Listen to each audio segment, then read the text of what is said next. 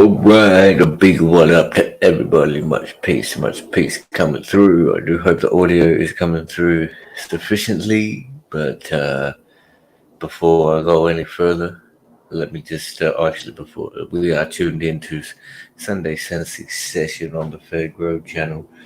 Just a bit of a conversation, impromptu conversation about the cannabis culture. What up, Mr. Danielberry? Good to see you come through. But before I go any further, as I usually do, let me give my respect, recognition, and acknowledgement to all the original and traditional custodians of the land and masses around the world, that being the indigenous people, past, present, and future representatives of that culture, acknowledging, their existence, and just mentioning that to try and bring some awareness and bring about a broader sense of harmony between all cultures and all people on this earth and their connection to this earth. And lastly, from where I am broadcasting right now in Adelaide Plains, it is Ghana country. So, with that said, much peace, and I hope everybody's kicking it with some high-grade cannabis, high-grade ganja. Had a good day, had a good chillin', just doing back billing. We had nothing really planned, but we had a good day streaming. There were some good words said, I'm sure, on the stream out there. I'll drop the link down. I didn't really have anything planned. Hopefully nobody else is live at the moment. It might be a key change, it could be live. I wouldn't notice it, but just trying to find maybe a couple of videos that are related to the old Mary Germain. If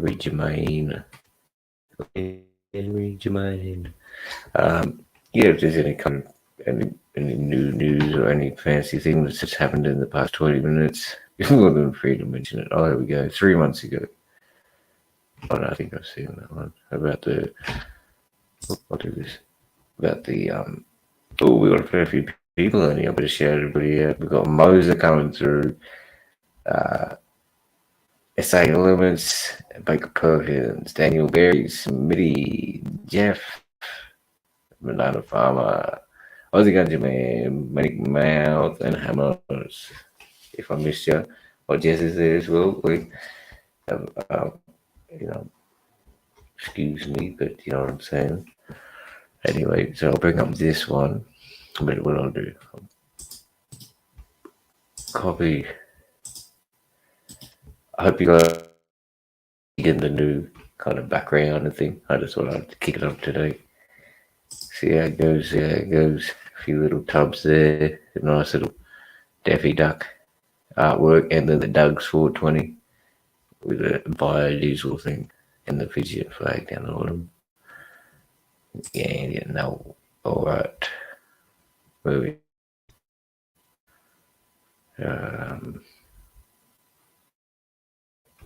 Where was?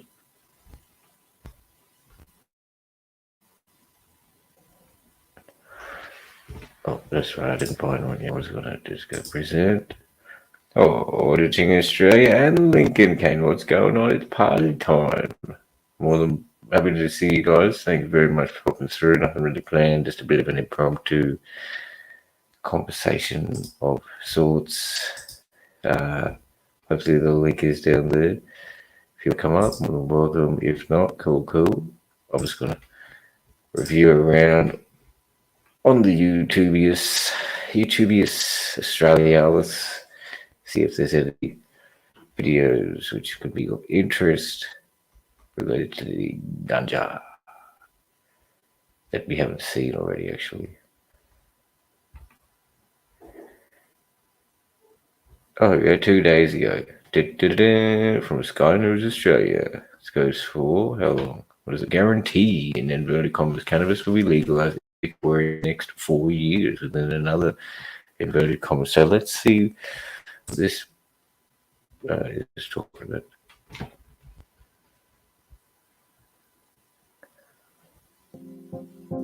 Hi, everybody. If you like streaming, you can stream.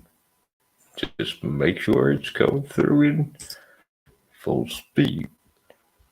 High definition. The left holding it, Yes. Okay, here we go. So this is Sky News Australia 2 days ago.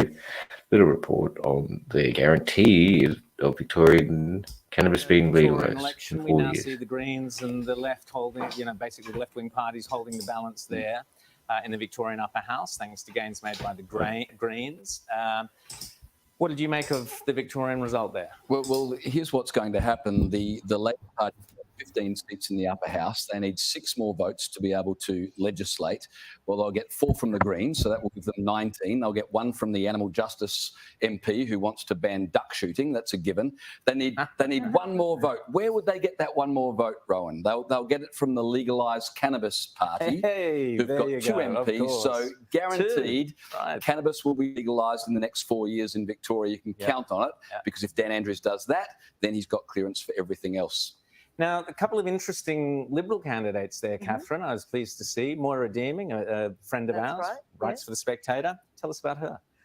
So Moira is down in the Western metropolitan area of Victoria, and she has very much stood up for Australian families, for women and children. She's been a councillor in the city of Melton, and she went round and asked all the councils around Victoria with respect to having single-sex toilet provision. And you should have seen the looks on the faces of some of those councillors when they couldn't confirm that. I think that's all about that regarding. So that was a bit interesting. I didn't really pay too much attention, but a little bit of, what is it? Yeah, FairGrow. What do they call it? Just like, I don't know. Inroads in the party, see what's going on. I highly doubt it. There's in inverted commas there next 4 years, but we'll see what's going on. And let me welcome Auditing Australia. You might be able to give a little bit more of a Victorian perspective. I read an article or something published by Andrews the other day. His only concern at the moment is people who are being prescribed cannabis and not taking the medication because they aren't permitted to drive. So what they're trying to find is some way to test that. He said he's got no inclination of doing anything making it legalised. No, he's more concerned about the people who can't take medication because it's impairing them to drive. So they're trying to find a way to work that out. Okay. Yeah, so it's kind of, hopefully there is a little bit of sincerity there, but from what you could be just lip service to, I do believe Tasmania have got that law. Yes. How do they determine your impairment? What do the Tasmanian police do to determine that? Yeah, I'm not too sure exactly, but from what I know, I guess, you get that little bit of exemption if you're on the medical, but yeah, it must be some. Like if you're driving down the street and you got a blunt in your hand and you're puffing away and you get pulled over, well then you know what I mean? Like you're going to be impaired, dude. You know what I mean? But if you have the night before when you go for a drive first thing in the morning to go and pick up your medication and you get pulled over, well, come on, dude. You know what I mean? Yeah. Anyway, you told me about this stuff, yeah? Oh, yeah. Everybody check this one out. Wait, it's called Indie Med Tempo, I think it was. It's that's looking pretty chunky there. Yeah, I know, yeah. Good colour too. So what? 15 grams for $95. That's the indica. But the sativa didn't really come up to what I thought it would be. It was all very little nugs, man. But there's no leaf, and there's no stem. Okay. Yeah.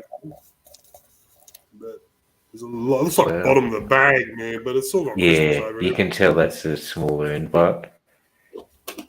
What would get with me would be the terps. Is it fresh with terpenes and strong smoke? It's got a taste to it, FairGrow, but nothing special, man. It's like I can't turn around and say, there's a fruity taste or this, that, and the other about it. It's got a taste. It's more. They're very dry. The sativa's got a like. yeah, it's a clean smoke. I can tell you that right now. Yeah. You know what I mean?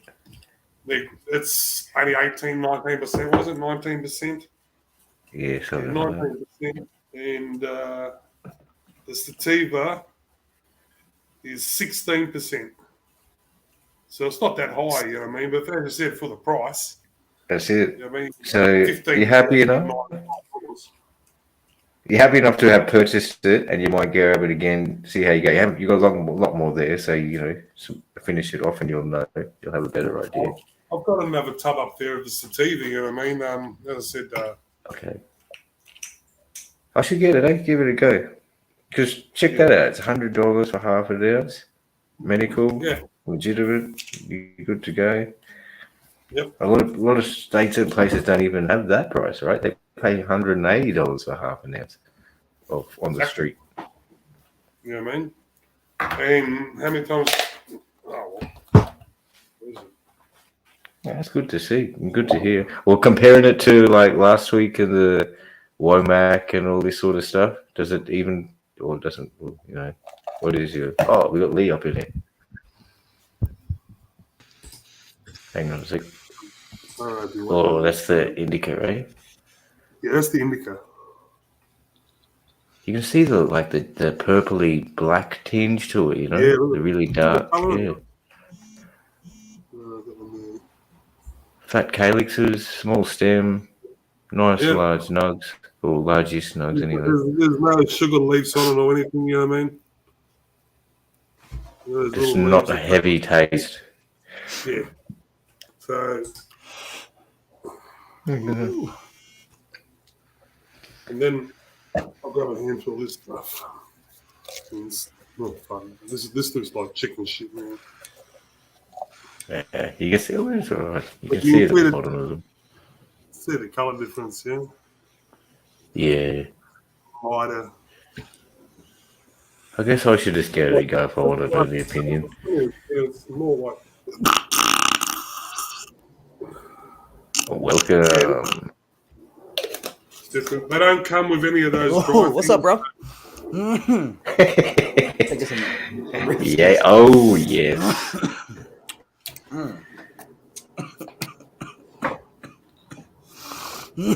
You guys met each other, Lee? What do you think, Australia? We got oh god, 2 chronic heads. There we go, buddy. Ganja heads.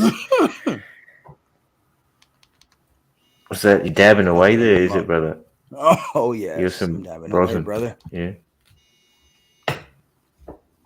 Yeah, it's a mix of different things Nice. that I pulled out of different jars and put it all together.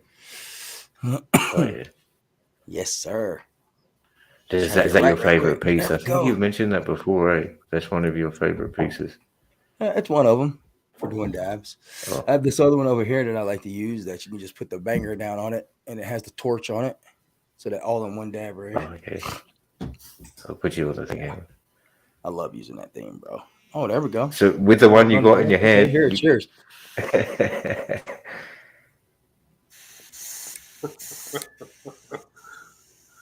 It's got his own little lighter. Yes. Let's go. Get right. Your nose. Oh shit. Oh shit. Let's go, baby. Let's go, baby. Good vibes, bro. Hanging out with my brothers from a hanging out at my place.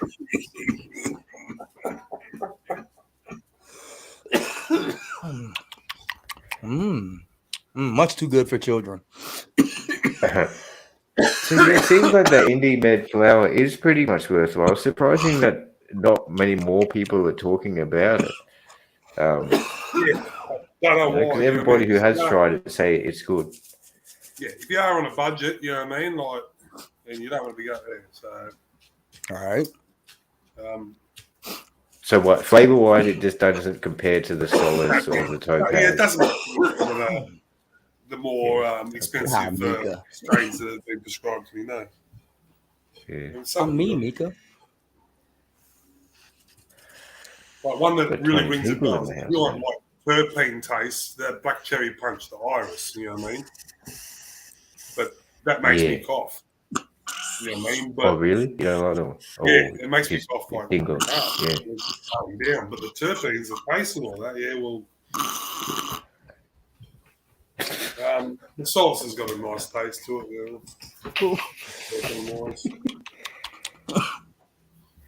Yeah, salsa has a definite taste. Yeah, the effects from the salsa are a lot greater than this stuff. This Indian sativa, like 10% THC difference to me. How do you dose? You dose with a billy, right? Cones. Yeah. So would you say that having one of these indie meds is enough, or you kind of had them to have one or two as compared to one solace? With the sativa, it's probably about the same, to be honest. You know what I mean? Because I'm up doing stuff when I'm smoking the sativas. I'm using it around anyway, you know what I mean? I'm on the indica at the moment. I'm sitting back. The indica, you're probably have to take more. You know what I mean? So, yeah, I found that too. With kind of a little bit of a lower end, where you find you're going through the weight a little bit more. Mm-hmm. You have a couple more codes. Really, it's a similar experience or whatever. But anyway, so what's going on in America, my brother? It's not even splitting there. Yeah, cold. That's it. It's cold. That's about it, bro. It's winter over here, man. It's a midday. You guys are in right now. lunchtime. What time is it? Oh, sure. It's 4:47 in the morning. Oh shit! Yeah. All right. Yeah, I run night shift, bro. Because my girl works night, so I stream nights now. From about like 10 p.m. till like 6 in the morning. I usually try to break my streams up. I didn't want to be on mine. I was like, I'm gonna come around and hang out with somebody, man, because I need to do that more. I need to start getting outside my shell, coming out and hanging out with other peeps on their streams, man. Because ain't nobody gonna know I exist if I'm not out hanging out with peeps. You know what I mean? You know what I mean, FairGrow? I see you get around the place. Are you consistent with your streams, bro? I'm trying to. That's hard. Like for real. I have like anxiety. Even going in the public, social anxiety, it falls there, but it also falls on coming online too. Like I have mad anxiety before I'm going, before I hit that record, palms start sweating and stuff. So I smoke a lot of weed before I even go online just to deal with going online. But once I get here, it's it's all good. Kind of like going to the gym and working out. You had that, I don't want to go to the gym. I don't want to work out today. But once you get to the gym and you start working out, you're like, okay, I'm glad I came, man. You know what I mean? Mm-hmm. Take that first step. So is there big talk in the newspapers at the moment in Victoria about like the possibility of this thing happening? Legalization? Or was it just some random thing I saw? No. I'll find a link later on. I'll post it where it says Andrews is talking more about trying to find a solution, as you said, for the impairment for those who are prescribed. That's all he's on about. Right. Yeah. Now, that channel's very dramatic. As they said, you know what I mean, he's going to need their votes to get shit pushed across. So it depends on how fucking hard they're going to push for it. You know what I mean?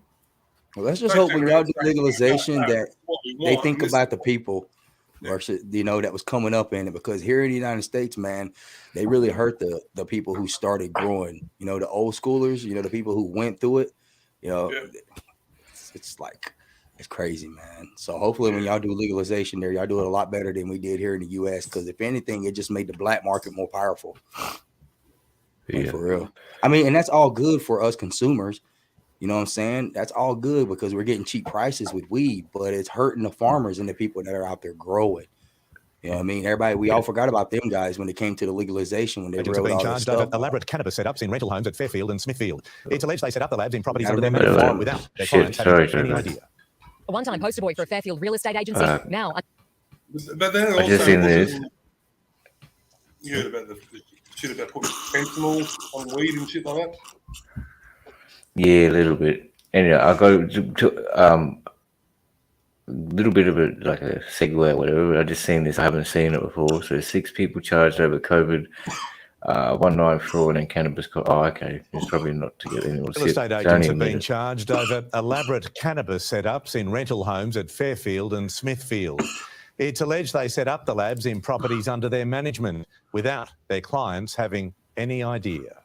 A one-time poster boy for a Fairfield real estate agency, now under inspection of a different kind. You don't have to say or do anything unless you want to. 52-year-old Nasser Kalashi arrested in Cecil Hills yesterday, accused of being the mastermind behind a drug syndicate involving 2 of his colleagues from RW Partners in Fairfield, Sabrina Lo Schiavo and Tony Fidele, and 3 others who were not employed there. It's alleged they installed elaborate hydroponic setups at rental properties under their management and sublet them using the identities of clients without their knowledge. Between July and August last year, $2 million worth of cannabis was seized from 5 properties, including a warehouse on Market Street in Smithfield, a business on Hamilton Road in Fairfield, and this now abandoned house on Sackville Street. The houses are not livable afterwards. They require complete fit-outs. The 3 real estate agents are also accused of pocketing $700,000 in COVID rent relief payments, which they allegedly made under the names of 160 trusting tenants. Mr. Kalashi's lawyers spoke his release today, saying he's being treated for cancer. Shit, they were doing it, weren't they, bro? Like, for real. Was denied. No hate. Concerned about his health. Bianca Bowser, they get 9 more News. jail time for that charge of ripping the COVID payments off than they do for growing the weed. Jeez, Official bro, fraud is a very, very heavy thing that they look at. Right, they were doing it. See, that what got me a little bit, caught my attention is like, firstly, we've got suit and tie, 9 to 5 workers fitting this role of the criminal, playing this thing which is supposed to be the criminal, that everybody is against in society and in the media, but also the fact that they went and did a few houses, $2 million worth in a few months was recovered. So it wasn't just enough to support a living standard and have an income there. It was, let's go overtly and try and get like 7 figures going. Like, yeah. But they were saying if we're gonna do it, let's go all out, balls deep. And like we're gonna get caught, we might as well get caught with it. Oh my God. It's kind of like, when you're running drugs, if you're gonna run it, you might as well run a bunch, dude, because if you're gonna get caught, frick it. If you can get it through, you get it through. If you get caught, then all balls out. Well, I think that's how a lot of and they don't care about who they hurt or anything like that, bro, because that's how it exists. I think in a lot of ways, these major operations, they just flood the place. They realize things are gonna not come through, but they have about 5 things going. So one, and the value of it it's how it continues. It's really how it continues. It should be anyway. We all see. We kind of all have this same similar resonance. Like we've had these experiences, we realize what's going on in reality, but then for us to come to a point where it's like, well, if we can just grow seeds in our backyard in a plot of soil, or maybe underlies if you can't, in your room, just to yourself, having a few pounds, each person is doing their own thing. It's like, I don't know, the same argument said all the time, but it's like the main one, which really, I wish we could reach that hurdle. Especially here in Australia, I guess we're so far behind. And you just said there, Lee, like, you hope we're doing it for the people, but my kind of intuition is that the corporate have got a real good stranglehold and they're not going to let anything go. Took the words right out of my mouth. I was wondering though, with because I've been asked to see, it'd be interesting if we were able to buy medical seeds, like a topaz seed or something, right? So the options in where you are, all around you, do you know the price? Like you could go you go to a dispensary or something and get a high grade strain. If you wanted to buy a packet of seeds, how much are those seeds going for? It depends. 25. Yeah. It depends on what strain it is. I mean, you can get them cheaper off of Craigslist. That same strain that they're selling in the dispensary, you can get it, $10-15 cheaper off of Craigslist. So it just depends. Okay. Yeah, see, we wouldn't have like that. Yeah. if you were to But go we still, through like the legitimate medicinal one, okay, the highest strain, the lowest one, and the highest one, the cheapest one and most expensive. What do shoot, you reckon? I'd say probably about depends. I mean, different dispensaries. The ones that I saw where you can get the seeds in like a 10-pack was like $100 Right. of like some, like say Durban poison, something like Yeah. that. Yeah, Yeah. like $100. But that's with like a medical card, Yeah. Because Guaranteed I know in feminized? some areas Oh, some areas in some dispensaries, the prices defer between being a medical patient and then coming in as a rec patient. Some of them don't sell seeds and some of them do. So it's like right. they're all different. Each county is different. Just like you Yeah. have some counties here in the United States, in different states, where you have dry counties where it's still illegal and prohibited to have alcohol, and you can be arrested for having alcohol. So they still have Wow. moonshine in it and people running alcohol in some states Yeah. here. So it's all different, brother. And it changes. Yeah. But yeah, about $100 for some good ones. 10 of them, 10-pack, Yeah. $10 a Yeah. seed. I mean, that's pretty good value Yeah. for some dank, Absolutely. especially if you're going That's to right. be cutting clones off that stuff and you're going to be doing more with it. That's a pretty good deal. Yeah. But yeah, different strains for different gains. I guess that's the word. That is another, actually, to say we're so far behind here, but then you've still got areas amongst America where everybody thinks it's all legal and stuff, where, as you just said, even alcohol prohibited, cannabis is still completely illegal. Yep. Yeah, there's some places here in the U.S., man. Like if you get down south, they'll treat you like you're a drug runner for just having an ounce. If you got an ounce in a bag, they'll treat you as a drug runner. And they'll knock your head off, man. And then it's crazy because you got some states here where it's fully legal and they got people selling and smoking by the pound. It's So I think wild. it's not about the activity; it's more about the economics and the legislation. They're doing, as you just said, they're gonna get so excited, treat you like a drug dealer over an ounce, because to them that's how they're trained and their court system is. Whereas the other place, it's just that's the truth, man. Well, some areas are always going to be backwards here in the United States because you have the Bible Belt, so you have where people think it's the devil's lettuce, and as long as you have that old mentality still here walking on earth, then it's going to be, it's going to be like that, So until they change that mentality that it's not the devil's lettuce and that whole weed reefer madness that they pushed back in the day is just a lie, we can get the older people to see it. Nothing's going to change with that, bro. Yeah. Even decriminalizing it is still adding that word criminalization in it, which makes it seem like you're doing something wrong because you can't fully do it how you want to. You know what I mean? There's still that criminalization aspect to it. They still give you fines and stuff if you get caught with so many plants and all that stuff. It's a misdemeanor, but still, it's a charge. You know? So it's crazy, bro. True, that as like a natural right to connect with seeds and the land as a human being, Yeah, and being able to grow your strain and be able to trade it with people. You know what I mean? We're not having, that's the way it should be. I think it should always have been a barter and trade type world where we don't have corporations ruling. You trade your skill for my I trade my skill for your skill.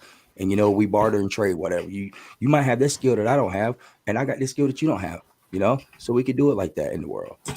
I think that's the way it should be, but it's not. We got corporations taking over, man, and knocking the little people down, and they really don't have a chance to actually.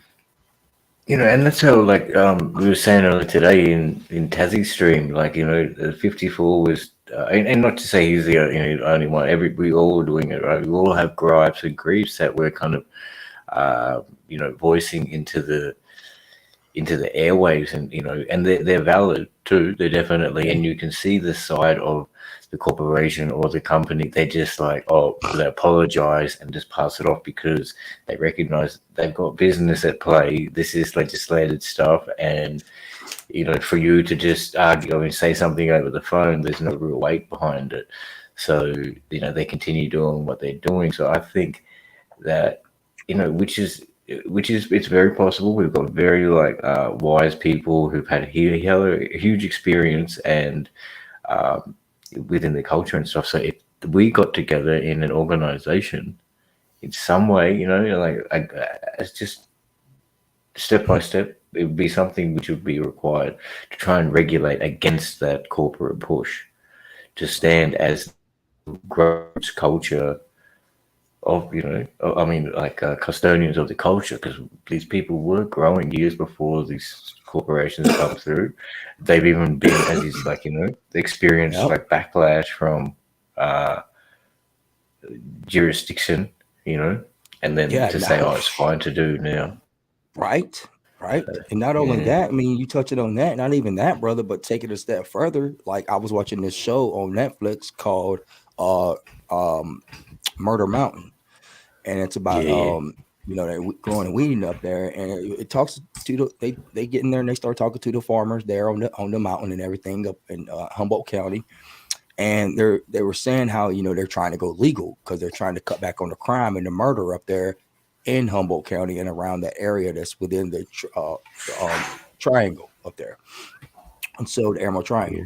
So what they were saying is because of the legalization that was passed in California, that all the laws that they brought in where all these people had to go out and pay basically a whole bunch of money to get their soil tested, to do all these freaking things through the city, man. It was like in the thousands of dollars to do it.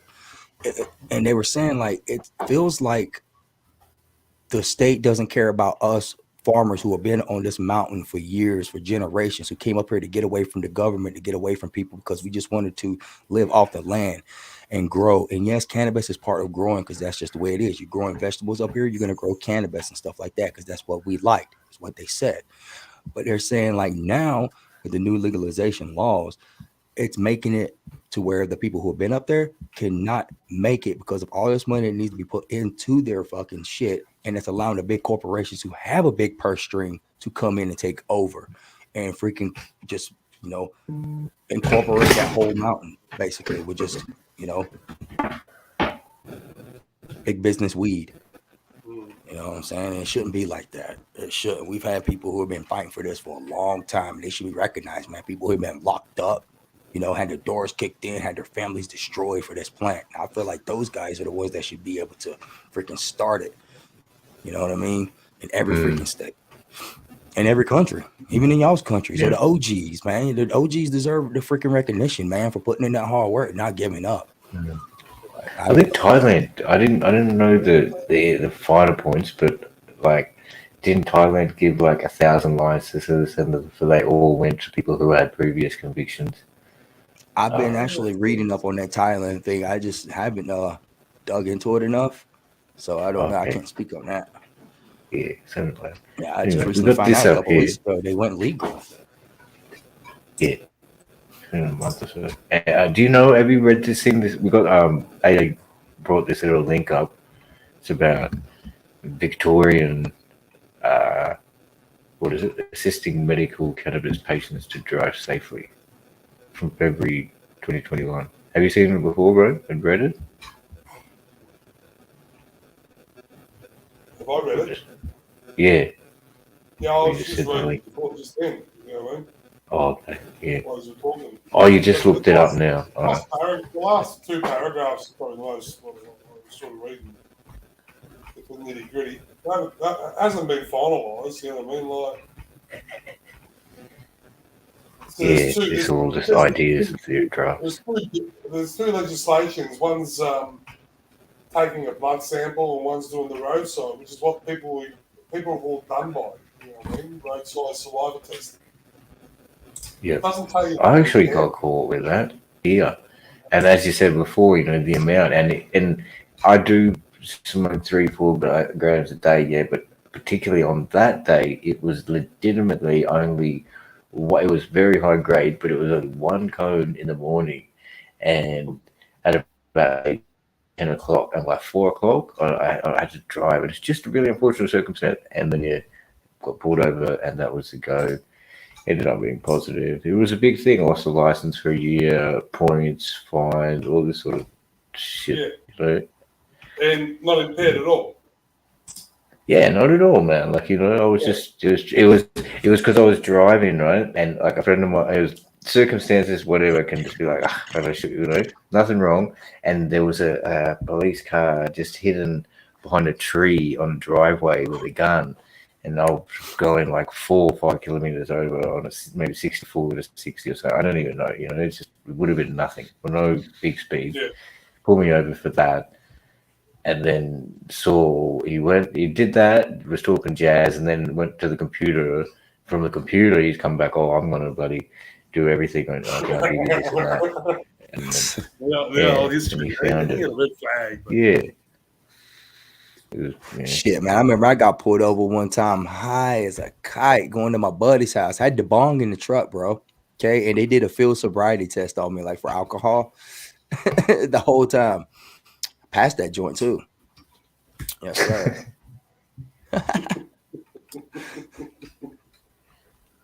I was chopped up. What is it? So it's like point your nose, this and that, walk in a straight line. You got to do probably 3 of those things, right? Yeah. Yeah. So wow. I was like, I got this. they can't sort of do a field sobriety test with THC, man, because they say I've got to fuck back. I can't walk properly. So how are you going to get me to walk a straight line in the first place? Yeah. Yeah, good point. Yeah, that's one point. You know what I'm trying to say? Yeah, you got to argue that's an arguable like defense in court. I can't walk straight in the first place. I can drive a car, but just because I can't walk in a straight line.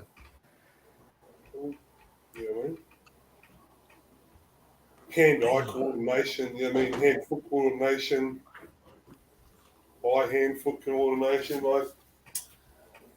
You know what I mean? Like, it's all jizz and jazz is right. As you said, this is just a draft. It's got to go through 3-4 drafts read by a few people, then approved, and then maybe it gets legislated. So this is how all this nonsense goes. Not nonsense. This is how like the world works and how it goes around. So basically, this is what kind of we need. Normal, if a group who wants to oppose this was to advocate for the grassroots, it has to be done too. They've got to be writing up all these sort of things, documents, and then you just spew your point of view and really back it up with these points and because these guys are definitely, that's how they do it. They're just trying to sway your frame of thought. Like it's not definite, it's not factual. Half the shit they talk about is obviously like a little bit biased. Anyway, I'm getting a bit, because it's sad to see so many people who have the gripe and then are just like, this sucks, and say, have griefs and gripes about it, but then not have a plan to try and counteract it or, advocate against or just stand for your right. Because at the same time, if you're going to say like, this is where I'm at and, it's such a gripe, it's against me, what would you expect? Like they're not going to cut, if they've already got to this point, they're not going to come and pick your hand up and lose their way just to help you. Like it's going to get worse and worse, most likely. My ass is sitting here trying to scroll up. I was sitting there trying to scroll up. No. I was going to drop the link. I dropped the link in the chat, so if you guys want to read it, good, bro. I'm just chopped, man.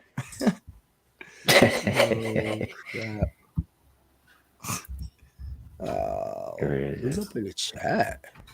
I'm run through the chat. I forgot I could do that over here. There was a few people. Totally forgot I could do that. Bam, bam, bam. Appreciate everybody coming through. Yeah, everybody tap through. Heck yeah, bro. I just wanted to. Oh, there's the link. I see it. Nice. Cool. Oh, you got it now. All right. Yeah. I'll put it in for everybody. Yeah. I appreciate you letting me tap in for a little bit, man. Smoke with you a little bit. Yeah. That's all right, right, man. Give me something to eat in my tummy. Might browse around a little bit, see who else is out there messing around. You know what I mean, broski? Yeah. Yeah. I always appreciate you tapping in and hanging out with us too, man. Hey, matter of fact, do you have a PlayStation? What kind of gaming do you even game? Nah, man. Like, I should. I've never even actually seen you make comments about it. So I was like, you must not game. Okay. Yeah, I don't mind playing. It's all good. Yeah, sports games. What's this? Rainbow. Like soccer Rainbow. stuff. He's getting Yes, some of the sports games, mostly like the Call of Duty and Fortnite wouldn't be too bad. I just don't know. I haven't learned it. Like just really simple, just like Counter Strike, or GTA, or FIFA. FIFA. Like, yeah, FIFA. Yeah, FIFA's a good one. Let me take a rescue with you before I get up out of here, bro. Let's go. Cheers, man. We got 14 people in the house. I just did a chop too. I'm gonna pack up a billy. I need to clean my fucking bowl. Oh, it's some good, bro. Matt Rob, what's up? Yeah. Fortnite Zero build. I love it. It gives me a headache sometimes. I have to back off.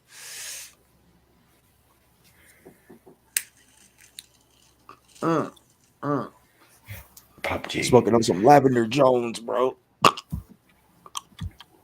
Wow. This stuff is good. Yep. Lavender Jones. That's the name of the strain. Oh, wait. Boy, that joint is tasty. There you go. You on bed? Yeah, I'm a dip, man. Nice to meet you, take it in. Oh, much love to you, Audit. Yes. Yes. Well, I'll look up the channel, man. It's good to meet you, man. You have a good rest of your day. Yeah, you too, man. It's night now. It's like fucking. Oh, it's nighttime already? 10 past 10. Have a good rest of your night, buddy. I'll look up the channel, dude. I'll suss it out. Oh, that's cool. Appreciate it. Yeah, sweet. Take care of yourself, There you bud. go. Take care, bro. All right, but thanks a lot for coming through. Take care, buddy. You're good, man. If I find any more stuff about that, I'll send it to you, dude. Do it. Do it. Do it. You said that, I automatically thought of what's his name? Shia LaBeouf. Do it. Just do it. I don't care what you do. Just do it. Whatever. Right. Just do it, bro. Bam. Babushka got it ground. Yeah, they were streaming heavy today, bro. We like, what? 8 hours, 4 hours. Anyway, I'll just keep going, mate. I've been jumping into PUBG. I tried heard of PUBG once, twice, but I didn't really like PUBG too much. You like it? I haven't seen it, I don't think. There you go. Cheers, bro.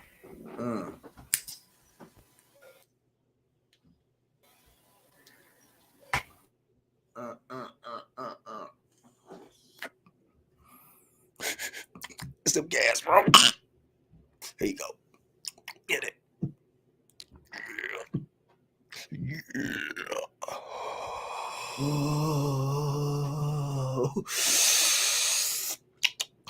Yes.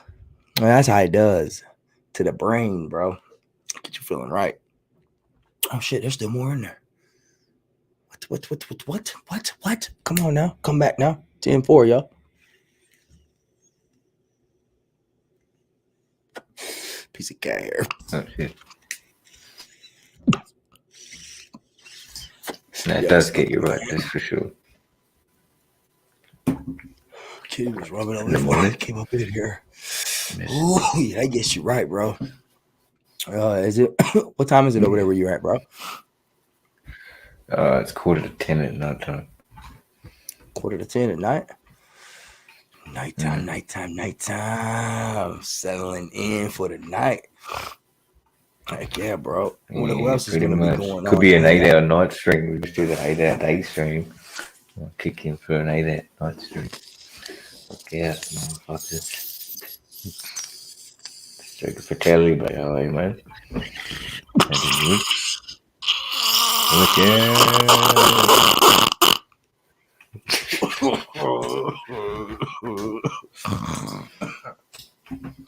Yeah, boy.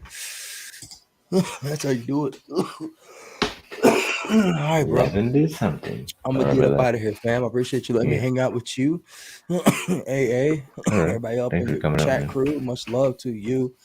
I'll see you on the flip side, FairGrow. Take care of yourself, bro. All right, buddy. Peace. Much love, y'all. Peace out, y'all. All right. Check that out. That was pretty surprising, to be honest. But I was cool. Like, either way, it like, oh, AA's back.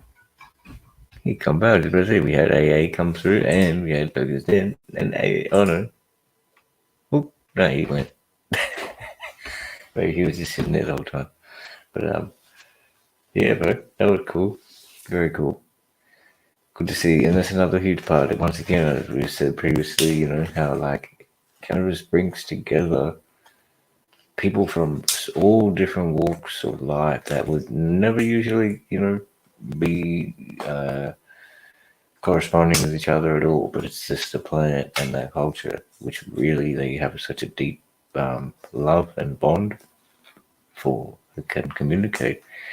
It's really amazing, you know. So yeah, I appreciate everybody hanging around, man. I didn't realize that there'd be some people in here. What sort of content should you guys want to watch? I can bring this back in for a second then, and I might look up. Oh, here we go. So what's this here? What's this? Can you read that?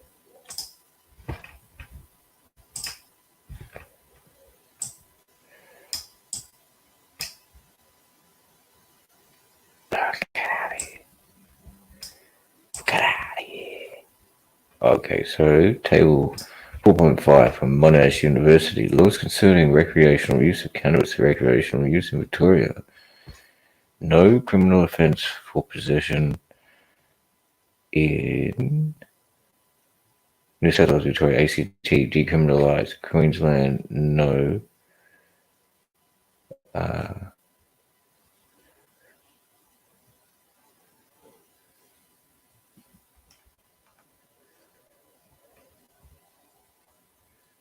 Yeah, see, there's all you can see all the different rulings and things. I'm just wondering here, because it's interesting to me, it says no criminal offence for possession for recreational use, whereas I'm not sure what year this was in Queensland, but it was, what, 2003. No. Yeah, 2003.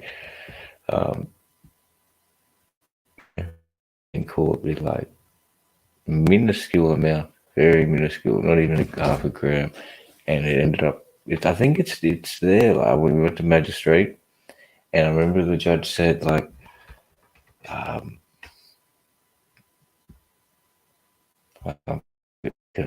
conviction was there, but like, oh, something. Well, anyway, and then in a future case that basically it came up again, and it was there on the record because I was 17 and 17 was like the adult age in Queensland at the time.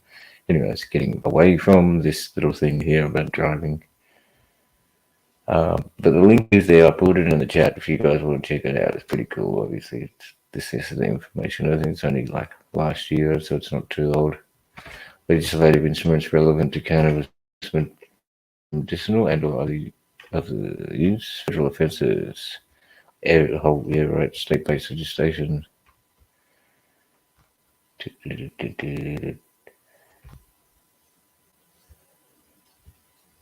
Here's all the blood alcohol levels.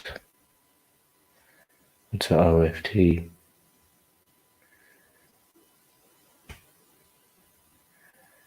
RDT.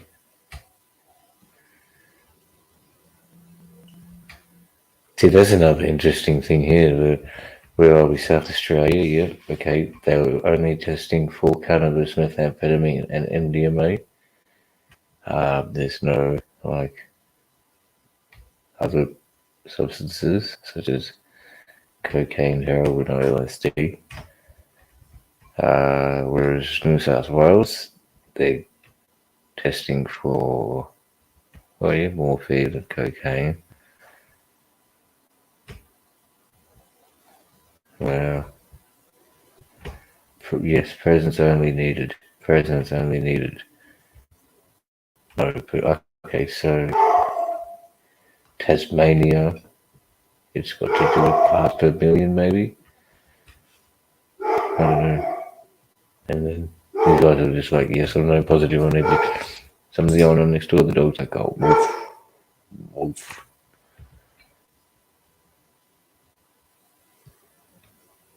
No, that's cool, but just seeing the chat auditing if you're in the back. Go back to this room, see what's there.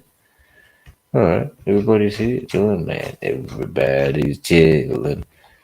Alright, let's see what else I can find. Go back to this one.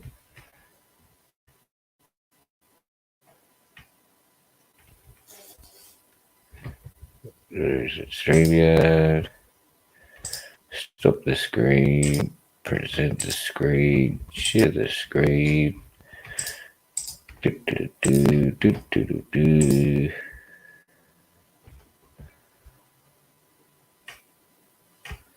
Oh, actually, I'll bring this up. Well, this is something we were talking about yesterday between just random PTP, Monty and I think it was just some just a little bit of a fact we found, or PTP found it really, and in regards to like the same-sex marriage laws being passed in Australia, whenever it was, like a decade ago or whatever. It's just basically the the little finer points about that, like, and how that when that got passed. So found the PDF for it. It's this is a letter here. I don't know if you guys can read that. Sorry, let's try and zoom it a bit. So just talking like, okay, so please find below my submission into the Commonwealth Government's exposure draft of the Marriage Amendment Same-Sex Marriage Bill.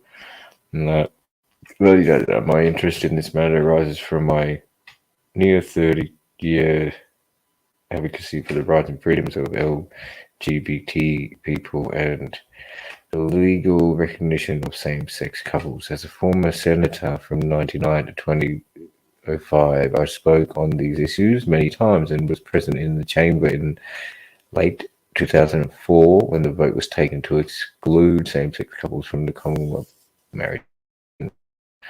1961. Okay, so basically, it was all, this was all going on, if people do remember it, amongst the Australian kind of political scene or whatever. Now, that got passed and people were thinking it was giving rights to them. And now they're talking, religious freedoms and all these things like here, can't discriminate against certain things now. So this was what I think they got passed and kind of were now taken away. Like previously, before this was enacted, there was clause to argue in these certain circumstances for these particular people, but now that this has been passed, there's no way that they can argue in court. So go read it from here. So what it was, a Rastafarian, but religious freedoms does not and has never meant that people who hold certain beliefs can impose those beliefs in the public square. Right now, but there are limitations. So now they're saying Muslims cannot insist on polygamy. So previously they could, you could argue because it's within their religious curriculum, I guess. But the second one is what I'm trying to get at here. Rastafarians don't have a right to smoke marijuana as a sacrament. So basically, that's a definite and deep thought I really connect to, because that's really, I said before I read of any of this, just cultural literature I read and cultural things that I've been in of my life, I 100% sincerely resonate with the fact that the cannabis plant is a sacrament, and it keeps me in a, in a state like my consumption of it, may it be as soon as I wake up, it will help about bring me in a sense and awareness to amplify my connection with nature, and to basically just keep my focus on that, which is something which I appreciate to the fullest, and I think is of utmost priority, rather than trying to engage in societies and systems which are not natural. So that's 100. That's a really deep and huge point of how I would, think about that and seriously taking life if we have to continually face courts and risks of, not risks like paranoia of being caught and things like this. Like as I was saying before, this is how how this system runs. It's like you got to write these drafts, reading and documented stuff. So document these sort of things that cannabis is a sacrament. But now they're trying to pass. Well, it's already passed supposedly. So it was just a little bit disheartening to see. But once I did see that, and we talked about it yesterday, I was thinking, well, if that's the point of view that I want to take it from, and that's how you got to try and make plays in this kind of game of this construction, then I would seek to take an avenue of like cannabis is now a dietary need. It's no longer this sacramental consumption, because if you went that avenue, they say you don't have the right to. But I would try and argue now that there's a terpene or an element to it which is in my consumption is really beneficial to my diet. So it's like a dietary need now. If that, obviously they might take steps against that. But hey, Fratelli, you're sitting there, bro. Sorry, brother. Everybody welcome Fratelli. I'm losing everybody. Yeah. Hey, what's up, brother?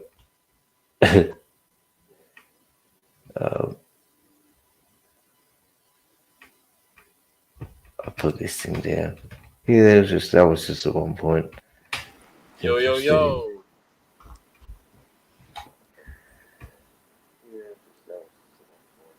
Gonna fix this up so I don't have a big delay. Oh shit. I'm surprised everybody's good, bro. Good. Fucking everybody's getting the surprise shot of Fratelli. If you haven't seen Fratelli before, it's all good.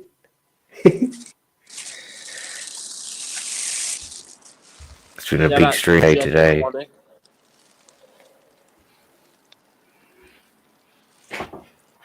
Sorry to cut you off. Shout out to Jazzy Friday.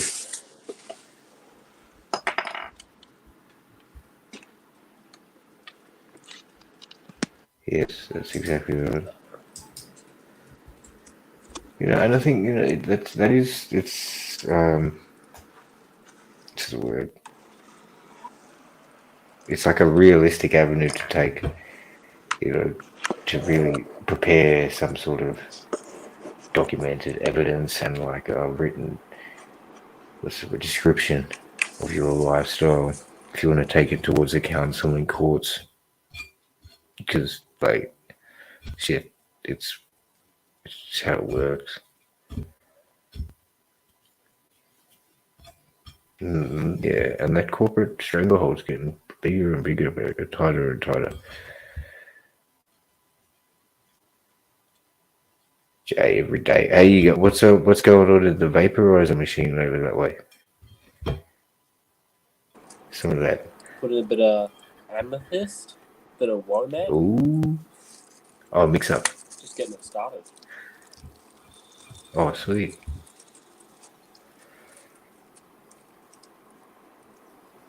Was that your first try of the amethyst? This is my second tub. I reckon okay. it's like exactly the same as my first tub. It looks just like everyone else's. I'm really happy with it. Yeah. Good. That's good. I was a bit worried when Ganja Man was like not so impressed with it, but hopefully that's just like his impression. It's sad to see that he wasn't pleased with it. The same way Hook gives it like a 7.8 or something, I give it way more than. It's really good flower. I think looks, taste, strength, price, everything about it. It's just top shelf. Comparison, everything that says there.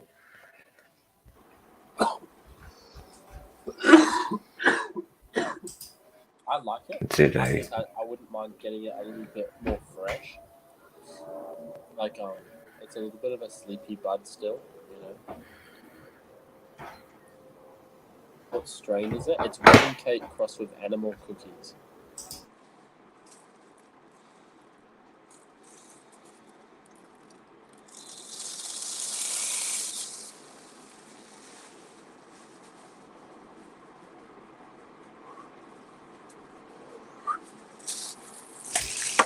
Can show you a picture of the nug. Which one's that?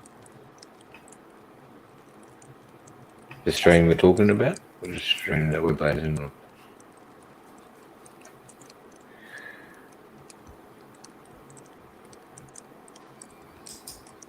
Oi, check it out, mate. Who comes knocking at late night, unexpectedly tapping at my fucking window? That king himself. Where is it? Oi, fuck it out. Hey, how are you? Hey. Yo. You doing stealing my fucking hair for tell? You can have it, mate. Gets in the way. Hey, I was Hey, look just at set up that. live and I just pressed the button to go live and then it opened Oh, YouTube did you? and then it boom, FairGrow's live. Well, fuck, I don't need to go live. Oh, true. Hey, That's I didn't alright. think anyone would be up. Yeah, me neither. I'm like, I didn't, everyone was streaming all day. That's cool. Yeah. Good to see you, Right. man. Good to see you. I went into good to see you, man. Good to see you too, Patel. Everyone in chat. I visited live this morning in the United States, and it was like I'd never left. Oh, true. Really? Oh yeah. The same talking point and arguing as you were. Yeah. Pretty much. I got in there and they're all still like when I left years ago, they were screaming and yelling. When I rolled up there today, they were screaming and yelling. Hey, everybody.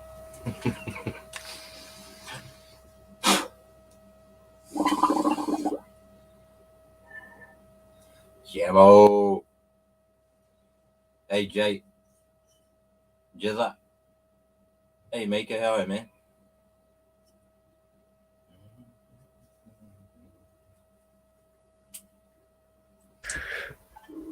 Yeah, I don't know. I just had this up actually before when Waddy was here. I was like, the talking points we were had yesterday, or you brought up, that document about how the same-sex marriage brought in the Rastafarians can no longer say sacrament of ganja. It's weird how they do that, isn't it? They're like, oh, look, we want you to vote for this. And then they're like, but we'll sneak 10 things in here you don't want. Or, yeah, like they, look, some of that, apart from the Rasta thing and polygamy, I don't know. I'm like, to each their own with that as well. I mean, all it's going to screw over for the government in this country is tax, isn't it?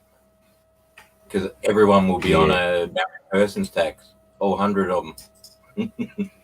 I think to each their own in everything, man, as long as you're not hurting anybody. What about the people who eat pork can be refused service, or people who had a blood transfusion can be refused like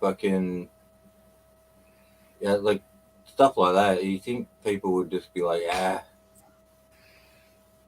Okay, yeah. Well, if it's a life-threatening situation, that's really sad. If the person's going to be like, look, I'm not involving you in over some whimsical shit like that. But if there's like a shop where the guy can go next door and eat something, and the guy's going, look, I don't want to serve you, you can go there. Fair enough, I think. But if it's like something where it's life-threatening, or but where's the line drawn then? I guess. You know what I mean? Like, because I think people do have a right to do what they want. Like, I do get what you mean. I do. Yeah. Because in the same way, that person could be going to that shop to spark trouble and just to make a point when he could eat at home or he could do something. But he's going, oh, you don't want me to eat here, so I'll come and show my face. It's like, well, Yeah, I'm going to say get the fuck out of here. That's my protest, is to get all up in your business, even though if I'd never heard of you, I would never have came here and there would have been no problem ever. Yeah, I understand that, but yeah, say you're wandering in off the street, fucking.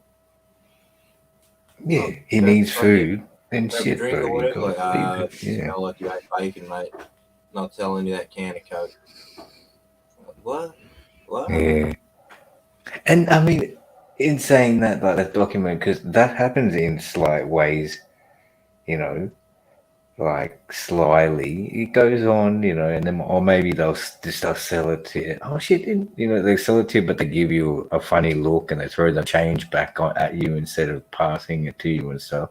But even just thinking of that, like my father even went through it, bro, like where he's living at in West End.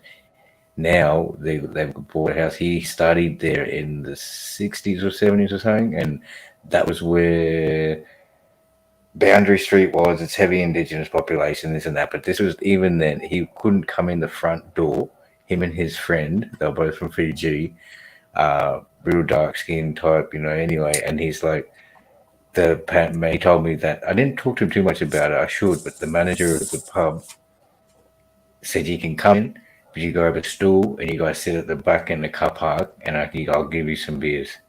They couldn't sit in the pub, and they couldn't come in the front. This is in the 60s, 70s, you know. Oh, so yeah, good. Yeah. Even 20 years ago, they still had pubs that had a floor on one side and dirt on the other, and one side's for fucking white people and one side's for Indigenous people. Yeah. That was only 20 years ago. Look, it may still exist somewhere in this country. I don't know. But, yeah, spun me out. Is that where was that? Shit like that was happening. That was in regional Victoria. The pub was like that. Okay. Or you saw it on the news? No, like the one you saw, the dirt and brick, half brick, half dirt. Oh yeah. In the 80s, bro.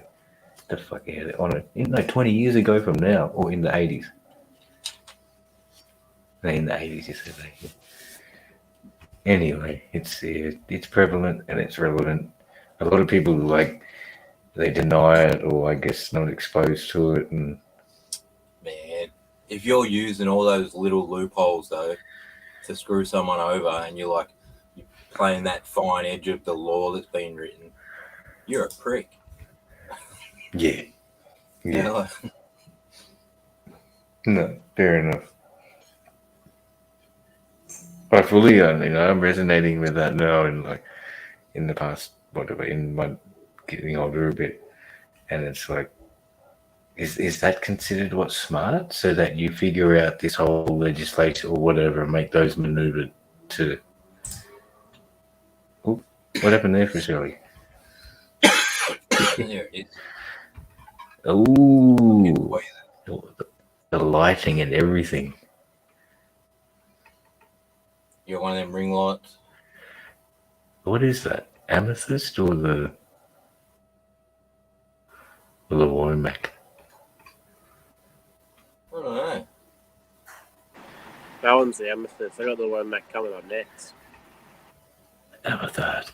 See, amethyst, look at it, and if he breaks it open, you get these purple calyx, here and there, random ones. Sometimes you see them on the side. Not all buds have the purple to it, but they do that in Papua as well, Jay.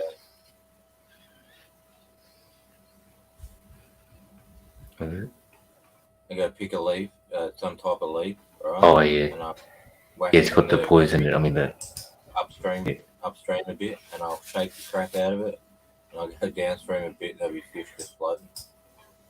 Yeah. It's not poisonous to us when we eat it.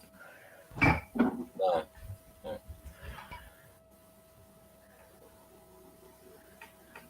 That looks pretty with the big nice though. For telly. That looks hella same. Don't you reckon, BDP? Does that look like similar? Yeah, that looks the same as the previous one, just no stem on the bottom. Wow. But is that the different one for Tel? The Womack? Yeah, it was Yeah. the same one. Yeah, fair enough. On it. What's the same? It was the same. Get a phone upgrade for Christmas if They I want look to the keep same. showing years of weed, I reckon. Oh no, it was different. It was different.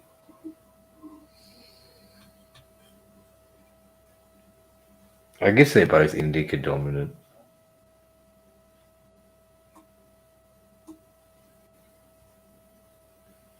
Oh, I'll get Patelli off this fucking solar layer. I forget what the amethyst was, indica dominant or not. I'd assume it was because. Yeah, it is. I'll see if I can get into cannabis. Check this out. You like this new setup? With a bit of a display case. What does it say? No, it doesn't say actually. It's a wedding cake and animal cookies.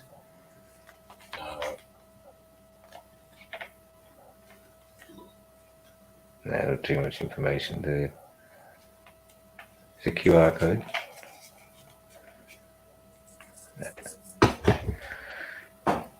What are you blazing on at the moment there? Bruce Banner. Yeah. Oh, yeah. Nice one. Bit of Bruce Banner. Have you tried Bruce Bang? Bruce or Banger? any of those ones? Yeah, I think there's one. There's I've had Hulk. Yeah. Yeah. I wanted to Incredible Hulk. get it. No, it was just called Hulk. For sure. I wanted to get that, so I had Bruce Banner and Hulk. Yeah.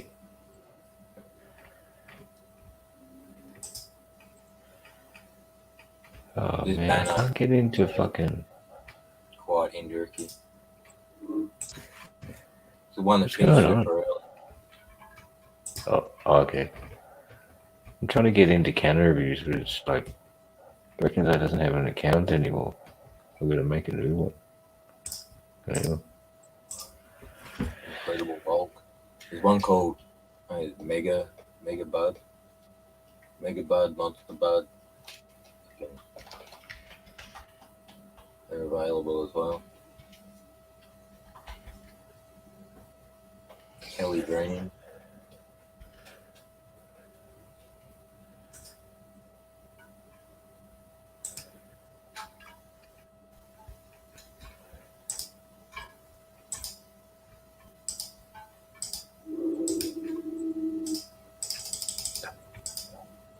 Oh.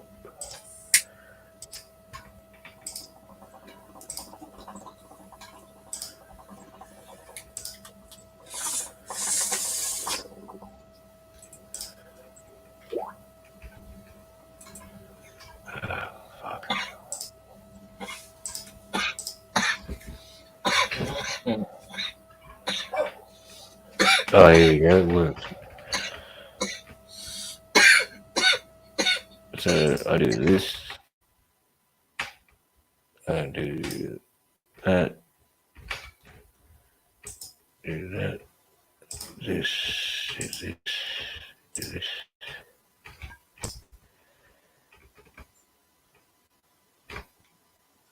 Where is it? So, all right. So back on the can of check. Check out Amethyst Lineage. 198, nearly on 200 flowers. Firstly, we'll check out is there anything new? The newest thing I did see was from LT. Yeah, oh, okay, there's a couple new ones.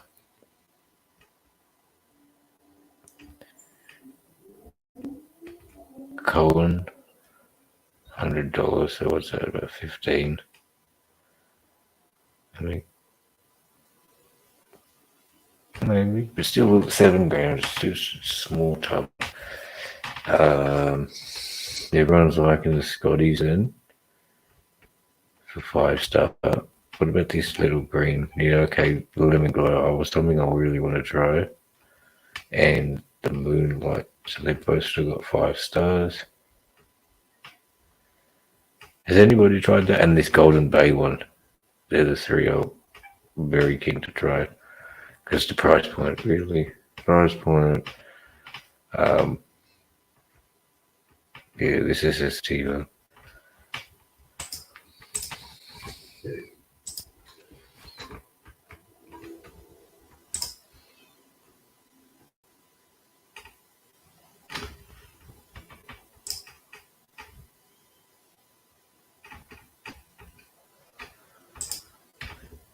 Tassie Botanics, it's just indica straight then, so not indica dominant. It's just pretty much. I really do like this. I've only had, I think, the 1 or 2 tubs, but just, yeah, goodness.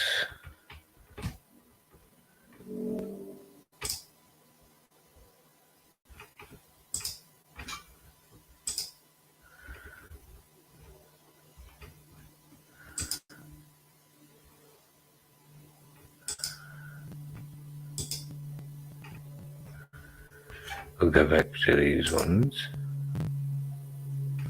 Oop.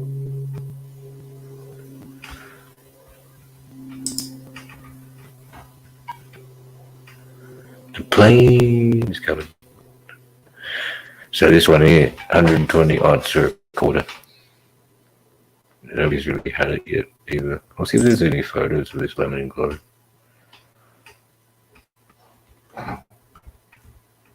No, not yet.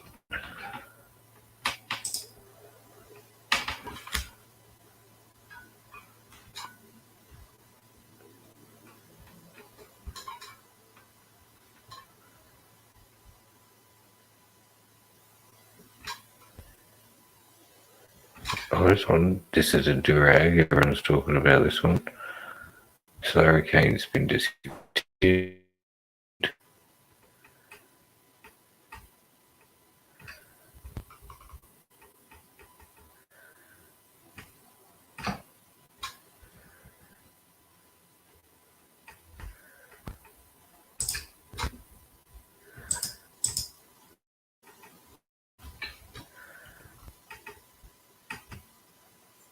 This one in Mableton. Does anybody give that one a go? Jealousy. Everyone's waiting for that one. LA's cake. Cool.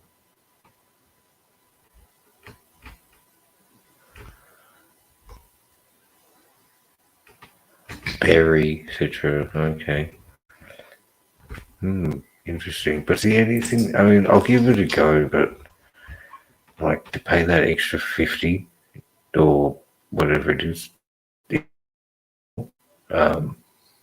it's like, it's got to be like that whole much better, I'll try it, but when Topaz is coming at 130, it's kind of like, what do you call it, the standard indica, and Amethyst, same thing, 120, 130, yeah, moving away from that. I'm trying to find a good sativa though, in that range.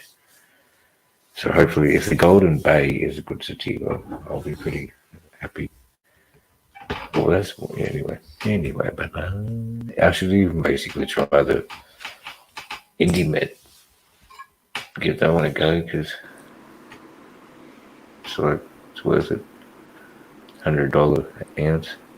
I mean, $100 half. Maybe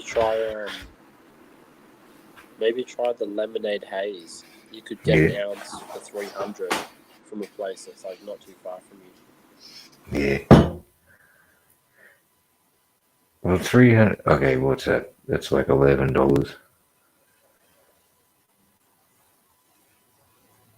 Yeah. Well, I mean, $11, right? And then there's like Kind and there's Amethyst with like what 13-ish, and that's just full of terps and heavy strength. So if it's at less and it's lacking the terp, and I'm only giving, that's my presumption. It could be fucking pretty decent and worth it. So I should just try it really. Same as Indie Med. But my instinctive feeling is that's like, it's going to be dry. Not dry, it's just going to be less terps. like the other chemist ones. Like there's a what 1, 2, 3, 4, maybe 5, at least 4 or 5 are like in-house from the Gold Coast chemist anyway. And even Infinity's fucking what that one new and wedding cake wasn't very nice. But anyway.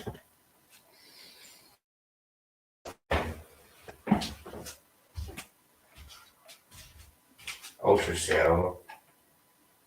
Similar thing. I should actually apply for the see if I can get the compassion.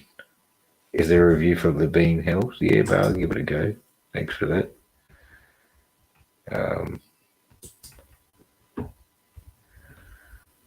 Where are we at? Levine. Old B. Boom. 3.5 Marmalade. 26%. 30 gram tub. $300. Not $350. $11.50 or something. What are you talking here? Indica. Oh no, 4 stars. But it doesn't say the lineage here. Levine, 11, health, 26, THC. Oh, you get 3 10-gram tops. Okay, so it's not a 30 gram. So one person's given it 5, few 4, couple 1, 5. One person gave it a 1 star. Nice flower. Flavors chronic, help with the drowsy. 1 star. Be aware. No accountability or integrity. The flower is completely dried out. It crumbles with no effort. Much had already crumbled and filled the bottom of the tub. There was no seal on the top. There was no humidity turf shield in the tub. Taste is awful. It just tastes like old leaf. The product has no medicinal value. It provides no benefit whatsoever. The THC content is negligible at best. Certainly nowhere near the 26% that presented on the label. This product is unacceptable. The quality is atrocious and does not provide any medical benefits. Levine's response to my complaint: if you don't like it, buy something. Oh my God, buy something else. Wow, he or she was not happy. And rightfully so, I guess. Big Dad there, Big Dad. And this was for beginning of the month. All right, beginning of the month, and then also November though. Week before that, we got a 5-star. The GDLK. One of the best strains in the market today. Never once had a bad, never had a bad badge. The buds, great. Presses well. Rosin comes out beautiful color. Only negative thing is it's got some leaf on it. Sometimes that doesn't really bother too much. The price is well worth it. I'll buy it again. Okay, so this person's pressing and making rosin. Interesting. There's no pictures here though. So it's up to you, babe. Give one again. What's this other one? This sativa. 3.5. But see, I'd be a bit hesitant. But it says I guess because one person gave it a 1. Yeah, nothing going on there. Has anybody had an experience with this one? Make me want to cancel the script.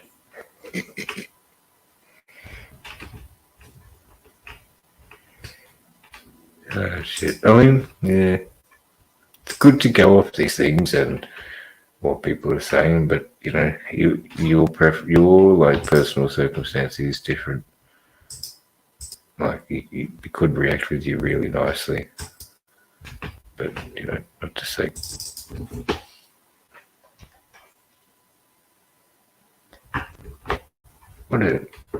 Let's see what else is there.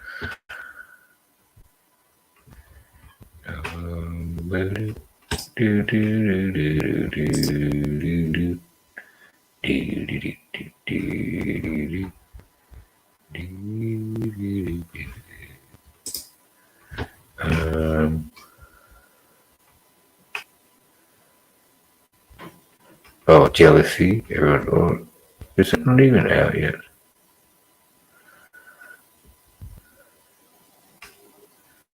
Who's had this one?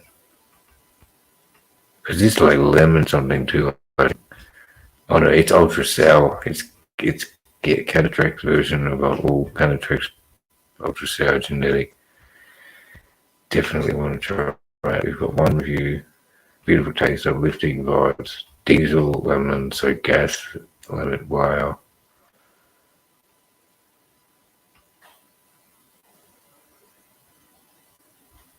But they didn't have it at that place, so it was very disappointing. And neither the LGP, the best for, oh, there we go.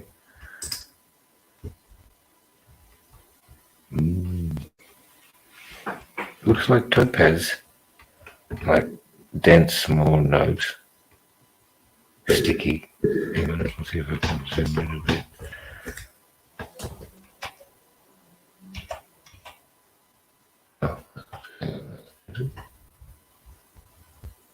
Oh yeah, just taking its time.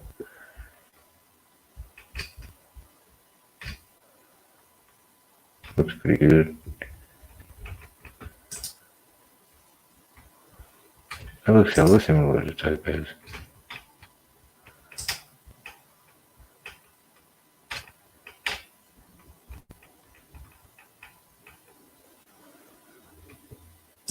Yeah, but it's definitely what I'm keen to try. Speaking of keen to try, I've got a black domino here. And spike it up. I don't know where Fratelli and PTP have gone. Gonna be busy. Summer's going though. That'd be good. Cheers everybody. Stick it around. Doing the thing. Chilling. Yeah. Oh, everybody's been here. Chilling out. I'm just following along. I was running around a little bit. I'm back.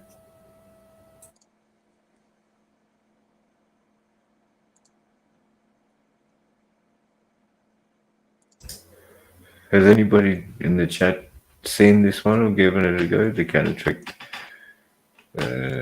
sativa. It's ultra sour, their version of that one. Hey, Summers.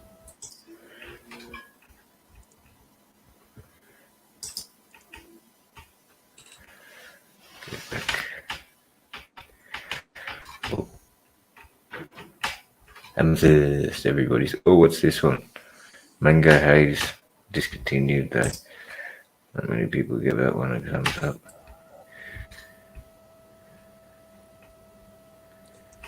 I don't really have There's any no hope pictures.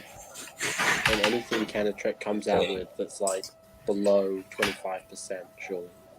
Otherwise, it's kind of just like, yeah, it's just going to be worse than the topaz. Jerusalem, alright.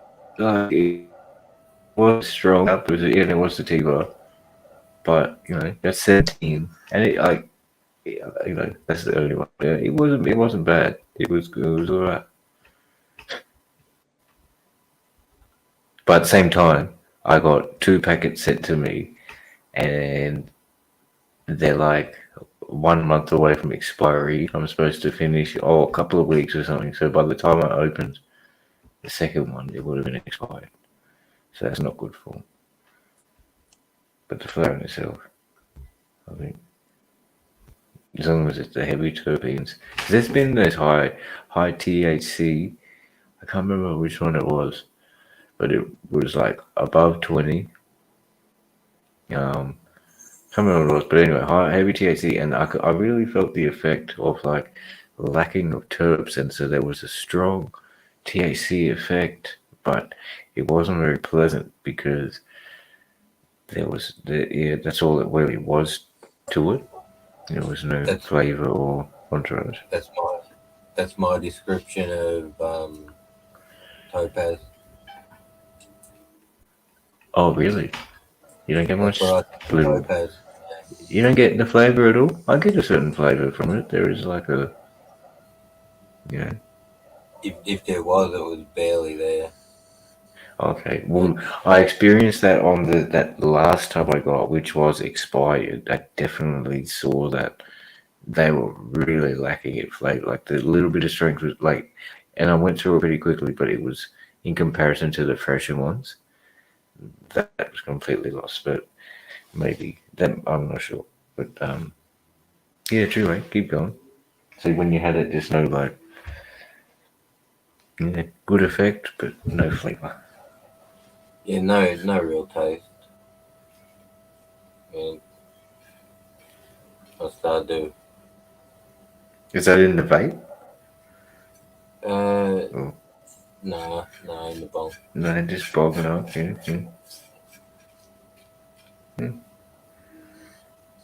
Clean bong and everything. Yeah. Did you cough? Or did you find it was harsh?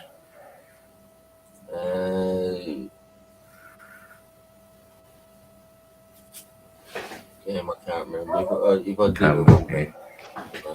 Yeah. That was my initial complaint on it. For about 3 or 4 tubs, it was every cone was like coughing, but not anymore. But anyway.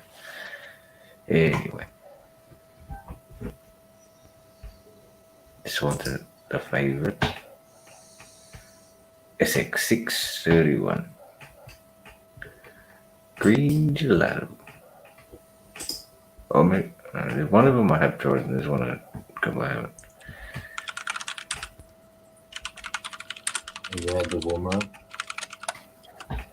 Nah, I've only tried the candy from Certified.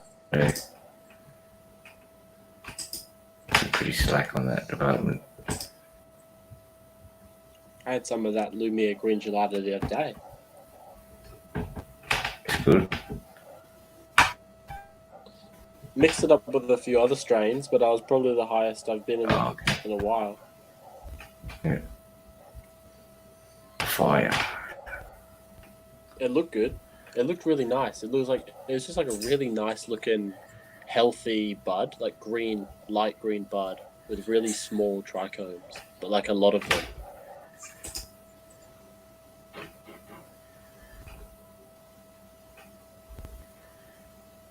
If you love seeds, flowers full of seeds. What?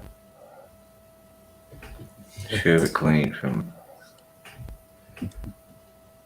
Yeah. Might be. Maybe. When did you say that? This was in the middle of last month.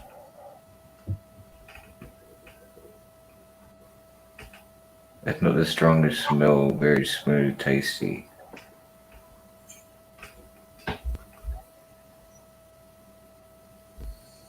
See, like, even in the moment, I've got this Domina, and it's a heavy, like, indica or whatever. So, you know, I'm really like, yeah, and having that all day.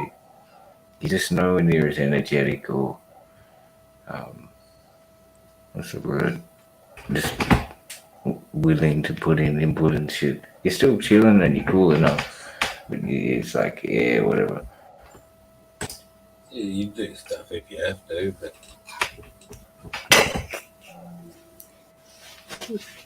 Willing to put in input. I love it. It's too true. Like, I was talking to my mum about something, and I was like, I couldn't remember like just the details of what I'd done, so I couldn't really tell her really like what I'd been doing. It just felt funny, but like it was just because I was whacked.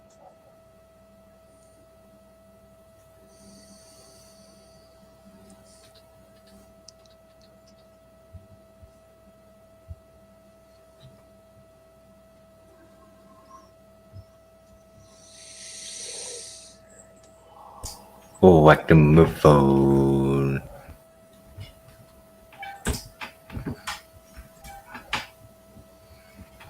That's why, I do think, if everybody was consuming cannabis, like, you may think like, oh, shit would fall apart and you don't want, your mechanic working on your car, doctor this and this. But I think if everybody did, then everyone's like the what's the word? not aspirations, but the targets and assumptions of life and the priorities will be, in a more recognizable and resolvable like network or intricacy. So you know what I'm saying? People won't be so hung up and they'll realize that shit. I think everybody. Yeah. Anyway, that's what I hope, and it's probably just fantasy. But it's not a fantasy actually. That's kind of my in-depth thought or whatever, sincere thought. It wouldn't be harmful, and everyone would be on a more chill plane. But not everyone's going to smoke. Someone wants to pick up a gun and shoot people. Some people want to just pick up alcohol. Don't get used to it, Mr. Hippie.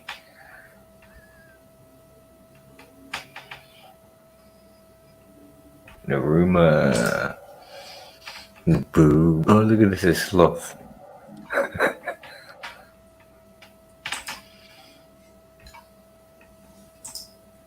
Moza. I don't know. I'll see what's over here. Go over here.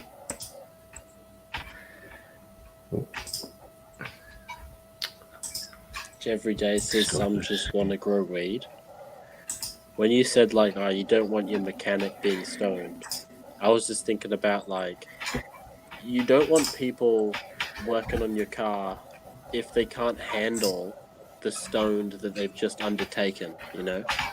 Like let's say that he's bought himself a brand new bong, massive cone piece, picked himself up the amethyst and the Womack, chucked in some Mac 1, and then they're going to work after that. And it's like maybe they're a little bit too fucked up, but you can manage the cannabis to work for you. Every time we used to work on cars, it was like mandatory to have a mix like roughly every 30 minutes, 45 minutes, maybe an hour. Pop up and rip a few pops and just kept everyone calm. Yeah, that's what I say. It kept you in the zone, right? Kept you focused. Yeah, or you never leave the car and it's not very comfortable and shit. Yeah. You start getting annoyed, you rip a few pops, you're not so annoyed anymore. Yeah. Instead of ripping the pipes off the car, you rip the pipes of the bong, Nice.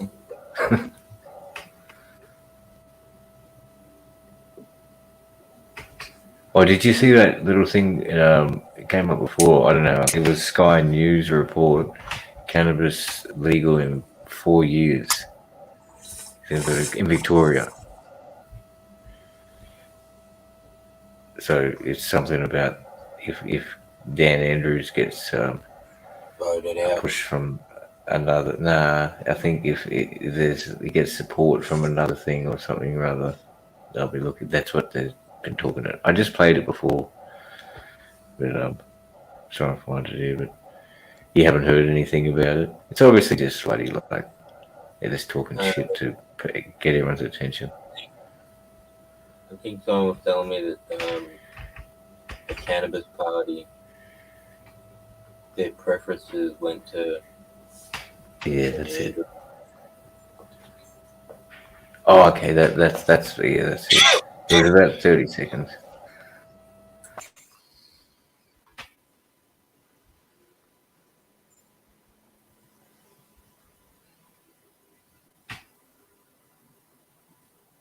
What's this? See, 1 year ago they're talking about it on Channel 7.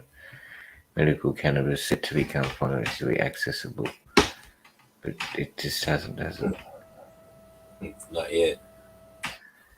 Yeah, this is what I played before, but it was exactly what you just said. I'll play it again.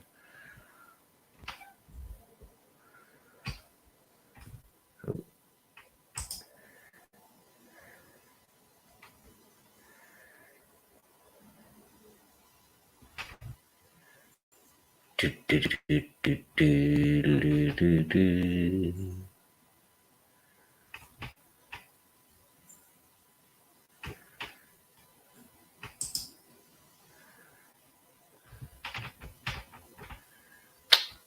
me, it's pretty slow. In upper house, thanks to Victorian election, we now see the Greens and the left holding, basically the left-wing parties holding the balance there in the Victorian upper house, thanks to gains made by the Greens. What did you make of the Victorian result there? Well, here's what's going to happen. The Labor Party have got 15 seats in the upper house. They need 6 more votes to be able to legislate. Well, they'll get 4 from the Greens, so that will give them 19. They'll get 1 from the Animal Justice MP who wants to ban duck shooting. That's a given. They need 1 more vote. Where would they get that 1 more vote, Rowan? They'll get it from the legalised Cannabis Party, who've got 2 MPs. So guaranteed, cannabis will be legalised in the next 4 years in Victoria. You can count on it, because if Dan Andrews does that, then he's got clearance for everything else. Now, a couple of interesting Liberal candidates there, Catherine. I was pleased to see. Moira Deeming, a friend of ours. Right. Oh, that's their little spiel on the whole thing. Apparently, Andrews, like, I'm pretty sure Taz talked about saying that said he would allow medical or whatever, but it'll never be legal. Oh, right. Yeah. I'll help my corporate cronies, but that's about it. Come and join the team. Come and join the team. Right, the Spectator. Tell us about her. Shut up, motherfucker. See the way they were talking about it too? Like they're sitting there in their suits and ties, so supposedly sophisticated and educated, and like he's being so sly and sneaky about, the Cannabis Party is going to vote for them, and it's like guaranteed in the next 4 years. Oh,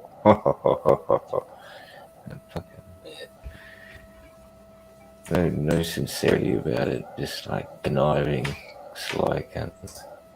Yeah, they don't even try on that channel. Their true feeling. They just let it out. Let's have a look. You only have to be sincere when you're being held to scrutiny.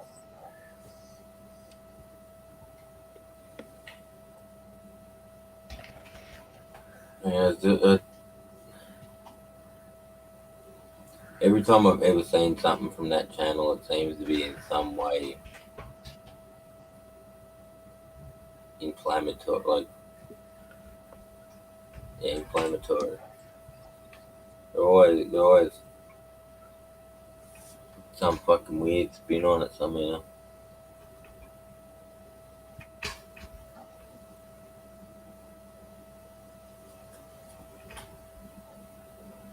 What's this one?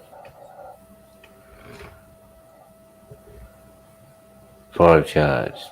I don't know, when was this? 6 months ago in police. Oh, I think we've seen this. Yeah. Oh, is it going to be them talking? I don't want to hear it if it's them talking. Yeah, we've seen this shit. How much weight was there?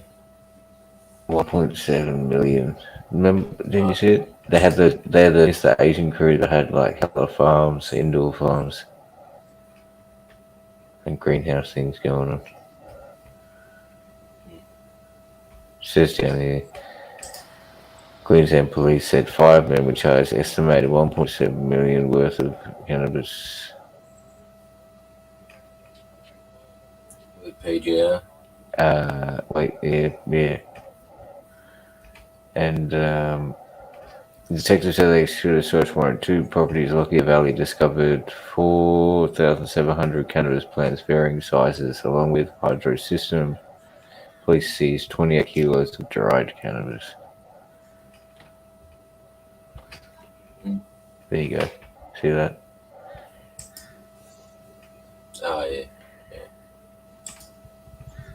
Shit ton of them down the road.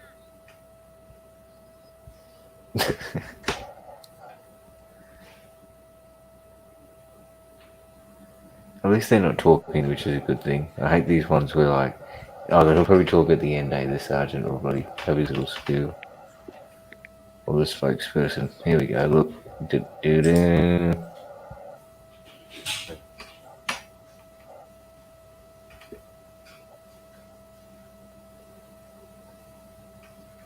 Look at it, they got it like, and look at the size of the roof. So they could have, if they went to try and make super high grade, you'd have like, 8-foot plants there, massive, and but they're not going for that. They're just going for a few foot tall, small PGR bud. As I say, yeah, you have way more than 8 foot.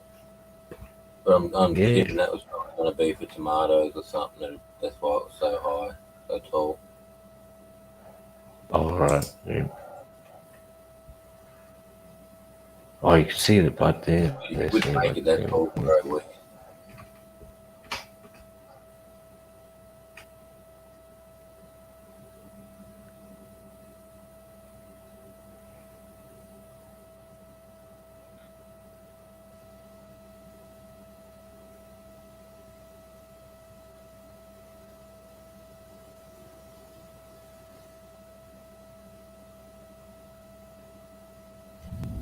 Maybe it would have been a decent start. Who knows?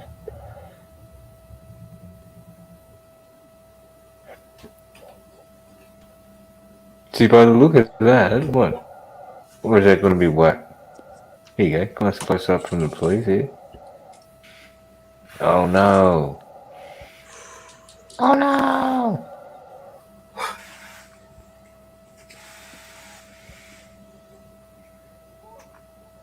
I guess notice how they probably waited till the opportunity. Thank you, brother. Peace and love. They know phones overheating like crazy. They wait till like the flowers are all swelling. They would have been looking at the operation.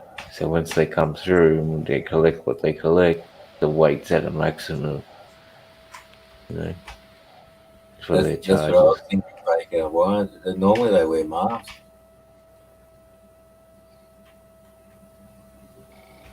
Taking a chance, right?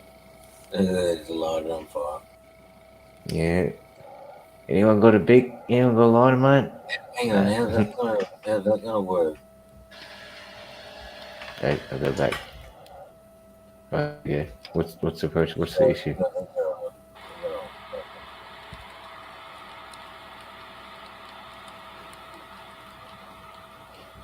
That's all bad. When you go to court, I'll be like, you show us the weed that you reckon I grew.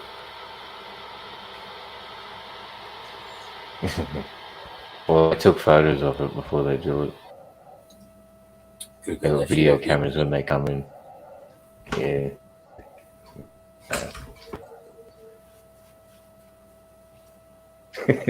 That'd be funny. You're standing there in front of the judge. You could have got that. That photo could be a photo of anything. Look at that, mate. Look at that. Like, I mean, wow. It's just a money-making thing. They're trying to make it mildly poisonous so people don't sniff the fumes bacon. Yeah. You gotta put some toxic stuff in that fire. Someone might plastics and shit.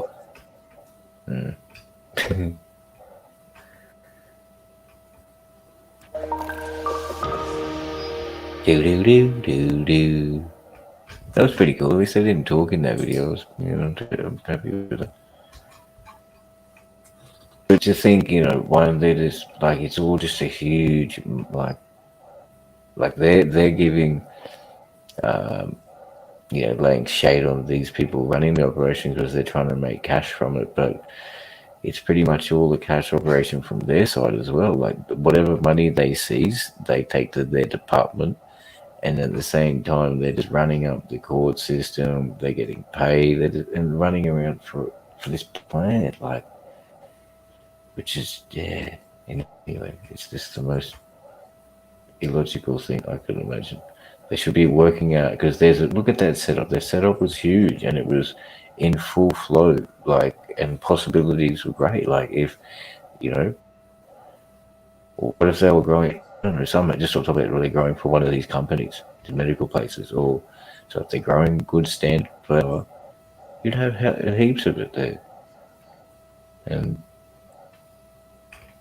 it just doesn't work out that way currently. Yeah, weird that it burn it right then too.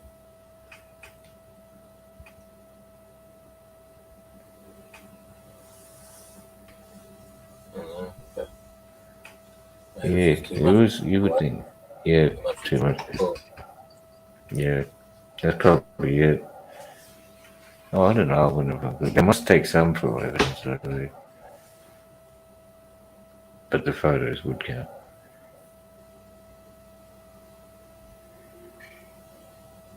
All you need to know. Nah.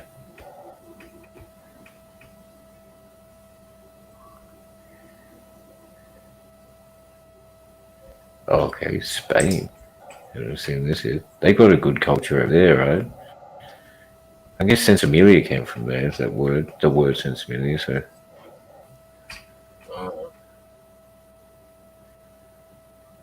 Whoa. They got a lot of clubs over there, I hear. You can have cannabis clubs where you can grow plants with, you know, among the. Wow. They look a lot better than the old mates previously, eh?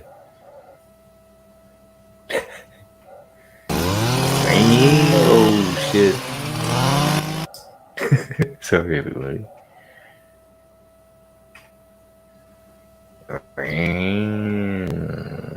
I was like, whoa, look at that. Oh, look at it. No. They look pretty close too, like not far off ready. Yeah. But that is the cops, this is just not legally harvested, is it? Yeah, it's the police thing.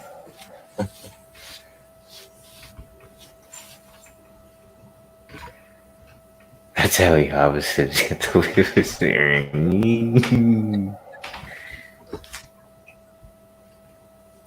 So sent me a video, and monkey bloke had made a trimmer for trimming his weed. Well, it was like just after you pick it. He's got like a exhaust fan, steel plated exhaust fan.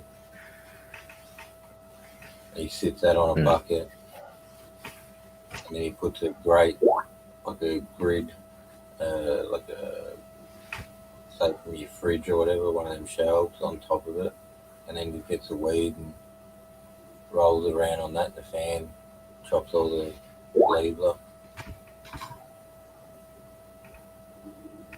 It's a bit unrelated to the cannabis here, but new details emerge. New details. You might have already seen them. Although I do have my presumptive anyway, as we've spoken backstage. It's like all orchestrated in a way to make Two police officers and an innocent neighbour in the Western Downs. Residents near the New South Wales border say Nathaniel Train illegally broke through during COVID, hauling a car full of loaded guns just months after leaving his job. 1 year before he would help stage an ambush, killing 2 police officers and one of his neighbours, Nathaniel Train forced his way across the closed New South Wales border with an angle grinder during COVID. It was near here he was pulled from floodwaters just moments after crossing. Residents say he was rescued and his car towed to the nearby town of Tallwood. Nathaniel seen with an army backpack, 2 large rifles and a hunting knife. When the floodwaters receded, more guns were found. I just heard that he was pulled through the floodwater, yeah. The car was left at a nearby homestead. The region's mayor says he's aware of people illegally crossing the border at that time. And he was hardly ever going to go through a manned checkpoint because obviously what he was carrying. But, you know, there's circumstances, no doubt, that the police will unfold and uncover as they go through. The police were notified. A local resident from the Tallwood area has told 7 News he spoke to Queensland Police about what he saw near this border crossing 300 kilometres from Chinchilla. He says he gave a 2.5-hour formal statement but heard nothing back. Police today were unable to comment on whether they investigated reports further at the time because the case is under a coronial investigation. But it's understood Nathaniel's car has now been seized. Officers also laying charges against 2 men who allegedly snuck onto the trains' property overnight, trying to steal motorbikes. Still an active crime scene, the police guard remains strong. Meanwhile, across the border, questions. Did New South Wales officers tell their interstate colleagues about the trains' history with guns and what reforms are needed? I think we do need a national response. I want states to look at ways of sharing information. We'll see what. That's what the whole thing is. They want to to. I think Oh, sorry. it's something that does belong in a conversation at National Cabinet, as the Premier has said. And really, you know, I look forward to Whatever. That's the whole plan, that thing that they just said at the end. Like that. Yeah.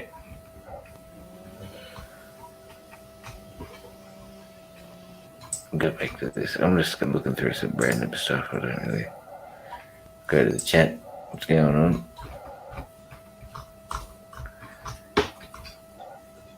Brutal harvest. That's a long time ago. That's a good screenshot there, though. All those plants.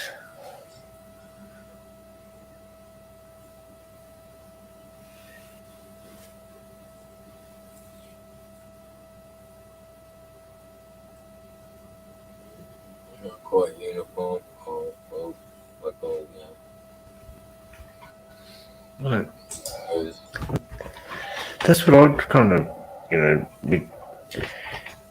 like anybody's backyard, get a little plot, a few square meters, like they got here, and you can have these, whatever it is. And then because the number is the other thing too, how people, the laws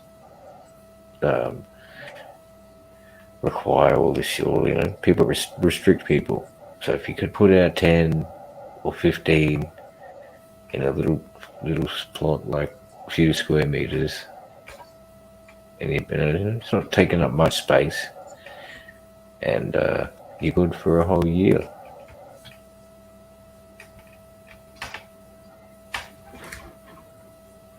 Where is it? Yeah, a few good ones in there.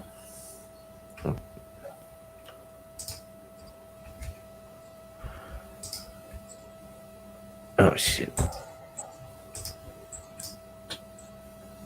Well shit, see this. Whoa. They're as tall as her.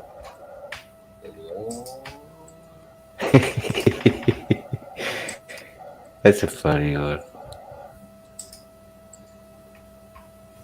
Oh, I guess that's a watering system, right? A big black hose running through it. I'd say, yeah.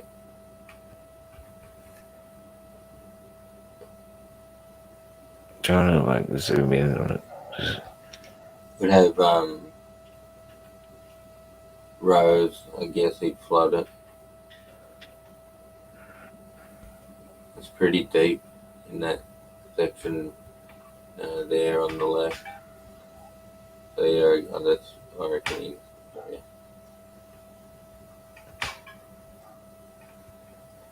Look at those beautiful ones Yeah, there. you can see how dark it is too. Still, see the cracks in the bottom.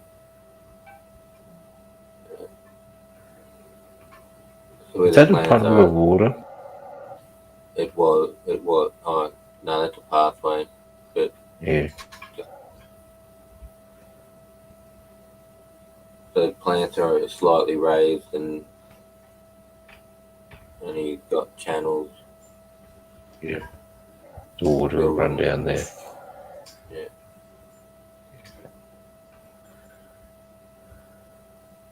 Yeah, and there's a good angle there. I mean, it's techniques, eh? And even if you've got a little square plot in your backyard, just try and dig it in a way so it's slightly on an angle, if you do have the water, that it's going to spread it, as evenly as possible and distribute and soak all the way down rather than one spot. And what it is, so it doesn't get soaked and it gets the drink and reaches for the drink, right, rather than being soaked. Yeah.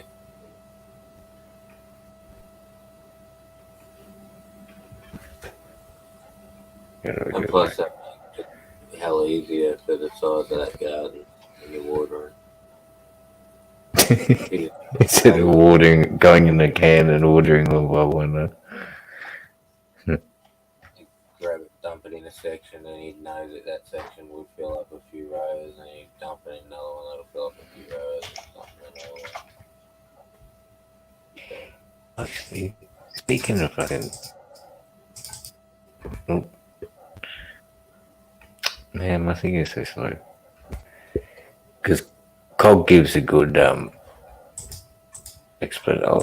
explanation, but what does he say? He's like, he just soaks it 100 liters or something, and then it'll slowly soak the whole area, and he comes back in a week or so. Or whatever. I love this guy, bro. He's a fucking champion. I've got a bit of a thing built where I just dump a hose in, plug it into the tank pump. Yeah. I pump it, 300 litres, 300 litres of water onto it from the tank. Yep. So this is pretty information there. Oh shit! What he's talking about, the indictable amount. So that I was sentenced to 2 years for growing. I haven't done Mr. Cox value Sunday morning in January. Say again. Jay was asking what's my favourite outdoor auto. I haven't done an auto yet. Oh, true. 1995. I got busted with 8,000 marijuana seedlings, which the cops value at $2,000 per plant, which meant I was in possession of $16 million worth of dope. What fucking bullshit. Which basically meant they could throw me in prison without bail. Finally, after 10 months in jail, I was sentenced to 2 years for growing $16 million worth of dope. Getting thrown into jail was the best thing that ever happened to me. I'd been sleepwalking up to that point. My education about myself, the legal system, and the prison system began the moment the door slammed shut behind me at the police lockup. Prison changed my life forever. Prison was full of blokes just like me. Battlers trying to get ahead, just making a few dollars out of Australia's biggest cash crop, marijuana. While I was in prison, all I thought about was how to grow marijuana better, smarter, and higher. My slogan would be, sow the seed, grow the weed. And that is exactly what I did. My first crop out of prison was one of the best crops I'd ever grown in all my 15 years of growing commercial quantities of marijuana. And after depositing the proceeds of my hard work in the rural bank, that's a glass jar stuck under a lantana bush, I sat back one night with a home brew and a joint full of my own quality heads and thought about how I could benefit others with the knowledge that I had acquired. I wanted to help those poor bastards who were thinking of venturing into the risky business of growing marijuana for profit.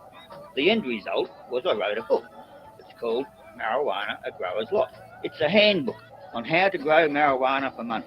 Nimbin Hemp Embassy described the book as the best book ever written on how to get away with growing marijuana and a significant contribution to cannabis culture. My life mission now is to pass on what I've learnt in the 20-odd years of growing commercial quantities of marijuana, in the hope that I can save at least one person from going to jail. What the world needs now is drug L-O-R-E, not drug L-A-W. I don't approve of underage smoking of marijuana, but there should be an ongoing debate about developing a cultural context for this sacred plant used by millions of Australians every day. There are many ways to grow dope, but in this video, I'm going to show you how I do it. I'm going to explain seed selection, germination, cultivation, propagation, illumination, along with harvesting, drying, curing, and storage. And finally, some advice on how to turn those sweet-smelling heads into tax-free Aussie dollars. So, let's get started. Before embarking on this adventure, there's a few things you should take into account. Number 1, don't smoke much while you're growing. It'll only increase your paranoia and you could end up doing something stupid. Number 2, for God's sake, don't grow next to your house or where you live. Number 3, don't grow more than 50 plants. Like, in the eyes of the law, 50 plants is the indictable quantity. And that means a whole world of trouble. Number 4, don't grow in stupid locations, such as under power lines, along rivers where people fish, or any other public recreational area. Number 5, don't be seen near your crop by anyone. It's always best to visit your plants of a night time. And most importantly, number 6, which is don't fucking worry. Remember, most people who grow dope don't get caught. What a fucking Step 2, choosing the perfect plot.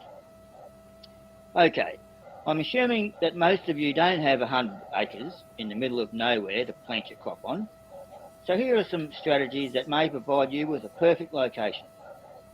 Firstly, get a map of your nearby state forest. Take up bushwalking as a hobby and get out there and start looking for future growing sites.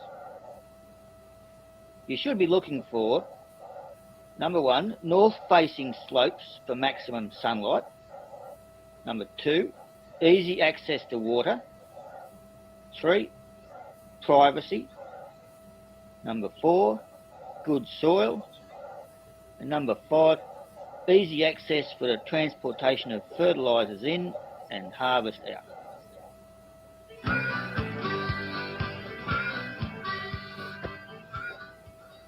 That's the fertiliser I use. Organic extra. See, it's got poultry manure, feather and fish meal, natural minerals, blood and bone, compost and seaweed, as well as sulphate of potash. This is lime. We need to put this on the soil to increase the pH a bit, make the soil less acid. All right, so let's get down to the plot and do some work. You don't need much, just a mattock and a hoe. Now this plot was dug up 3 weeks ago. You can see the soil has got good structure, it's nice and moist and friable. You only need a few buckets of fertiliser for this area, which is about 10 square metres, plus a bucket of lime. I like using these pellets because they're lightweight, easy to apply, they're slow release, and they're organic. Next we apply the lime, turn it in, and then we're in business.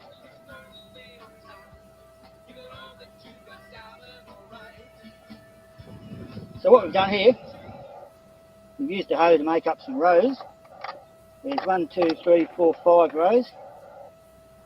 We leave this now for 2 or 3 weeks, and then it's ready to transplant your marijuana seedlings. So we can fit 49 plants in here. What I'm going to show you now is my watering setup. Basically, there's this pipe here, your poly pipe. It's hooked up to a pump at the creek. This is what I'm talking about. What we do, we get my pump going. Water comes out here. Let's leave it like that. Water just comes out there, runs down the row on the top side, and the water just slowly sinks in down this area here. And then when that's soaked, I just get the pipe and bring it out here. Water runs out here and then down the top side of this row, and then slowly sinks in. So that way, I usually have my pump going for about a whole hour. Just give this whole area a big soaking of water. It's like a flood irrigation. Just sort of sinks right in. So that way you're putting on, thousands of litres of water at a time. So I do that like for the first month the plants are here, in like early summer when it's usually drought, usually no rain. And you get the little plants growing really strong and then heaps of water. So this is ready to plant here in another 3 weeks' time. After many years of carrying watering cans around in the moonlight, I've come to the conclusion that a good watering setup is crucial.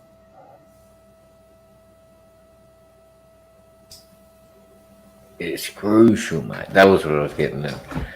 So you got thousands of litres on there soaking it up, but it's working in a way it's just not, dumped on the plant, evenly distributed. Yeah, just soak the ground. Yeah.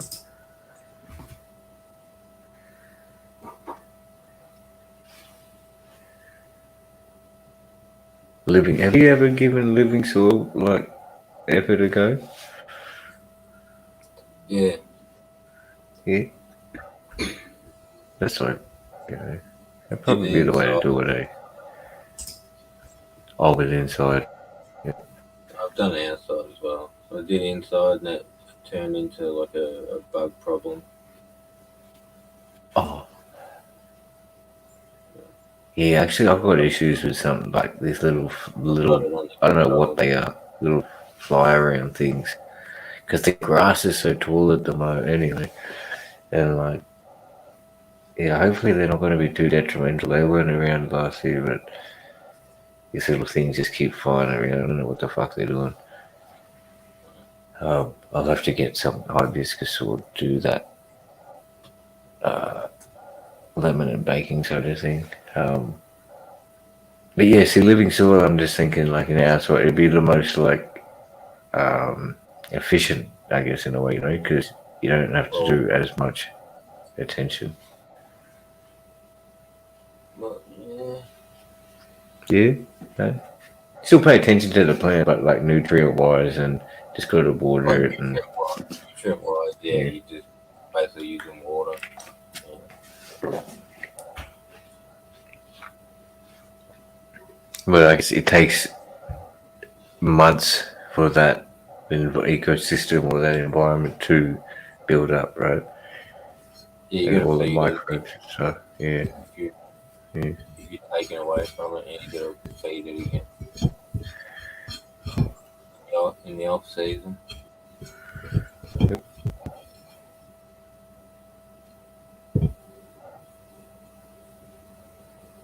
Only some worms. There's an issue with one of them actually. I'm having I definitely did see there was a slight yellowing from the inner of the leaves, and I was like, I had a look up, but it was like it could be due to just underwatering or overwatering. I'm most likely guessing it was underwatering because they're getting bigger and where they're positioned and whatever. I don't. Anyway, so I did give it pretty much a lot more, and I can see the green came back. But there's one in a pot. It's just strange. It grew so well to this point, but then it's starting to get yellow. It's starting to eat itself. I think the lower fan leaves are yellowing, and I read that that happens because the top leaves want the nitrogen. So it could be due to the water, I thought, but I gave it extra water and I put some grass clippings on it to see maybe. I know it doesn't happen instantly. That's how to have to break down and shit. But it came back a little bit green, but there's still quite a few fan leaves which are yellow. So it's not pretty tall, but it's now obviously not growing any height in this veg because it's thinking about the yellowness. Yeah, it would make you think that it's going to slow down. I wouldn't be too worried about it, though, being that they're fan leaves, as long as you haven't. Yeah, see this. wouldn't because worry about it. those, as long as like the inner leaves are green and where the flower points are, they're healthy. That's pretty much what you got to. But I guess one maybe detrimental thing is the size of the flowers. Would they be less because you've got this yellow tinge? If they were fully green and fully efficient, the size of the flower would probably be bigger. Would you say? Or maybe not. It's got nothing to do with it.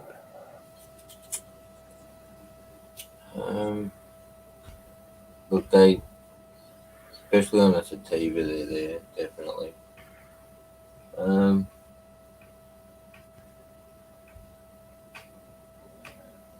don't know at that point whether they're making much difference.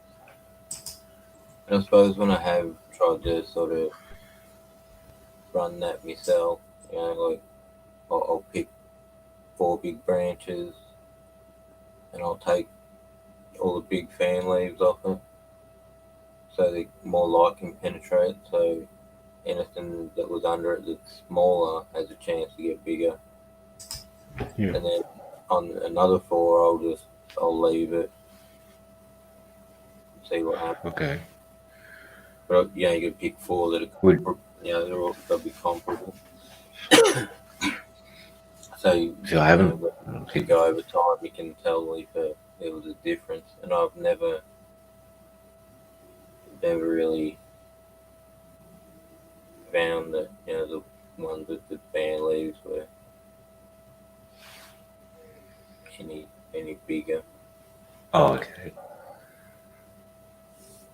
Also, I haven't defoliated at all yet. I'm wondering, do you think it's probably worthwhile that I take those dying or yellowing ones off?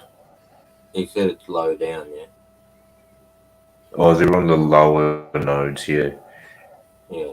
It's in the lowest. There's probably like 3. It's kind of weird. Like, 'cause remember, like a few weeks ago, it was full green, and then it just yellowed out, watered it up, and come back. But yeah, there's probably about 3 or 4 on the bottom set, which are pretty yellow. And I'm thinking, man, I just rip them off, but I also don't want to touch it.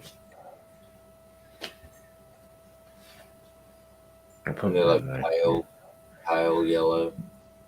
Yeah, see, they're not completely dead, but I don't think they're doing energy at all either. They're yellow, yeah, pale yellow. Might have been a big water. Or too much water. But low down, you're going to lose something like that low down. I've never found that to be a problem. It's when that's happening up higher, or sort of when new growth is and that. Or Yeah, it'll be an issue. Like, keep an eye on it. One's nearly finished though. Tell you that. It definitely had that auto to it, and it looks pretty, man. It's a real purpley, real nice look to it. Similar to the one which came up, and I think it must be from the set, one of the Outlaws or whichever, the cross, and like, or the other one, like one of the ones which come through, right? And because I did it from February to June last year. It's very, very small, but very dense and very terpy and very trikey and purple. Like, it was hella attractive and really nice, but just not much at all. But that took the whole photo time. It took a long time. But yeah, this one's it's pretty much ready. Yeah, I put the loop on it. I'm trying to wait for the full moon, and I think it's next week or something. So get it out. It's similar to that one Big Boy Kush had, but probably a quarter the size. Yeah, his lemon skunk, was it? Yeah. It's not as fat. It's just like smaller flowers on it. But they look good. They smell good. Anyway. Might as well just do autos and was mate. Yeah. Give me a picture of these bugs you're talking about too. Yeah. Yeah, they I think I might have, I don't know, because anyway, I took some in the pot across the other side of the yard, and the grass is pretty high, because like there's a fellow who usually comes around and mows it every so often, and he hasn't been around for a little bit, so they're pretty high. I don't know if the bug come from that or whatever. Anyway, they're just little tiny little bright yellow midgy type things, and but they don't bite or anything. They're just flying around, and cause I don't know, they love the plants. So you shake them, they'll go away and stuff. But then I took the pots back to the corner where it's kind of where the initial thing was, and they might have followed it. So now they're kind of flying around in that area now. I'm gonna do something about it. And send me a picture of the garden. Yeah. I might make a move, man. Yeah, no worries, bro. Thanks for coming up. I'll do that. I'll see you all later, 420 fan. Catch you later, Fair. See you, brother. Safe. Whoa, see you, doggy. The doggy. It's like, woof, woof, woof. What is up? Yeah, I'm doing well. I'm cool. It's going to be that 8-hour stream. We're going to be running all day, all night in the 420 community. Know what I'm saying? Talk show.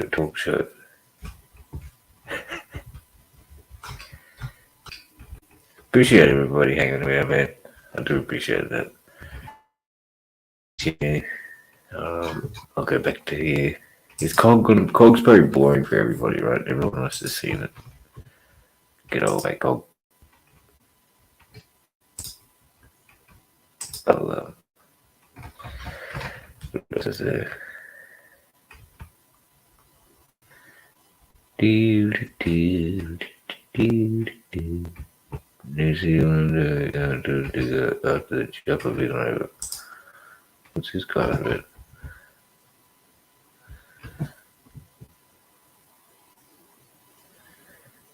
Keep it green, New Zealand. Haven't been back to the patches since the last update. Kia whanau. Kia ora. Yeah, back out in the Nahiri. Checking up the steep ass bank. Just checking up on our girls. Haven't been back since our last bid with the helicopter and whatnot. So yeah, we're going to check up and see what the go is. Chat. See funny. Fucking watch out. Fall over and die. Nah.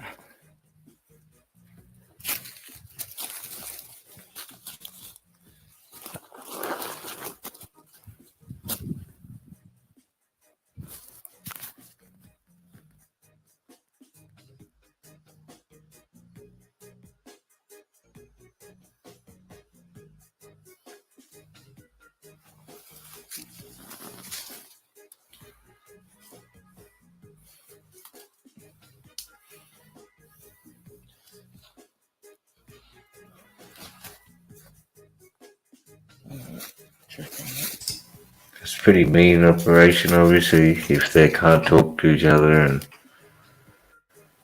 you know, use sign language. It's dangerous. It's obviously, you know, you realize that shit. But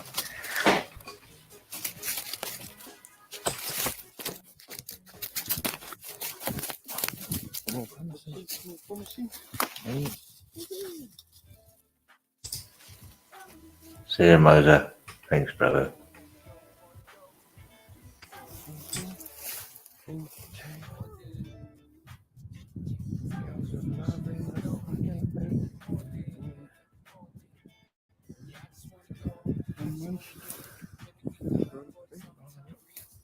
Look at the fucking one flowering.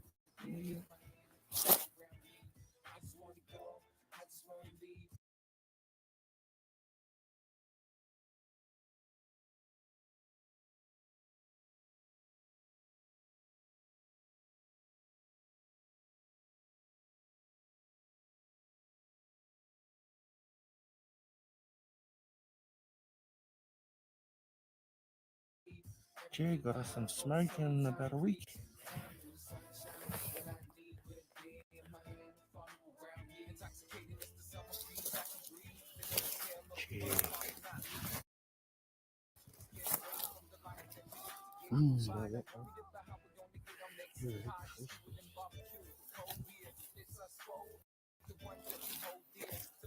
Here we go, use another one.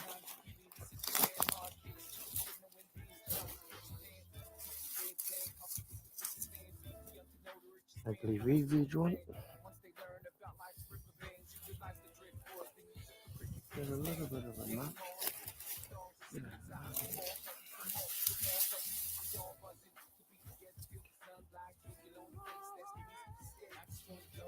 Hold up on it.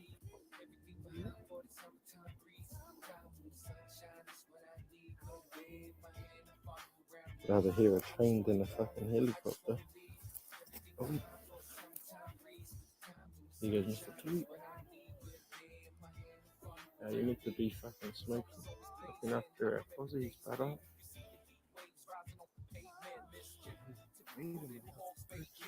Yeah, made him a buddy. Yeah, I can definitely tell all the different strands. What's mean, what's not. What goes bushier, what goes taller. What goes faster than others. But yeah, give these a water and go fuck off. Quick mush down the pitch two.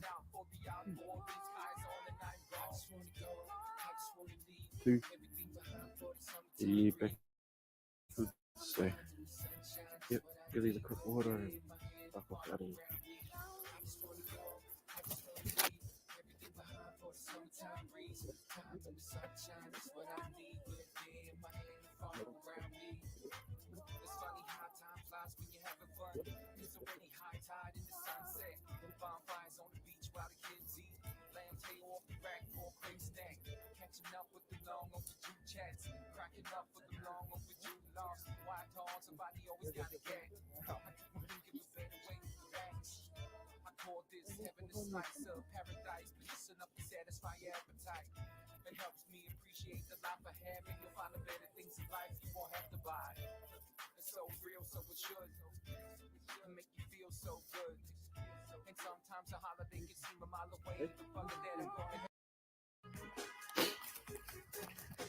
$70 litre container there, cousins.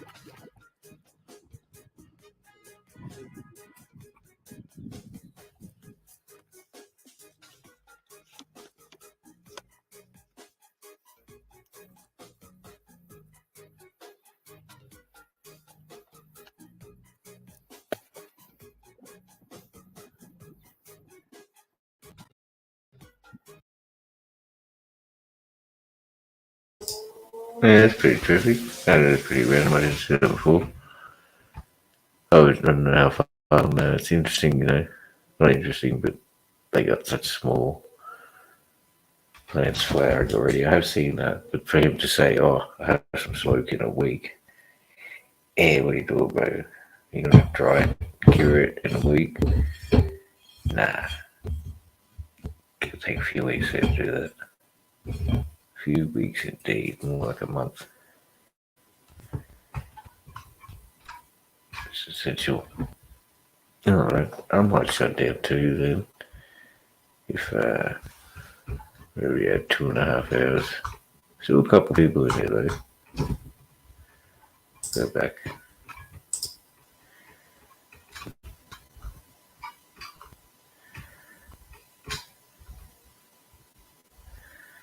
Let's see. Oh, Cogs had a speech going there. Oi, Who's that? 3 growers look Poco, Beto Gorilla. That's a good one. Everybody must have seen this one. Trying to find a picture. Yeah. Look at that, man. Oh, it's a beautiful thing. And once again, man, big ups, much respect to all the people that, they dedicate their time and their life towards growing plant, man. The full-time passion planters, the farmers. Because it's just settled. Everybody loves that end product to be that high-grade flower, sure all of it. It takes so much, not so much, but it takes a lot of time and a lot of effort and attention and a green thumb and care to achieve that, and that person does it. So much props to that, because the amount of people that do smoke, to the amount of passionate planters that are out there, it would be very minuscule. You'd have a lot more I don't know, I'm just guessing 100 people, maybe 10 of them would be passionate, and the rest of them would just, see the good flower and not put in that effort and understand what it takes. And that would have been myself too, up until coming across this community. Like I said, been a major advocate and dedicated to the plant by consuming it and, being about the culture for a good 2 decades now, but never taking the time to, as I said, plan and stuff like that. And last year it really exposed me to that. It's like, wow, it takes months, and it takes, just different stages to get it up to where it's at. All the time in Australia, it's a huge risk and a heavy, paranoia. And then, 2 months to get it, is bring it to get that product. And, I was happy with what I achieved, and I said the winter one was really nice product, but it's nothing to these standards, off the real top ones. I guess it takes time to understanding and the genetics, and it'll come over dedicated years, which is what I truly hope to be doing too. I'm in my mid-30s now, so if I could put the next 20 years, 25 years dedicated to that and really grow, I hope to be, be 50 or whatever, 60, and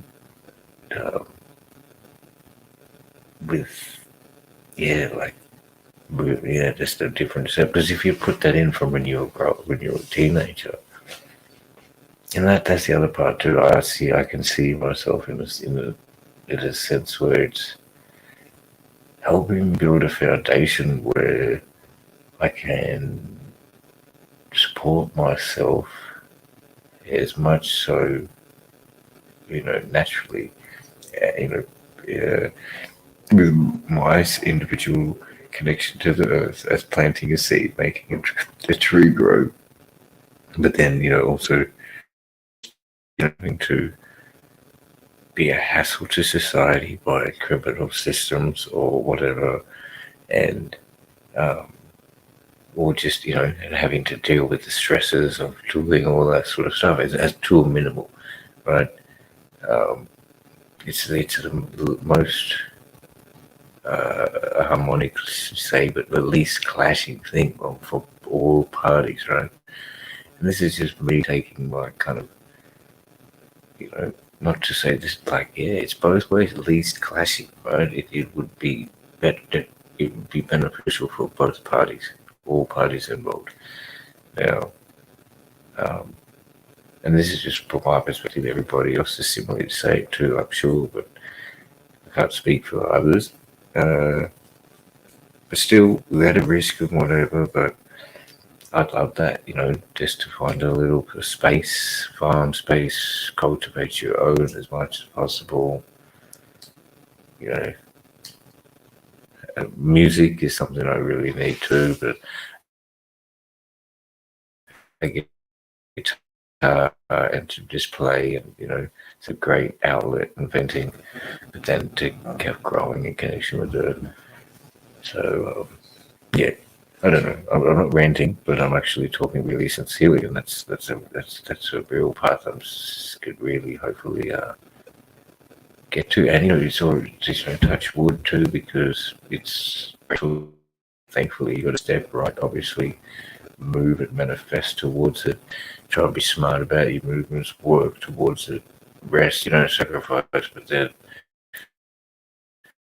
it's just possible to do that. But also there's things happen, and yeah, shit, man, touch wood, because it's some people are obviously so sincere and but just unfortunate circumstances happen, and they could end it, and they end up custodial sentence, or prison, or that's the worst situation. But there was this stuff, and that's just real sad, because other times you'd find people who are ill-willed, and they might come out better. It seems so more lucky. But anyway, you got both sides of that coin everywhere, I guess. He's got to try and do as much as best possible. Because that's exactly what I'm saying, man. It's about, trying to leave that imprint, or the chaotic thing, the element, all this is for me. And because, past behaviors with engaging with society hasn't, it hasn't eventuated into too much greatness, but I see so much solace in this now. Well, anyway, just gonna keep doing it. And it doesn't happen overnight, it keeps going and going. So it's those laws. Nah, fuck the laws, really. It sucks, bro. Fuck them. You can't keep worrying about it.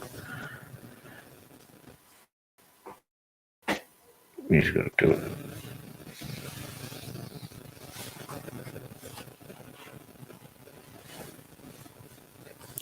Do. Another thing is probably, there's things. I guess each situation is different circumstances. You have to really look into that, because I'm thinking, how big that would be grows overseas in Canada and America, but it's probably not just you need to get licenses and stuff for certain.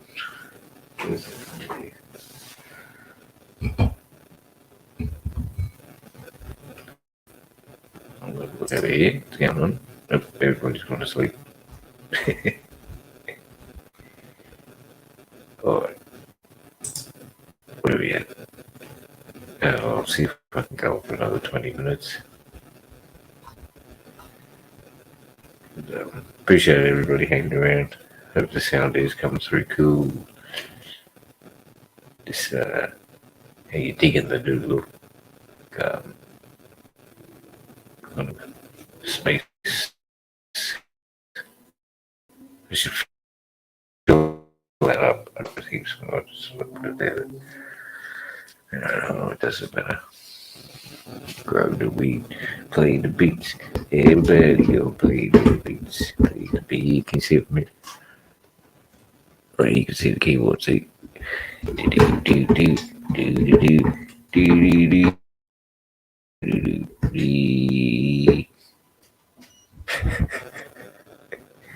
One day we'll get there. Love you guys, man. Mad fellas. What do I do? Look at my fucking commentaries, you see.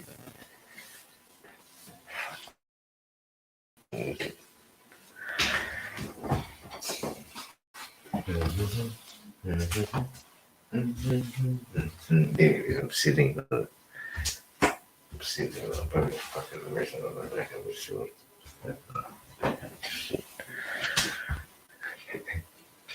Like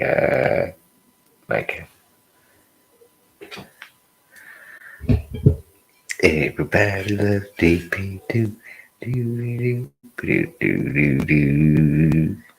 It's ridiculous, man. And I mean, yeah, it's ridiculous. And I should be serious about the talk. And you got to try and be the change that you want, right? Don't be hypocritical about it. Be realistic and shit. Like, because how I heard the other day, what was it, where someone was breaking down something. I think it was Kwame Ture. It was like, so it's from the 70s. He's doing a speech at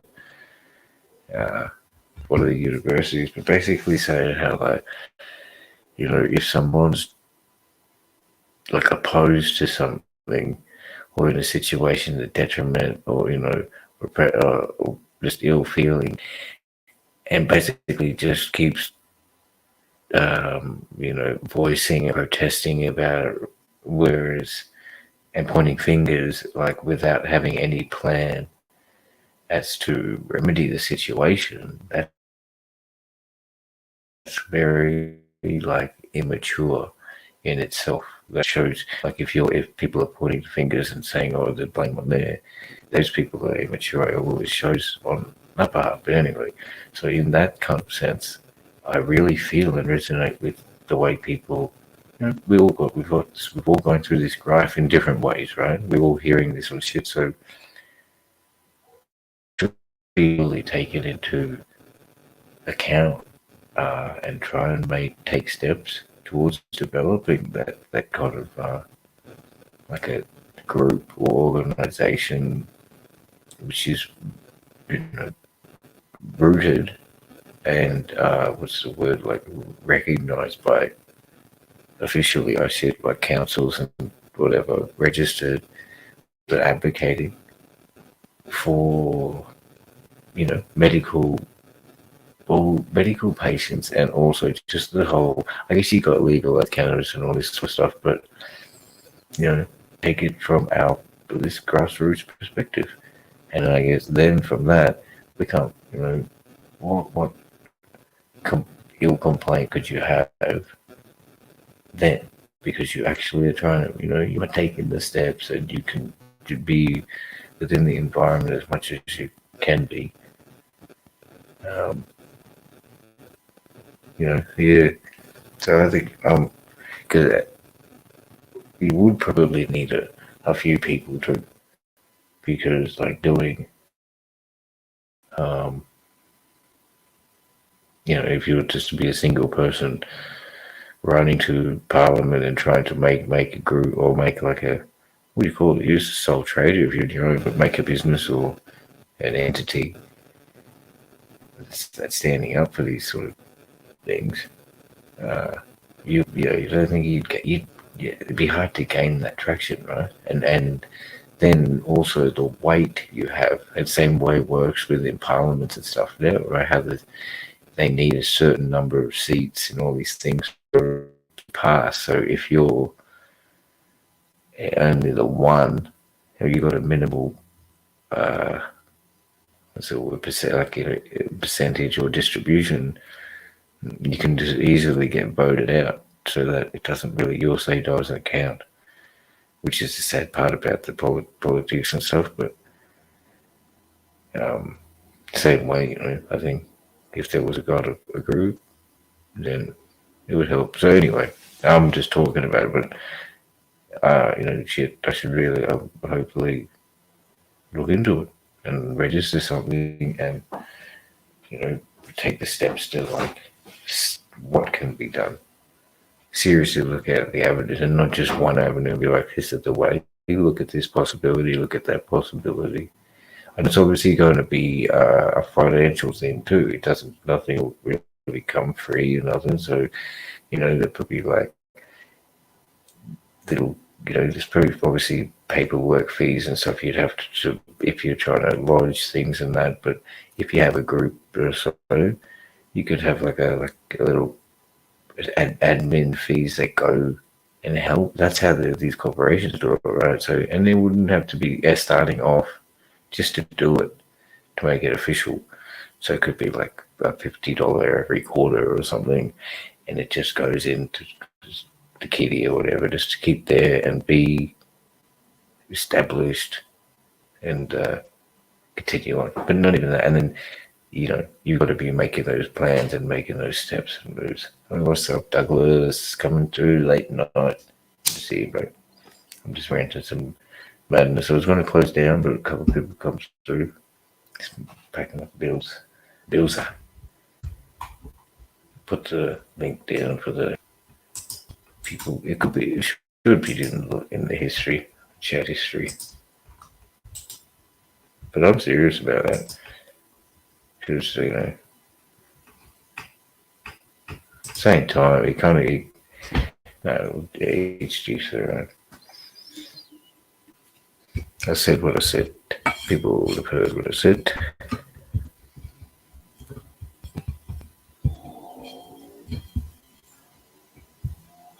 So I guess first step in that is to even,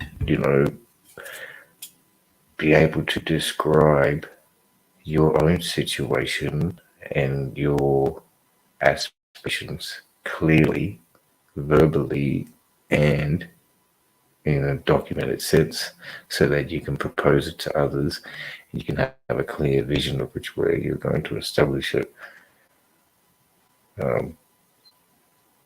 That would be one key factor, most definitely, rather than just going over whim. So I've got to sit down and write these sort of things. And I'm putting it out there for everybody in this community too, if you kind of resonate with it. I know this is late night and nothing, but, I've got serious, but not serious. I've been thinking about it, but this afternoon, I heard that speech from the Tory 2 nights ago. So it's like, yeah, what could you see to gain to remedy your problems if you're just like gonna yell and and whinge and scream at this opposing force, which would not be listening to any of those reactions. Like if you can scream and whinge all you want, they don't give a shit. They keep rolling and doing what you're doing. That opposing force. So you need to try and establish something.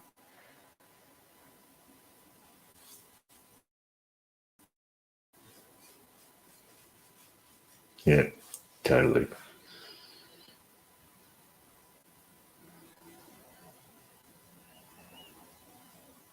Networking, I guess, too. Networking and playing the game, which is laid out, same time, because I'm saying this in the same interaction of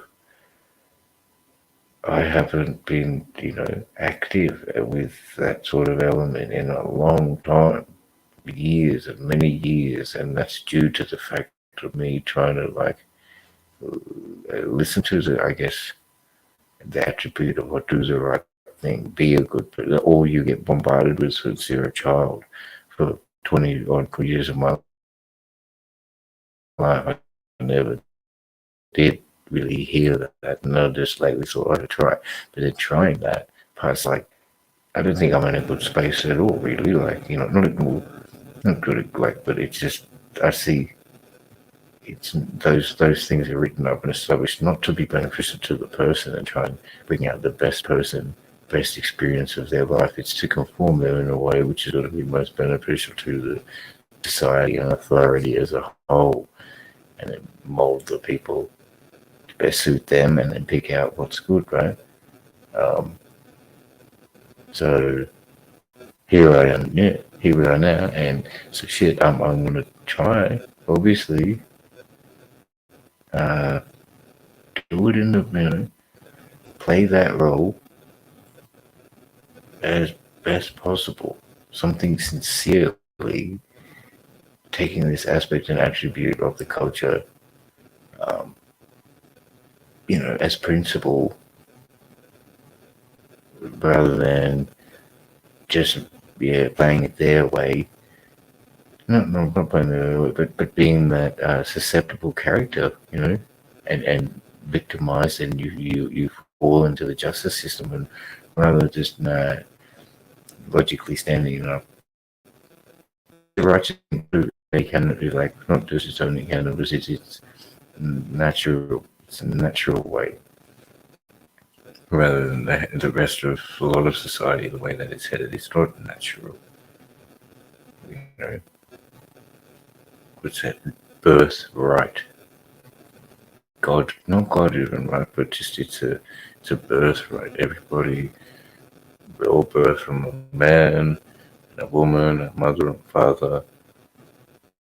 You know, as human beings, man, that breathe air, oxygen, need water, need food and sleep and all these simple things, right? Which is, that's still maintained in all of these courts of law and all that. But they try and, I guess they just, like, yeah, if people are unaware and don't put that as a priority, they do have the ability to put forward new rules which may seem better, like that they're looking out for you or have the society's interest, but it's really just another tightening screw in the stranglehold of the government or the corporate way. But it's very evident. It seems to be very evident. And it's not going to stop, and it won't balance out that other way either. But to just continually just stay in the lane, find the lane, and go. Be like, peace. Hope everybody's, what you guys are burning on. What you guys blazing on, people. Appreciate it.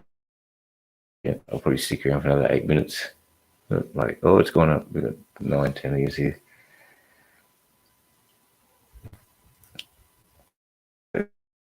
I'm definitely finding that though. It's a heavy indica all day. I'm like, oh, it's very nice though. But I wouldn't mind just a tea brush. But hey, I'm happy, man.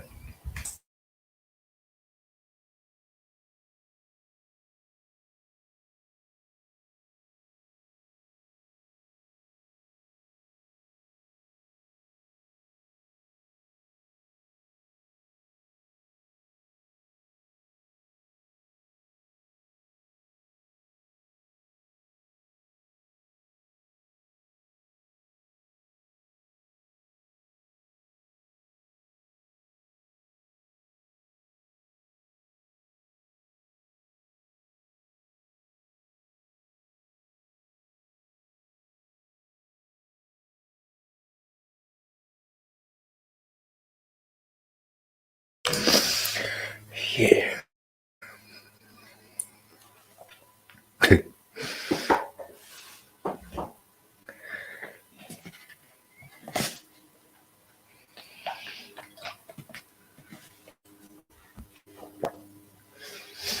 2024, mate. I'm looking at it as 2024 because how quickly these things just go, like, fly by. We're already here, December. So it's like, if I imagine the 2024, by the time it is 2024, I'll caught up and I'll be in sync. You know what I mean? So just be like 2024, when we set 2024, and then all the next year, you ready 2024, and it'll be 2024, and it'll be in sync. Instead of like, all right, I'm going to do it 2023, and you'll be catching up because 2023 will be gone. And by the time it gets to December, you'll be like 2023, but nah, it's 2024, my man. 2024. You know what I'm saying? I think so. Really good. You have to do that, you know. Live in the moment, no doubt, but be prepared. Like, yeah. And maybe don't just, yeah, I mean, shit, both ways. I can't give the advice. I'm just thinking, so I'm thinking, right, make different options, different avenues, yeah, but like, Also heard the one Denzel Washington say once, like, you know, they're saying when he was at university or whatever, or when he's, you know, just finished high school, he wants to do acting and stuff. These all the elder people will be like, "Oh, have a plan B," but he's like, "No, like, you know, that's just non-existent plan. They ain't gonna work type thing." So he put all his effort into that, what he wanted to do. But anyway, definitely, like, just shit, man. It's been wicked, like, it's always been wicked, but, and I engaged in a lot of that. But now I'm just like, nah, man, that natural element, what we kind of are supposed to be, what we are connected with. It's a cyclical thing. What the plants are, what all the animals are around us. Like, you know, it's just, yeah, connect with that. Have more priority in that. I think. Another principle, but yes. Wibbity wibbida. Wibbity wibbida says FairGrow.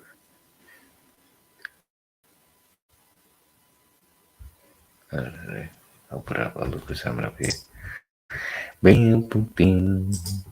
Bam, boom, bam. What is it? Golden brother.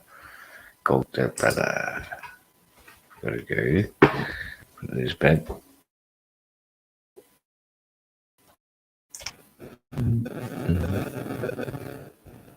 Okay. Cogs band video. No. Oh. Look again. People cogging hook comes up. What's this guy gonna build about it? What's this turkey on it?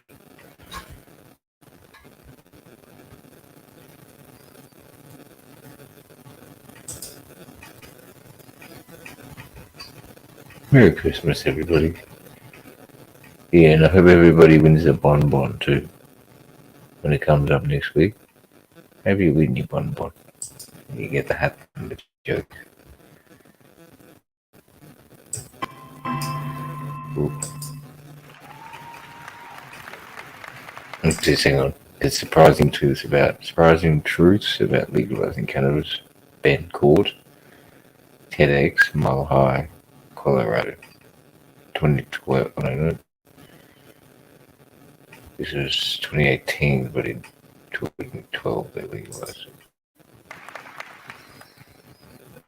Hey, look, if you guys are anything like me, you have found it harder and harder to turn around recently without seeing words like free range, farm to table, organically produced, especially here in Colorado.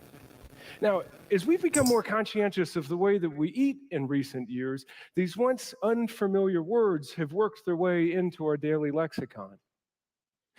When we started to pay more attention to the way that the food we were eating interacted with our bodies and with the earth, the food industry had to listen. Natural and homegrown are not just being used in our diets. There's this whole new industry using this language now. Now, those of you out there from states like Washington and Oregon, and of course, my fellow Coloradans,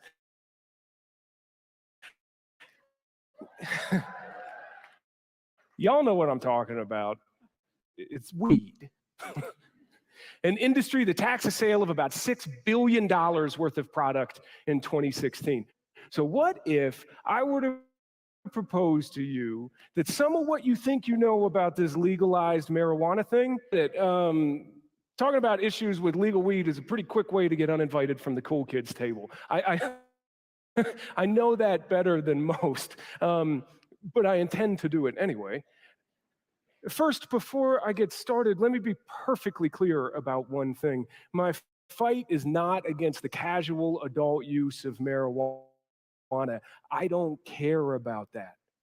What I care deeply about is this new industry that is working to convince us that we are consuming something natural while fixing social ills when we aren't. So let's start with a little bit of Weed 101. Cannabis is a plant that grows naturally and has been used within textiles and even traditional Chinese medicine for thousands of years. Genesis 1:12 even tells us that I have given you all of the seed-bearing plants and herbs to use. It's the microphone. It's got a TV preacher sort of thing. Now, cannabis is made up of hundreds of different chemicals, but two of those chemicals are by far the most interesting.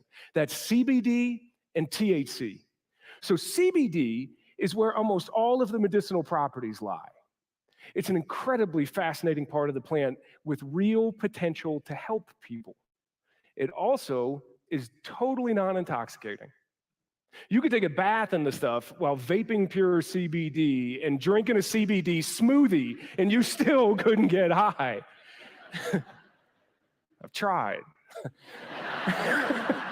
I haven't. That cost a lot of money. Now, for as interesting and remarkable a part of the plant as CBD is, it actually makes up a really tiny portion of the commercial market. The real money is being made in that other chemical, in THC. So THC is the natural part of the plant that gets high. And before the 1970s, cannabis contained less than 0.5% of THC. That's what's naturally occurring. Over the last 40 years, as we became better gardeners, that percentage of THC started to slowly but steadily rise. Until recently, when the chemists started to get involved. These guys moved cultivation exclusively indoors, and they made grow cycles extremely... I'll just pause at everything. I understand he's probably just being a bit comical, but he's also at a TEDx thing, so he's trying to put facts there. And, it's a lot of people are going to see it for education. But I'm not trying to let it finish, but just when you said, two things that have got with me there so far, how he's CBD, doesn't get you high. But I guess, I understand it's not that psychoactive like THC, but it does have a definite, like a mind-altering effect. Like, it's a relaxing, and it's definitely got a body effect too. It's a physical effect of inflammation. So for him, everybody laughing at that, it's a little bit, I guess I could see immature child, like kind of childish considering that they're supposed to be at the forefront of academia and things like that. That just goes to show you, like, these are the people who are at the forefront, cutting edge, making change, making decisions, but they're still going to go giggle and laugh at something like that when he's talking about it. But anyway, also with the point of 1960 having plants being less like 0.5% THC, like the hemp strain, maybe I'm just thinking now, because initially, maybe now he's taking that information from American farmed hemp, but I'm thinking what triggered me would be thinking that he's trying to say that, in 1960, the growth and genetic techniques have really only in that period enhanced THC to get it, enhanced cannabis to get it where it's high potency. But I would dare say that, Hindu Kush or whatever Afghan region, for centuries, there would be some really dank, resinous, high THC flowers there. I'm not sure. That's just my intuitive feeling. And that would even be without people paying attention to that crop. Like, it's growing wild there. And just year after years after years. But if people were to harvest that flower, it would be not supremely, but it would be very resinous and potent. But and if those farmers up in Afghan, they would have been for hundreds of years, thousands of years, if not, cultivating crops of it for that purpose. But Anyway, what's up, bro? We'll let this man continue. Peace to everybody and much appreciation to everybody hanging around. I hope you're chilling, man. Building on some good flour. Just kicking back up with this fella talking about surprising truths about TEDx. Because it's late evening. I do appreciate everybody. But you know, hope it's some chill entertainment. I'm just chilling out watching this shit. Extremely and unnaturally short. They also started to use pesticides and fertilizers in some ways that we should be concerned with. In fact, I was recently talking to a buddy who had just left a job at a commercial grow operation because he was so concerned with the chemicals that he was being asked to interact with. Some of his fellow employees were actually encouraged to wear hazmat suits while they were spraying their chemical cocktails on the plants. With that kind of manipulation, the products that are being sold today can contain above 30% THC. And our concentrates can actually contain above 95% THC, a far cry from the natural plant. Listen, this isn't... Like, once again, I'll just stop you. I know he's about to say this isn't something, but far cry, 30% and 90%, but what about like Charis or Milano cream? What does that test up at? You know, in like Moroccan hashish, that would have been, 100-year-old tradition, hundreds of years old. So I get maybe he's just talking about the American farming category. Maybe this is for the benefit of the doubt, but in actuality and obviousness of worldwide culture, yeah, those hash would be at least 50% potent, right? There would be some plant material there. It's not as potent as a rosin or something like that. Anyway, I'm arguing at a computer screen, but this is picking up my gross. Yeah, but 10 minutes to go. Much peace, everybody. Your grandpa's weed. This isn't your dad's weed. Like this isn't even my weed. If you've ever set foot inside one of the thousands of dispensaries that have sprung up in recent years, you know that what we're really selling in them is THC. All the weed that you buy commercially lists exactly how much THC it contains, as do our other much more popular products like vape pens, coffee, ice cream, condiments, granola, gum, candy, baked goods, suppositories, and of course, lube. Pretty much, no, for real. Pretty much anything that you can imagine introducing into the human body. The vast majority of cannabis, it's THC in either a high, an unnatural concentration. To say that we have legalized weed is subtly misleading. We have commercialized THC. There is a hell of a lot of money to desire to get high. It's been made by the mom and pop shops. So industry groups, the Marijuana Policy Project, ArcView Investment, and help to chase out a lot of the small-time growers. Way to get us to continue to continue to profit off of us is if they follow the alcohol industry's 80-20 rule. That's simple. It's where 80% of the product is consumed by 20% of the consumers. The problem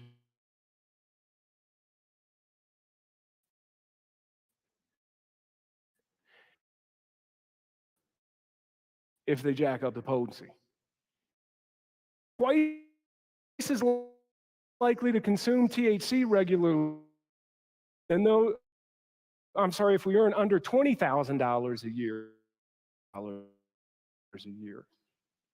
In other words, the poorer you are, to spend your money on their products.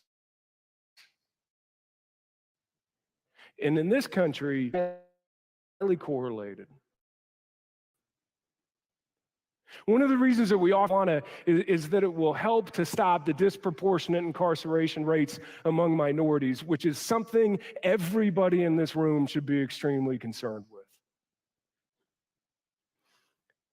Unfortunately, we don't have to counter that argument. Since we opened retail in 2014,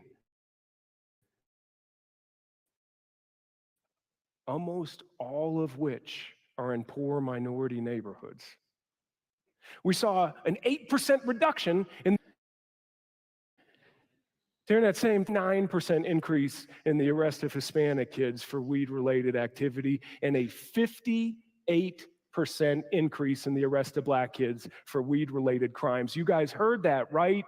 We are actually arresting more people of color in Colorado than we were prior to commercialization. And you're not reading that in the Post. Another big issue that we have is in school suspension rates. So schools that are predominantly white, that is, they have a minority population of 25% or fewer. In the first full year of data collection following commercialization, these schools had a grand total of 190 drug-related suspensions, almost all of which are for THC. At the same time, schools with a minority population of 75 to 100% had 801 drug-related suspensions, almost all of which were for THC. When discussing minority populations, one that unfortunately often gets left out of the conversation is the LGBTQ community. Now, members of this community are more than twice as likely to consume THC than those who identify as heterosexual or cisgender. They also, unfortunately, have higher rates of mental illness and suicide. According to a study published in 2014 called Going to Pot, we see that the unnaturally high levels of THC found in today's products, they actually compound those issues and make them worse. Unfortunately, that seems to matter very little to the folks who are selling these products because I'll just stop it a little bit there too, because on that point, I definitely do agree with what he kind of says, in the sense of, psychiatric or, what is it, people who are prone to psychosis or something like that, right? It could accentuate that with a heavy, high sativa, high THC. So to really bundle it and barrel it all up and say, oh, they're not looking into it, and people, it could be detrimental, is a little bit, what's the word, premature or uneducated, is because just to that fact of it would be the sativa element. So if that person who is prone to these schizophrenic tendencies, I think, were to be exposed to heavy indicas or certain terpenes, as opposed to high THC, strong sativa dominant, you would see like a beneficial effect. Like there would be a certain strain in there which would be suitable for that person, and it wouldn't trigger them. So to blanket it all, it's a bit wrong, because there would be something suitable. It's just that the particular, I would say, sativa one, which would be triggering to psychosis. Or psyche. What is it, people who are in that sort of boat? because as you just saw, clearly this is a good consumer base. Listen, man, I get it. In many circles, legalized marijuana is too much of a sacred cow to question. But we need to start this conversation because what's being sold today is not natural. And lobbyists in industry are using social justice as a smokescreen so that they can get richer. It's been my own journey to sobriety that led me to begin questioning a lot of what I was seeing. That's kind of one of the things that we're taught to do. When I left Boulder for the Washington, D.C. area at 12 years old, man, I was transported into a world where the kind of shoes that you wore mattered more than just about anything else. And my family was just too poor to help me play that game. So I was faced with a pretty real crisis of identity. In this new scene where there's more blacktop than treetops, man, I just didn't know who I was. So I smoked weed for the first time when I was 13, and I loved it. I instantly found this social group, and I also just really liked being high. Like, I finally found a way to shut this up. I quickly turned to other drugs and alcohol, and something just woke up inside of my brain. I was a daily user within a couple of months. So my addictive use, it mirrors many of the stories that I'm sure you've heard before. It started out as fun, it got scary, and then it was just necessary. Enough said. I got wasted for the last time on June 15th of 1996. And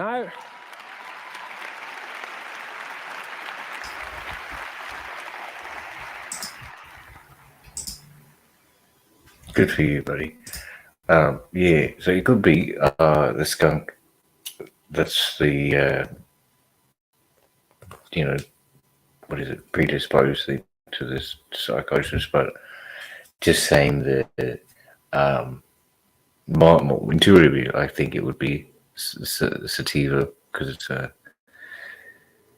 what do you call it? Really, it's a stimulating your thoughts and mind, and I could resonate with the skunk, the potency, or that thing there. So, but I'm just trying to point out there's there is a category. You find something suitable for each person. Like if it is the skunk, then let the person stay away from the skunk. Find something else, another lineage which would be suitable. And I think that would definitely, you would find something pretty easily. So, which is, this guy's pretty, I'll let this guy finish. But thank you.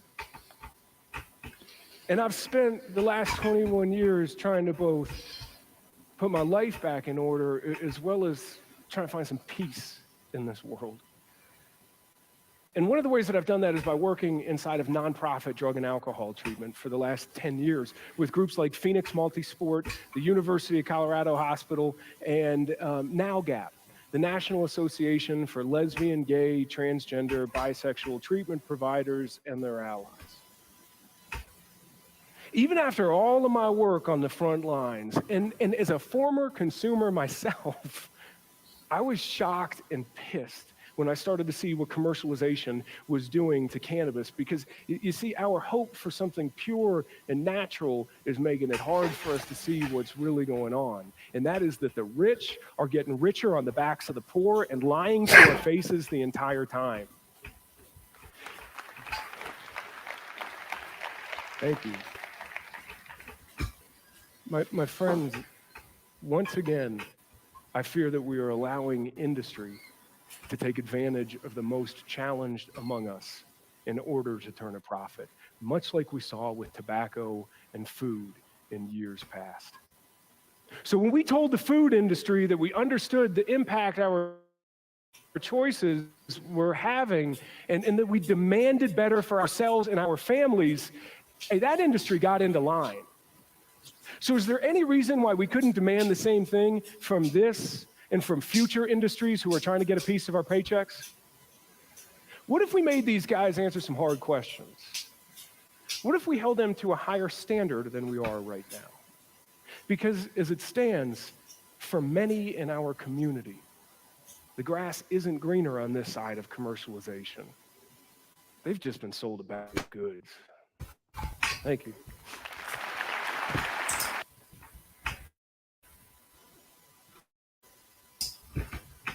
Oh, that wasn't muted, sorry. What do you guys think? What did you guys think? Sounds very scripted, like he's shilling. Yes. Yeah, but I agree with you. You know, the last sentiment though, the corporate push, corporate takeover is something that it's got to be opposed or get pushed against, I guess.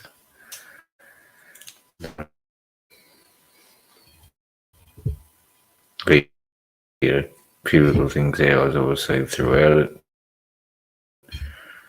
Probably disagree, but at the same time, it's about trying to formulate plans to, actuate realistically, eventuate some.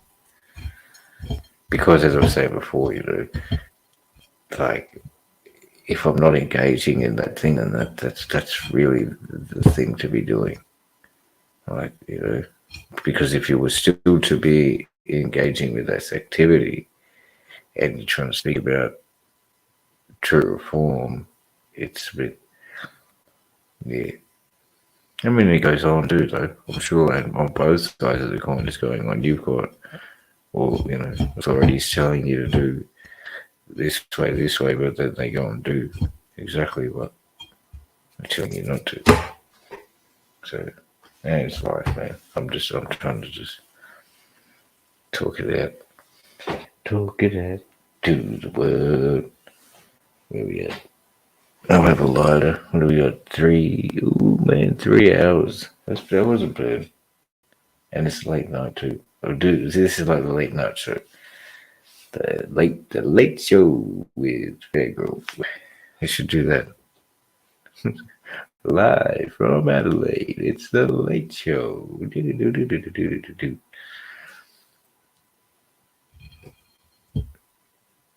4 hours though, buddy. 3.5 hours.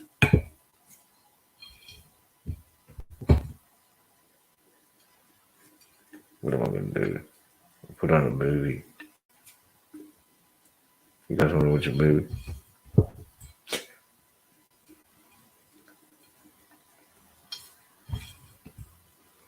I'll see how far I actually if it lets me do this. Let's just have a look today. See if it lets me do this.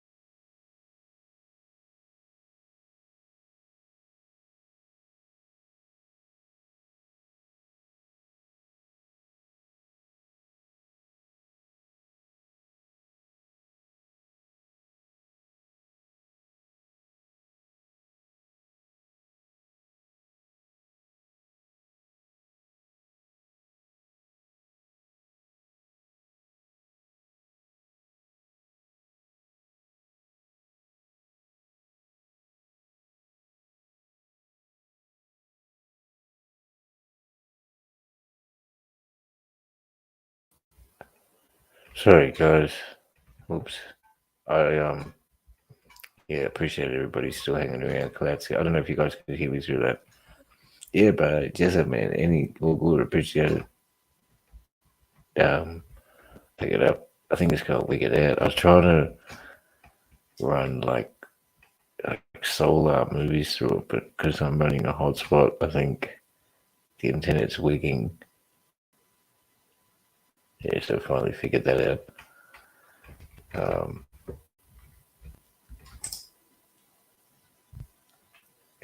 Yeah, I appreciate everybody taking around for that, sticking through that.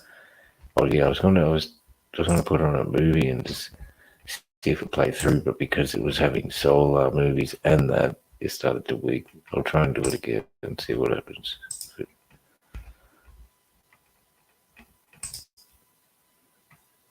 I know. Could be alright. Now you've got way too. You go to see if this one goes. This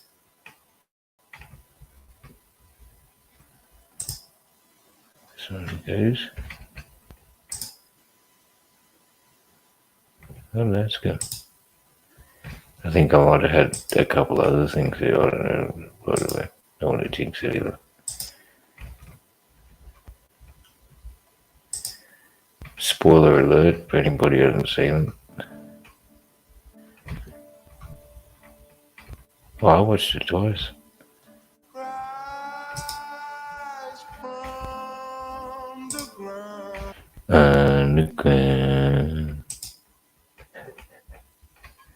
Alright, everybody. Good bowls. Get your chop ready. And chill out for the late night movie. If you know what I'm saying. Just get started at FairGrow's place. Before the pyramids, there was Kandak.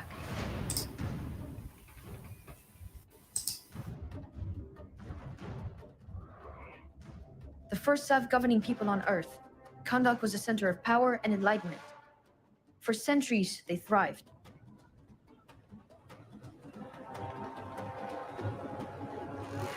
But then,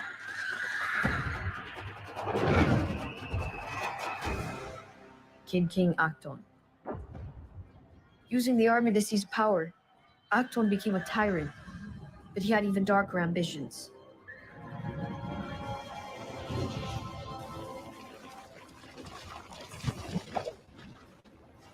Obsessed with dark magic, Acton's real goal was to forge the crown of Sabak.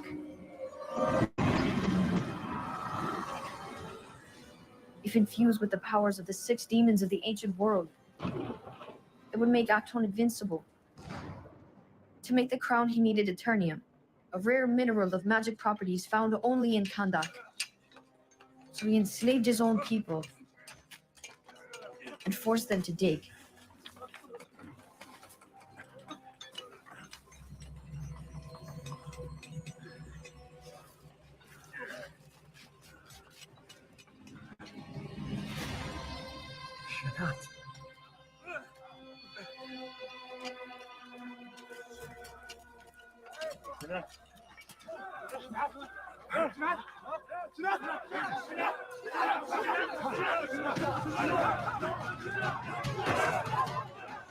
Kandak was teetering on the brink.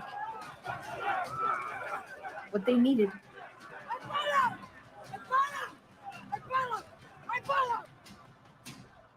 was a hero. Laswa, lalanga, tenganas que te timota, itza tena lila, ta iranga. Hello, Shana. Exipai.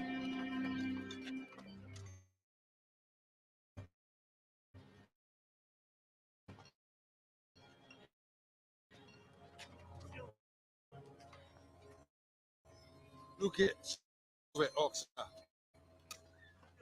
Temtimula. Murek. Kifonte.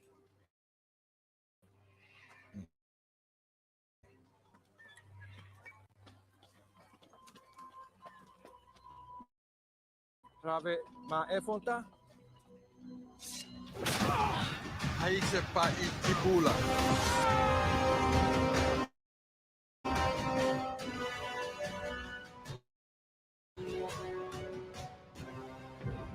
Lukien kohevi yarom.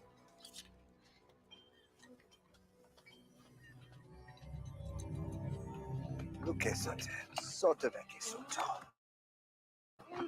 Sunto mekilaniera. Partiliki fonta. Siate songa. Dumnos neva. Janatera mekin soto. Lukeve amana. Even when all hope seems lost. Danamo fer ki mari favena te.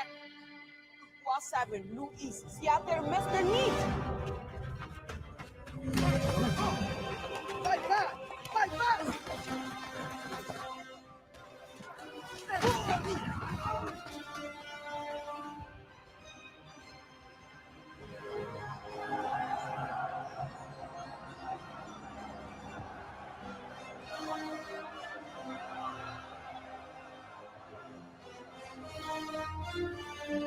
King Octon knew that this spark could quickly ignite a fire, and so he ordered that it be snuffed out. They thought they were getting a martyr. Instead, they got a miracle.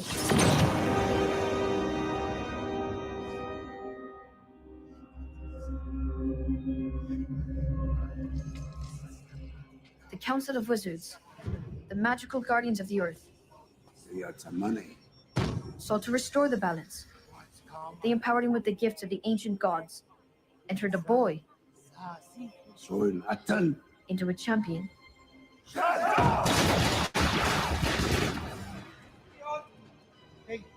But the crown had already been completed. And when the champion arrived at the palace to challenge him, King Acton summoned its demonic power.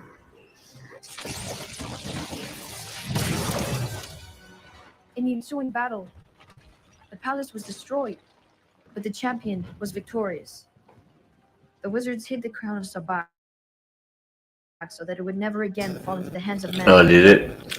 And the champion was never heard from again. The world is a vampire. Today, Kondak is occupied by international mercenaries, the Enter Gang, the latest in a series of foreign invaders. But legend says Kondak. I'll take it out. It'll come back. Quick.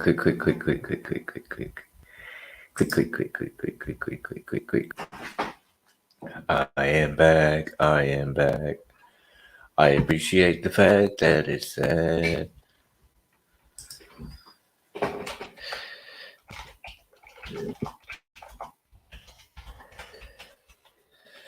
I am back.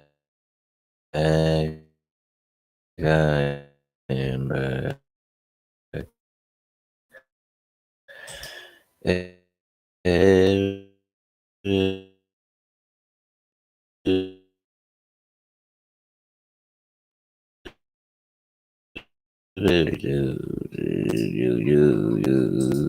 I'm just trying to propose to it's suspended, you see. It's only suspended. It's only suspended. Am I back? Am I back? Am I back? Am I back? Am I back? Am I back? Am I back? Am I back? Am I back? Am I back?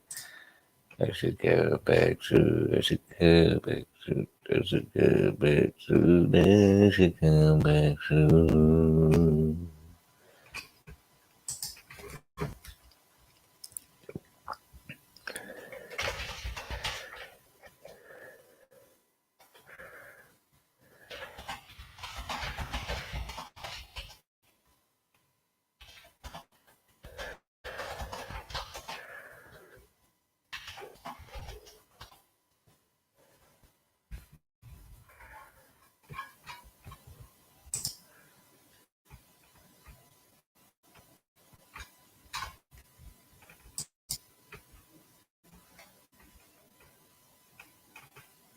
Oh, I am back, and I've been back for fucking ages. What's up? Oh, I've just been fucking looking at the computer, everybody looking at me. Is that what you going? What happened? Excuse me. Must have been like the bot like recognized that I was playing a movie. That's a bit of a shame. Sometimes you can play the YouTube ones. Oh, when did it come back? Oh, it just came back. And we're back. Back in effect. Much peace, so thanks everybody for hanging through that. I'll bring back but if you want to check out Black Adam, be sure to check it out.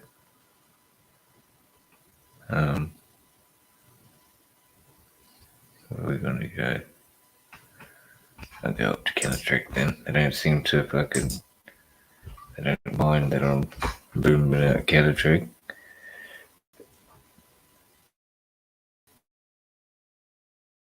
Oh, it's just negative.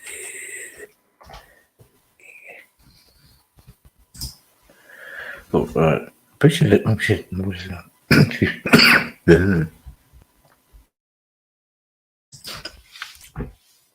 Nah, yeah, I mean, that was expected. Unfortunate that the fact, you like, you can, it just said suspended so that if you take that prohibited content off, it keeps streaming for like whatever it was, 5 minutes or a few minutes it was, it comes back. So I'm happy for that. It would have been shit if it did all that stream and then right at the end they just fucked it all. But anyway, you can play some movies though. I'll play the obviously aren't play that one again, but I've already played it. It's about called Grow House, I think. Snoop Dogg Grow House. You should check it out. Pretty ass shit.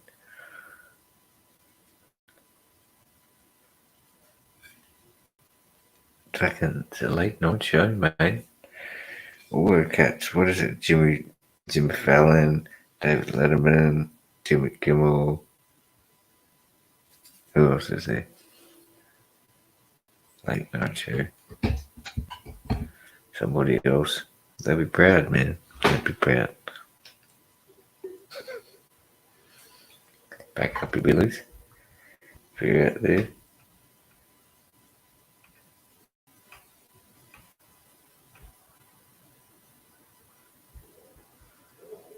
Oh no.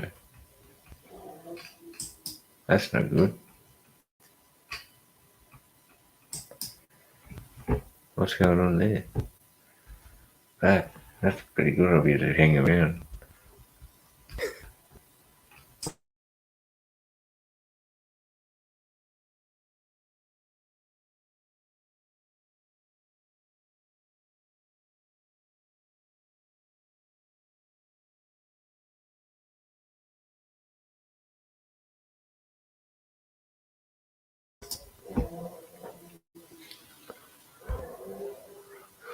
Turn this into the gear changer channel, actually. Just come up and fucking go, yeah. I'm gonna have a fucking ice cream. But this is food, so I should do the food. You get the munchies, eh? And then you just crave like sweet things. You're not even like incredibly that hungry, you just want to munch. That's why he's trying to get fruit. That's pretty cool. We'll figure out your munchie. Figure out the munchie. Excuse me. Oh, this shit. 20 minutes, mate. Alright. I'm gonna kick it down pretty like.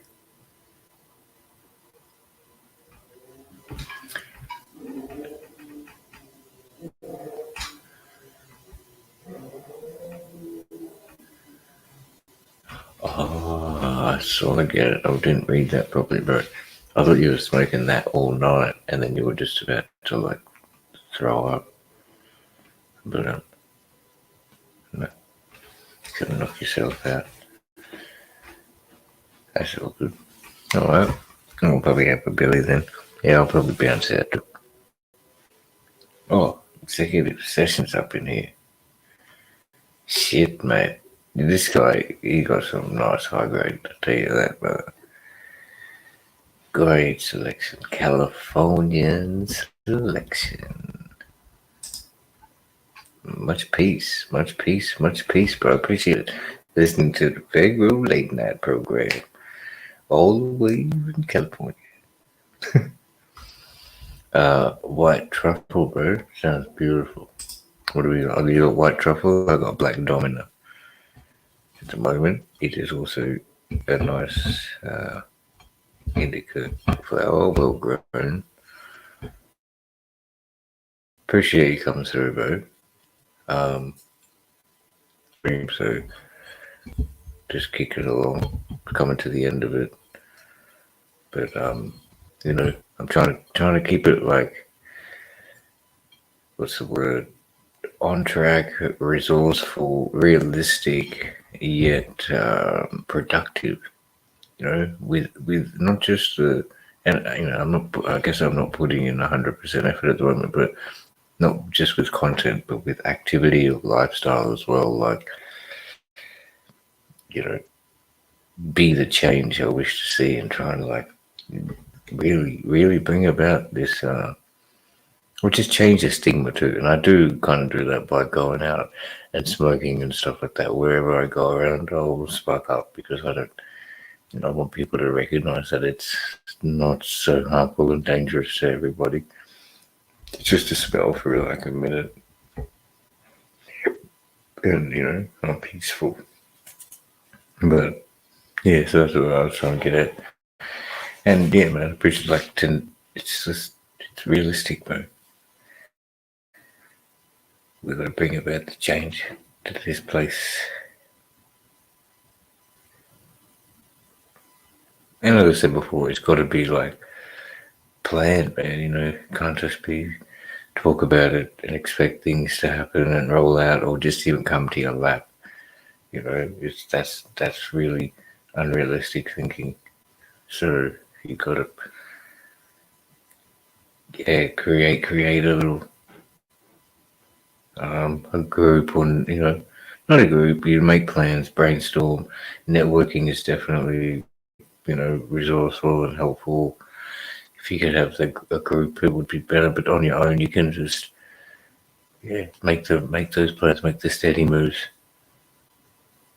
to where you got to get to. Got to research it. You got to be realistic about it. You know, like this, in that sense, it's about talking in the language of the like opposing places, so that they'll accept it, documenting it, and things like that. But still standing strong within your square, within your right. Because once again, I think it comes down to a huge heavy factor would be the fact of the natural fact. We are human beings, all birthed from a mother and a father, or a man and a woman. You know, creatures which are naturally adapted and connected to this earth, right? To be able to bear a seed and grow in the ground and create a plant. It's a born right. It's a natural right that we all have. So, that's one heavy factor of it. So, as opposed to guiding from unnatural things of, you know, education, classism, and all the sorts of other distractions that we see. It's like it's conformity to a certain agenda, as I just said previously. But yeah, it's and I mean, and at the same time, those people like the opposing sides and what they all recognize it's a game in a way, you know, to construct words, construct documents, and then, you know, live accordingly. So at the same time, it's just about putting that steady foundation and put forward, because, you know, they might recognize that and they do. I'm sure it's like all the courts do. because you've got defense and prosecution with the judge. So it's like argument of the truth beyond reasonable doubt and things like this. So it's just like same way. If you can do what you do, and play within those jurisdiction lines, you gain respect. Not that you want, like you won't be a fuck. You don't like see, but not to do anything conniving. It's just the way. Anyway, I'm talking now, just rambling. But it won't happen overnight. We gotta keep going. You gotta keep doing it. But I guess that's the other part of me speaking about it, is because I'm seeing people who are just like have their gripes and griefs and are just venting out, which is what's the word, valid, but there's no real resolution to just yelling into the computer, and especially when there's a group of experienced and educated people going through the same thing. Like then, and you're talking about the same kind of opposing thing, which is the medical cannabis construct in Australia, then yeah, it's there to be done. But anyway, I can see it. I'll research into what it takes to make a group and things like that, or how you can advocate for yourself. Because if you're writing emails to council and members of parliament, I guess that's one thing, but then you're relying on them to take it that step further when they've got so many other people to worry about with other issues. So they're probably not going to be on the front burner or whatever they call it. So like that's where your individualness or your group comes into play. Man, I've been kicking on for 4 hours. This is crazy.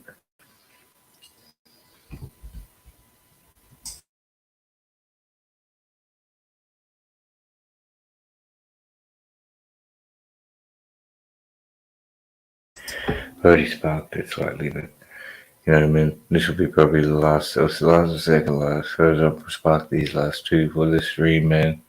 Sincere. Respect and recognition, firstly, of the ganja plant and the ganja spirit and the ganja gods and the ganja culture. High grade only. We want this, just mad respect, and it's just acknowledgement to it, because I give thanks humbly.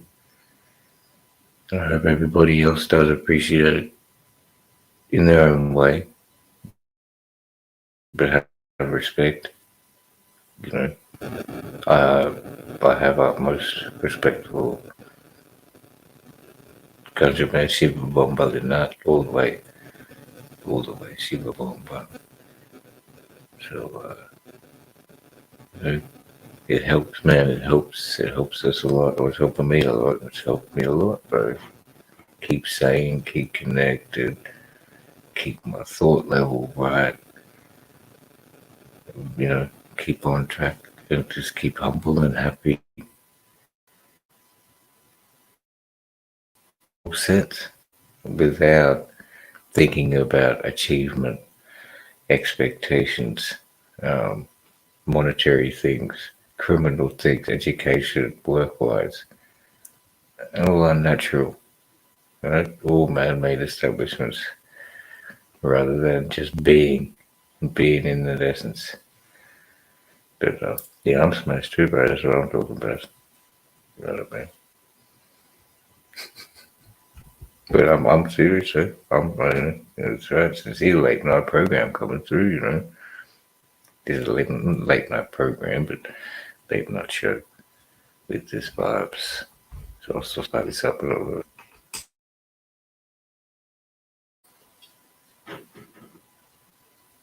It's a big thing, man.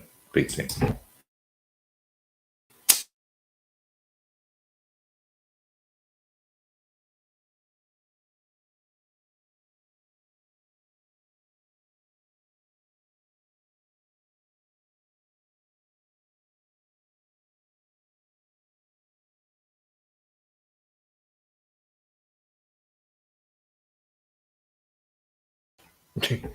Yeah. they have song over here, right?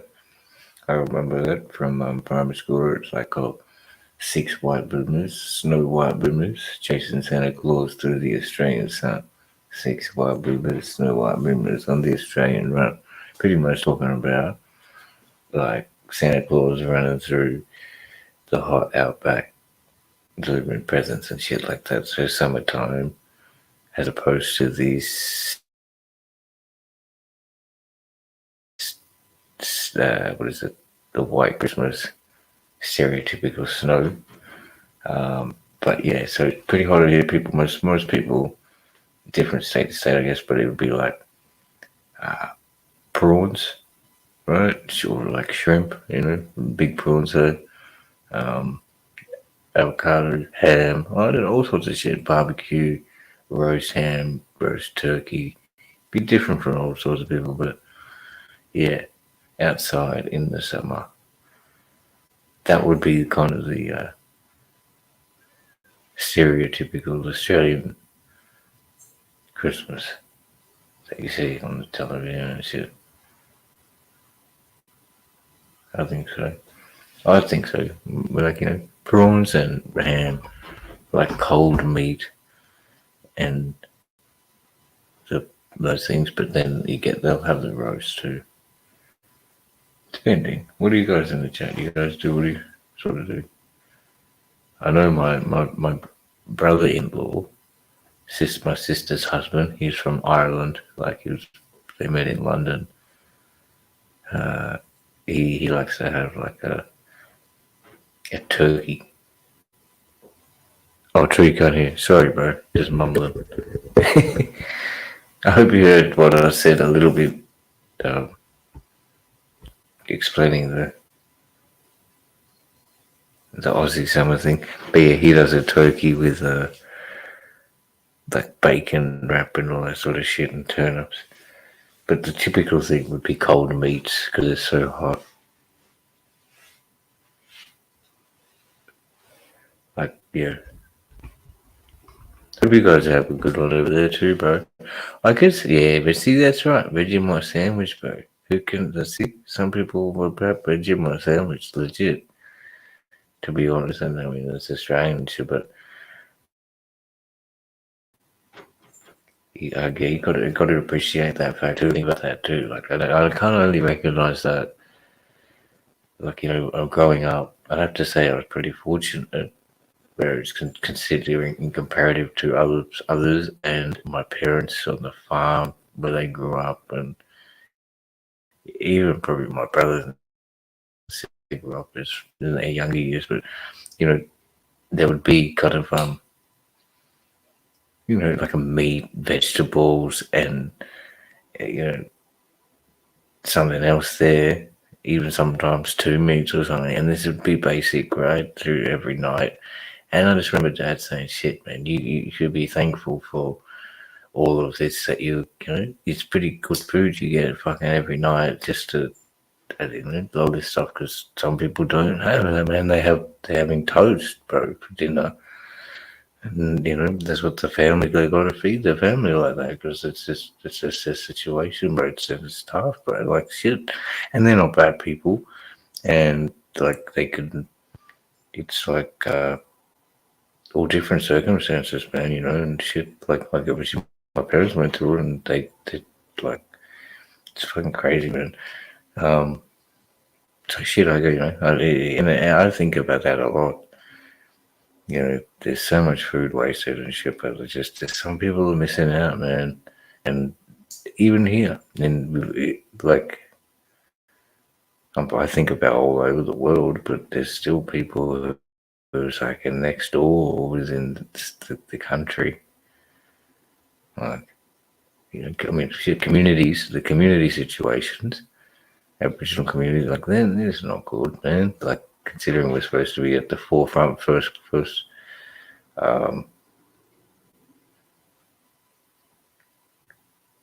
Yeah, don't call them Abos, bro.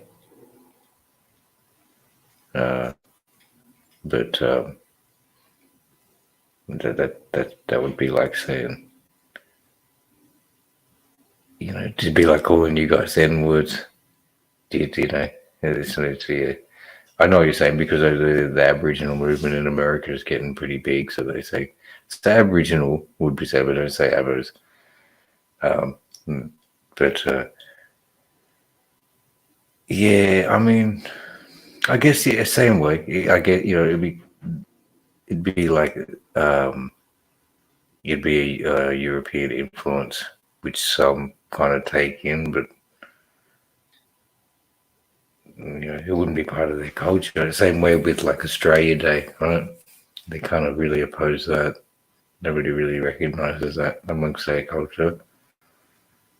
Some would, but yeah. Yeah, big time, bro. It's a big disrespect.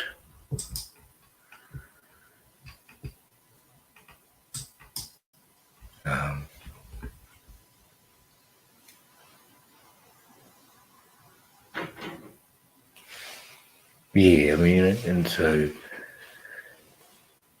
like, even shit, you look at that, like, just even determining those two within that, like, that whole Christmas spirit thing, to think the situation current of that, you got people from overseas asking that question, and then not to say, like, this would be vice versa too. You'd have people from here asking about, the situation.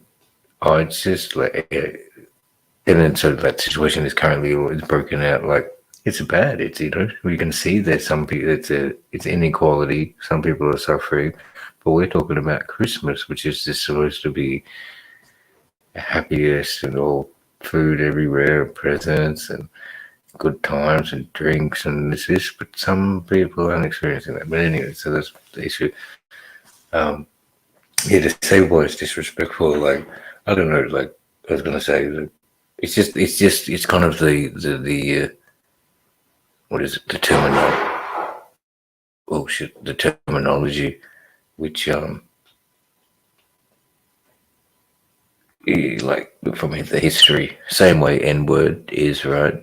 The historical over here would have been the derogatory term was like a abo, a bung, or a coon. Even nigger too, they used over here, right? But so that's why it's very hurtful and very it even triggered me to see that, like, and not to I can understand where it's coming from because of what I said before. Like, over in America, the native and the indigenous Aboriginal movement is getting bigger. Or like, it's just a talking point. So, and I've heard that term thrown over there, used amongst themselves, but over here it's definitely something that, it's like, a racial derogatory term, which is, it's to a lot of people, really. But you didn't mean, I know you like,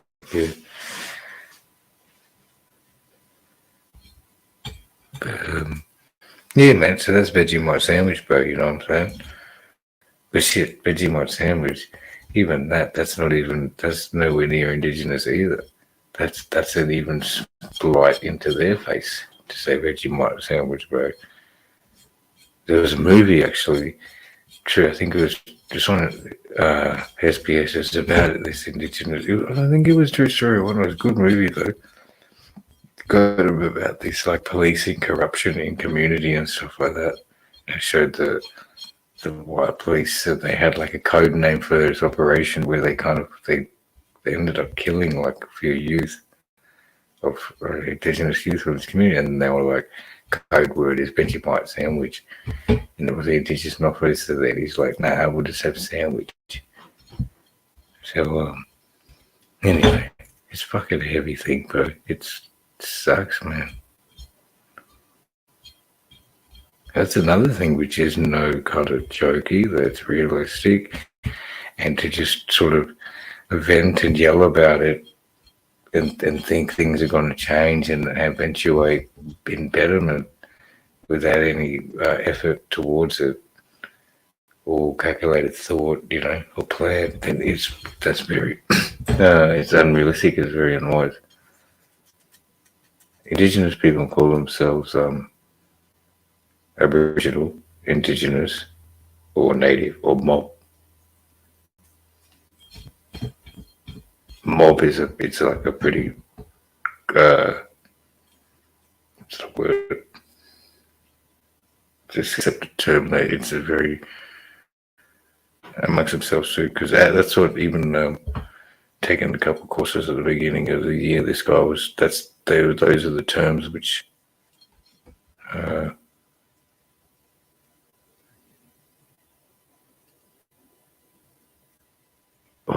See, there was one. There was one of them. He said it's offensive to them, and it's either Aboriginal or Indigenous. Like Native is alright.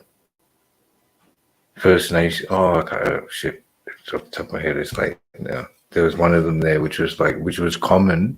People say, but he was like, "Nah, that's not how our or his people would describe themselves."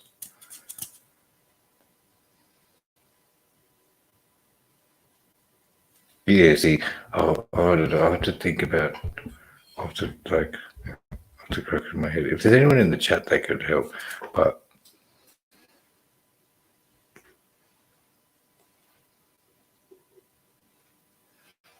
no. Abo is disrespectful, right? Not Aboriginal. Or maybe it is like I just said. The fella who at the lecture, he said something, but it fucking didn't click. But it's not staying there.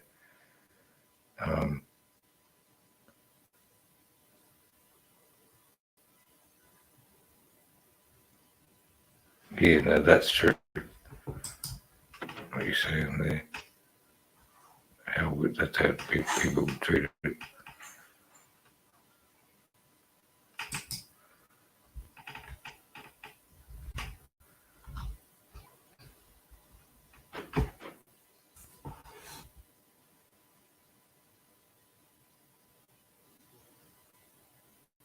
So maybe that's what he was saying then.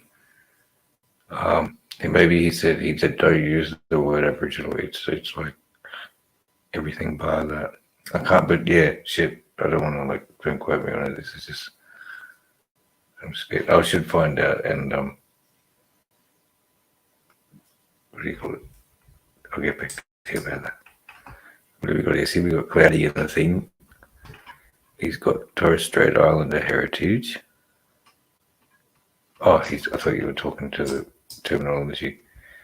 But that's Native Australian, or because mainland and Torres Strait Islands came under the what is it? This Australian colony.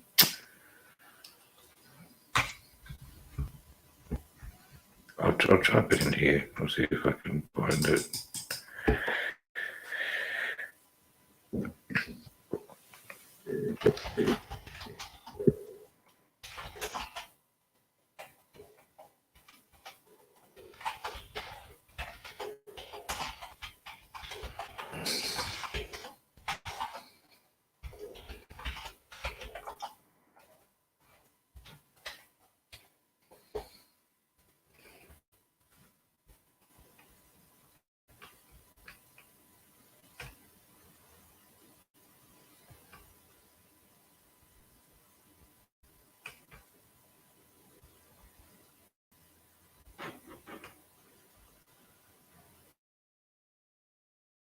See, First Nations is definitely one, which is a politically correct way.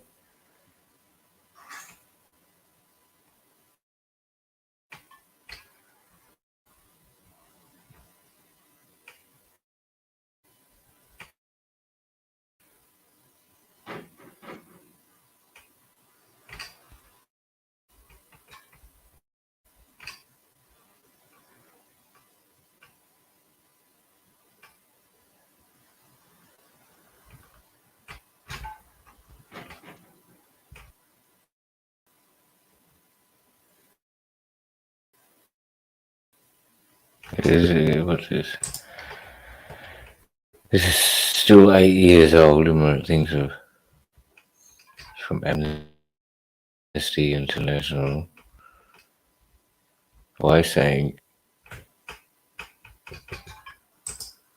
Aborigine isn't okay? 8 facts about Indigenous people in Australia. Is it okay to call someone an Aboriginal person? And why are so many Indigenous kids in Australia, some as young as 10, being locked up? Here's your chance to find out. Okay, who are the Indigenous peoples? More than 370 million people across 70 countries worldwide identify as Indigenous. They belong to more than 5,000 different groups and speak more than 4,000 languages. Indigenous peoples is accepted way of referring to them all as a collective group, the equivalent of saying the British or Australians. In international law, Indigenous acknowledges that a person's ancestors lived on particular lands before new people arrived and became dominant. Indigenous peoples have their own unique customs and cultures and often face difficult realities such as having their land taken away and being treated as second-class citizens. Who are the Indigenous peoples of Australia?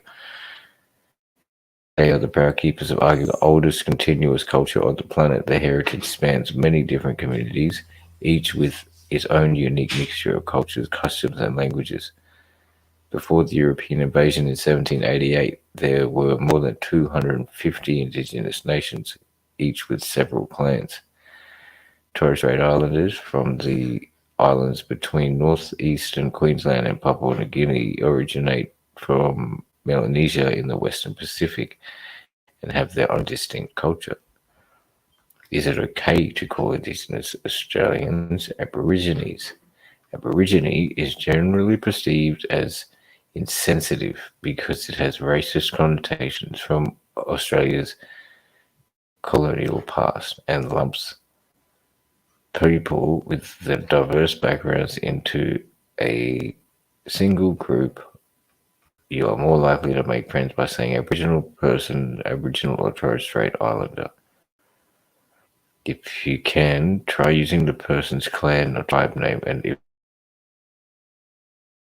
you are talking about both Aboriginal and Torres Strait Islander people, it's best to say either Indigenous Australians or Indigenous people. Without a capital A, Aboriginal can refer to an Indigenous person from anywhere in the world. The word means original inhabitant in Latin. So that kind of clues on a lot in clicks because to what the old guy was saying in the lecture. So obviously they're Abo and Aboriginal stemming, same thing. It's relating to the colonization theory. So he said, call me First Nations, call me Indigenous, or mob, and refer to by their mob, so their country and their clan group.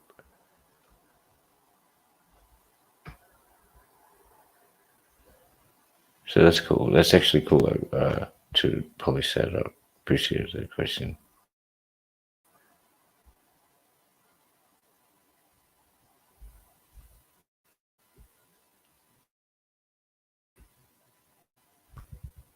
Yeah, man. Some crazy shit going on pretty well, dude. Tent Embassy, I've been there. Got some good photos of that lady, actually. There was, I'm sure she's doing. Yeah, they were looking after the place for a while. Here we go. We got some more questions here. Hey, Jesus, it's good on you, bro. You explain it.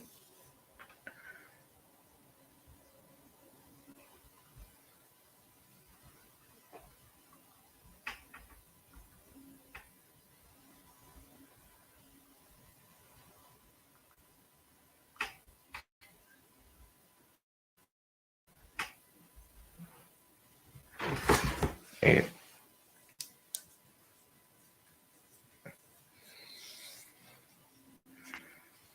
And then that's another part of the whole, there's so much, the actuality and the truth to it all.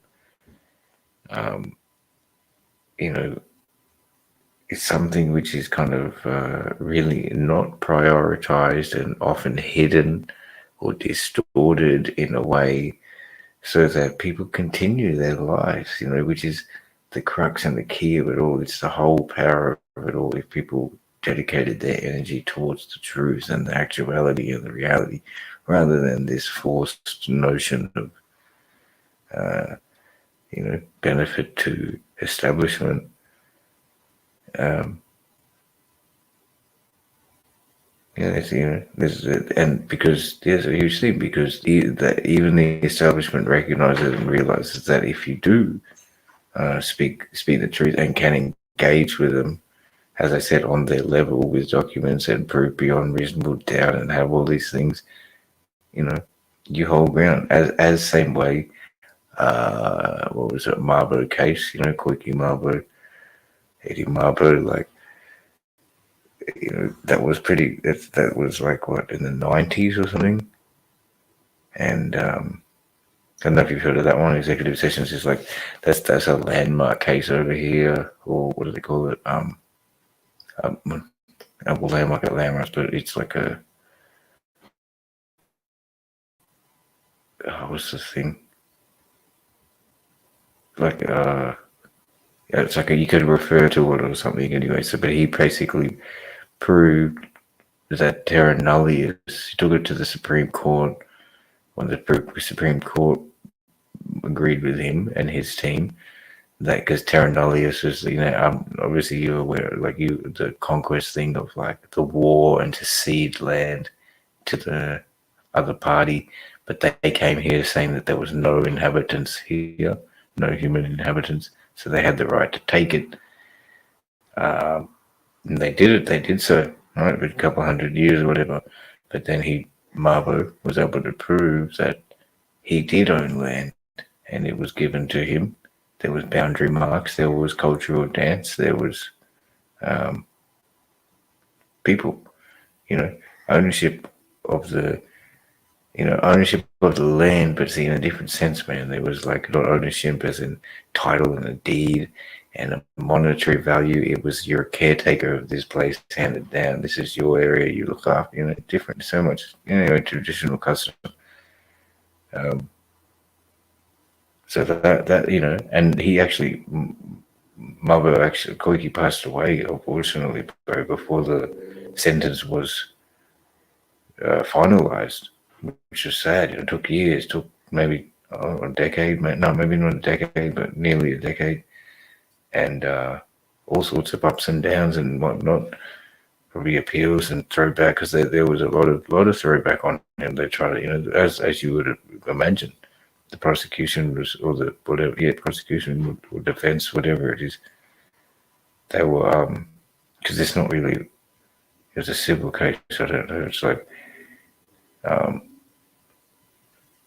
you term it, but anyway, yeah. So we're gonna go. So the Supreme Court agreed with him, and even from there, see, like, and this was back in a decade. I wasn't really like aware and alive, but I kind of can, research, like read things and look back at videos and stuff. But from there, when that went forward, the media had like an outrage and like a splurge out of this nonsensical information, all hysterical and hysteria driven type stuff to make the community think that, because Mabo passed, now every single Aboriginal person is going to come and make claim to your backyard and say, this is mine now, and all this sort of thing.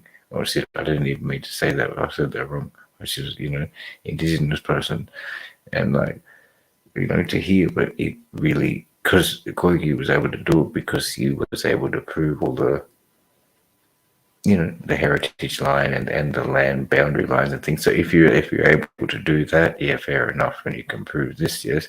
But it's not just anybody come and say I want this, say I want this, and they're going to get it. But they put that out there in communities, into people's heads, like the mainstream society's heads and minds, man. And that was the wave. So to really kind of quash that and make society quash it, you know, and would be afraid of it, so that if anybody had that sort of idea of movement, it was like, no, that's a bad, you know, no, that's a bad thing, but you could, yeah, they didn't go with it, and they're talking about it now. There's talks of lately, what is it, change to the constitution and trying to add the Indigenous to its voice to Parliament, they're calling it.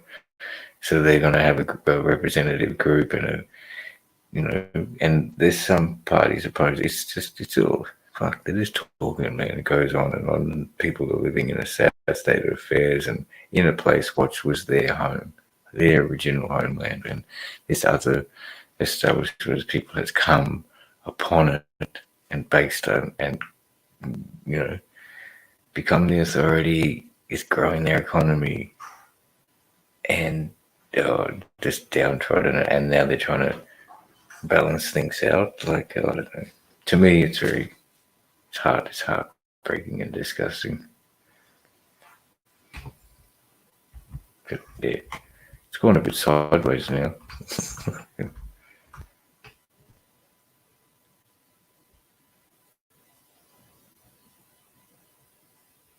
Oh, bro, for sure, man.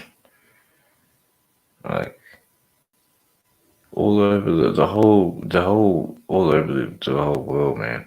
The connection between the traditional cultures, that story needs to be told, because obviously they say like the winner of war tells the story of the conquest or whatever it is, or at least they write the story. So, you know, they've obviously erased all that whole connection because it would be a detriment to their story, and it would like, and which is what we kind of more mainstream talk about now.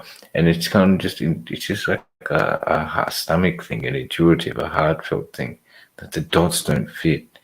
Shit just doesn't make sense as a human being, a human, and growing up with cultures and shit. Like, people aren't, in general, people don't have the will to be so murderous and divisive against each other.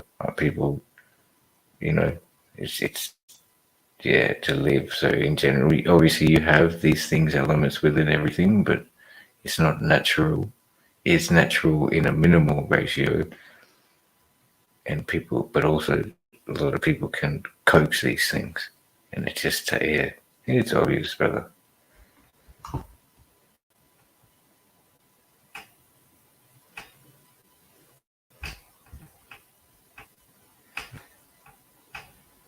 All the Southern Lights.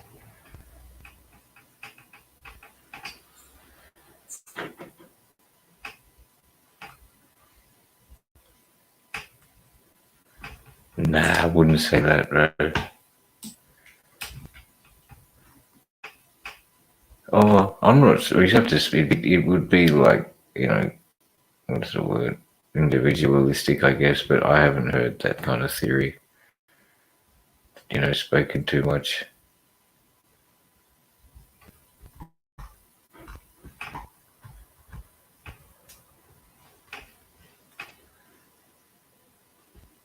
Yeah.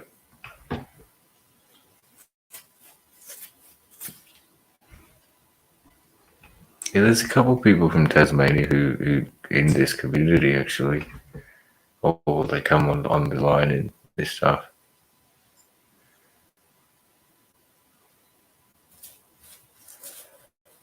I've never been there though. Hope to go, but there's a good few guys that always come online.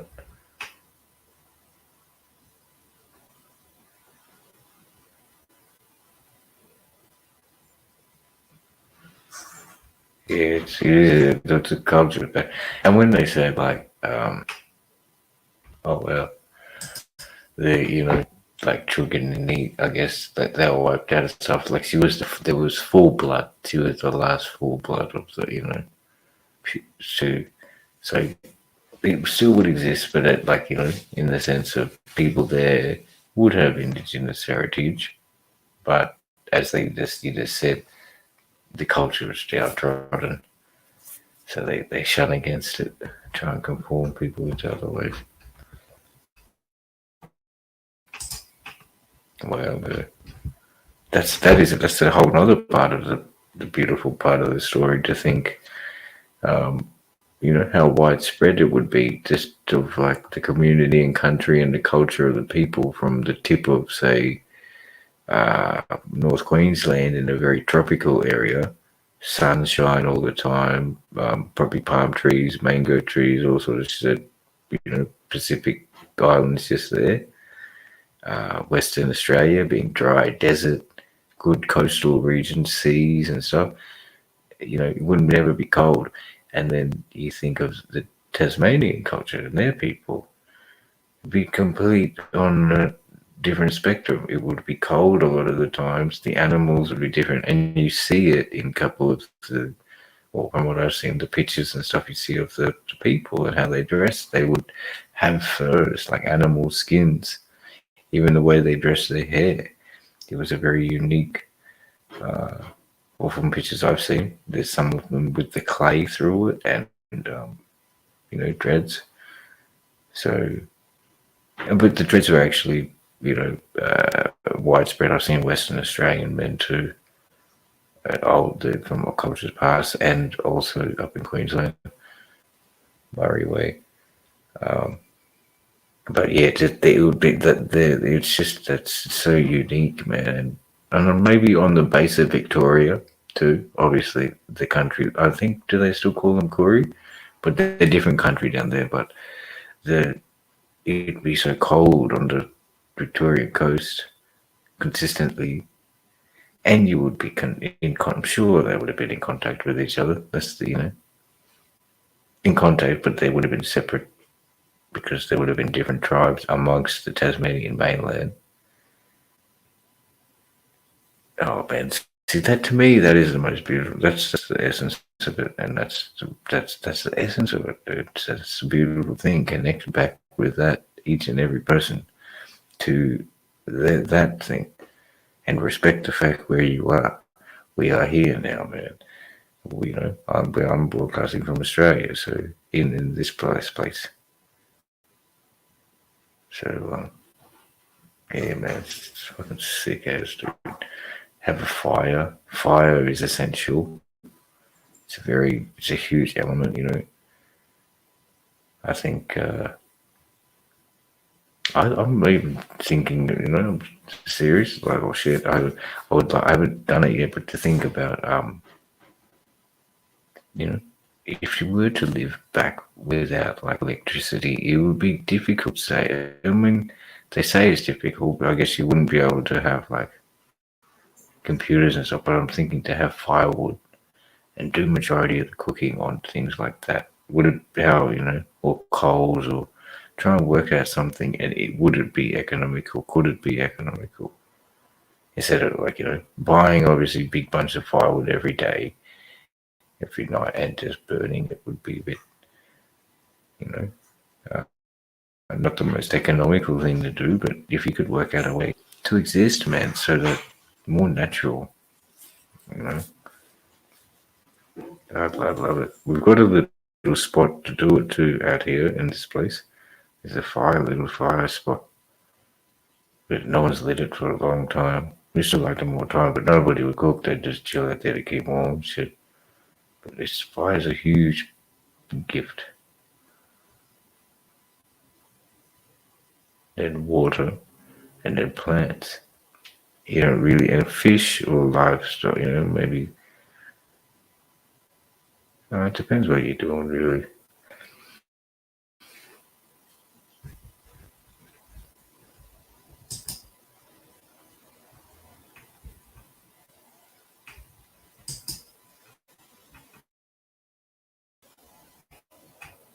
What is the northern and southern lights doing to our planet in Europe?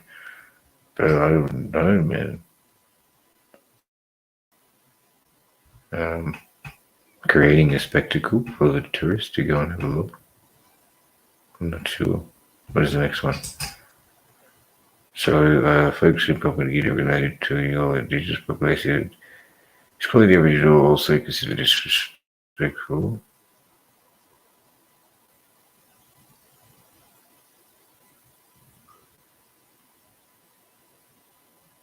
Yes.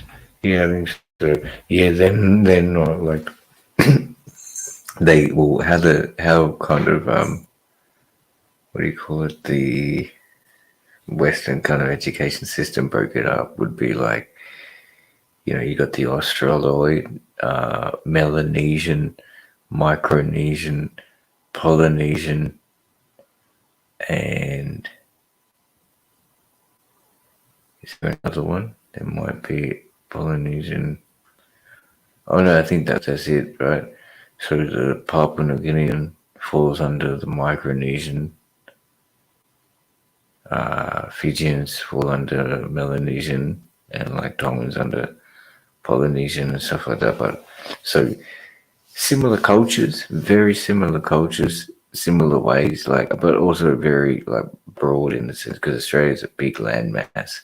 So as I was just saying previously, from one like eastern or like one extreme of the landmass to the other side of it, culturally different dialect, obviously different dress, different look, different thing, completely different, yeah. But same, and I guess they all had the dreaming. They all have a connection with that. The dream time, rainbow serpent. That's one thing that connects the Australian mainland. So in speaking in that way, Papua New Guinean, their culture, and because they've got a lot of different tribes up in that landmass too. There's lots of different tribes, lots of different dialects. Even some probably unknown ones still, because that forest up in Papua New Guinea is very thick and it's undiscovered yet. So there's most likely tribes in there, same way as the Amazon. There's places which the archaeologists or whatever haven't gone.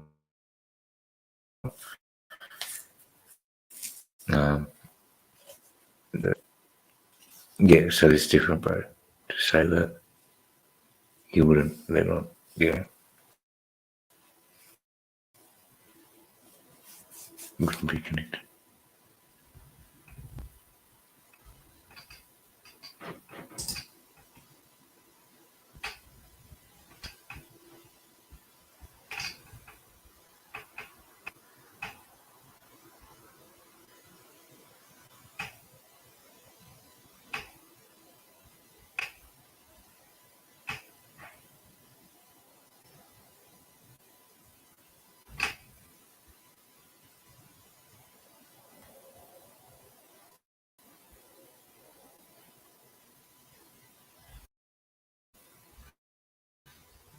Yeah, that's what I'm talking about too. But the native population, and yeah, I don't know.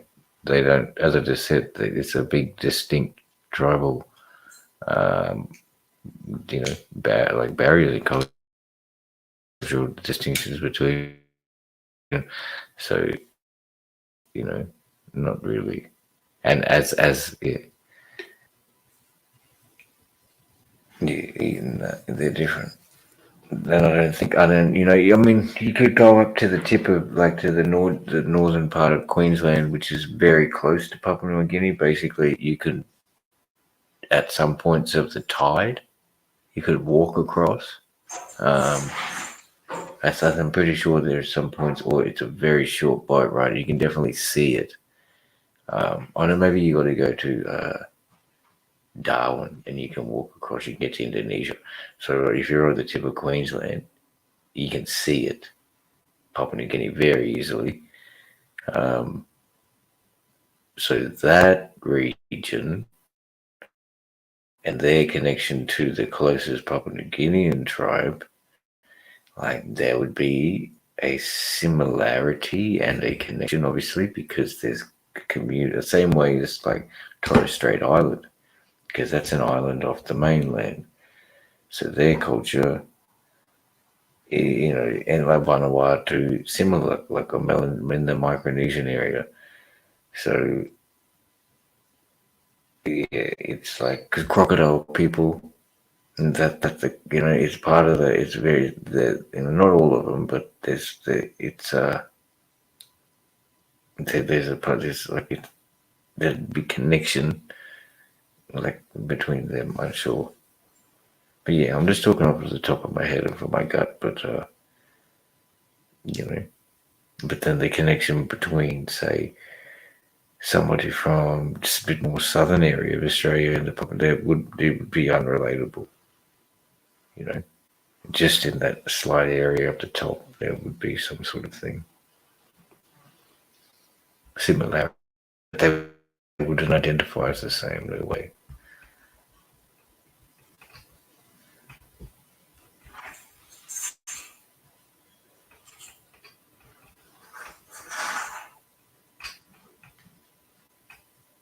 Yeah. See, I've heard that similarly too, like previously. And I've heard I went past. I don't know. I've heard it, but to describe it, it would be like the term Aboriginal means not in Latin, kind of not original, because it means ab, meaning not, like as in abnormal, not normal. So, but that's just something, it could be just random. But it's something that stuck with me for a long time. But then going to university and discussing with some people there, they kind of, not completely like no, but at that point never came across. And some people I mentioned to, they said, no, that's wrong. So it could just be all talky points, but yeah, it made sense to me for a long time.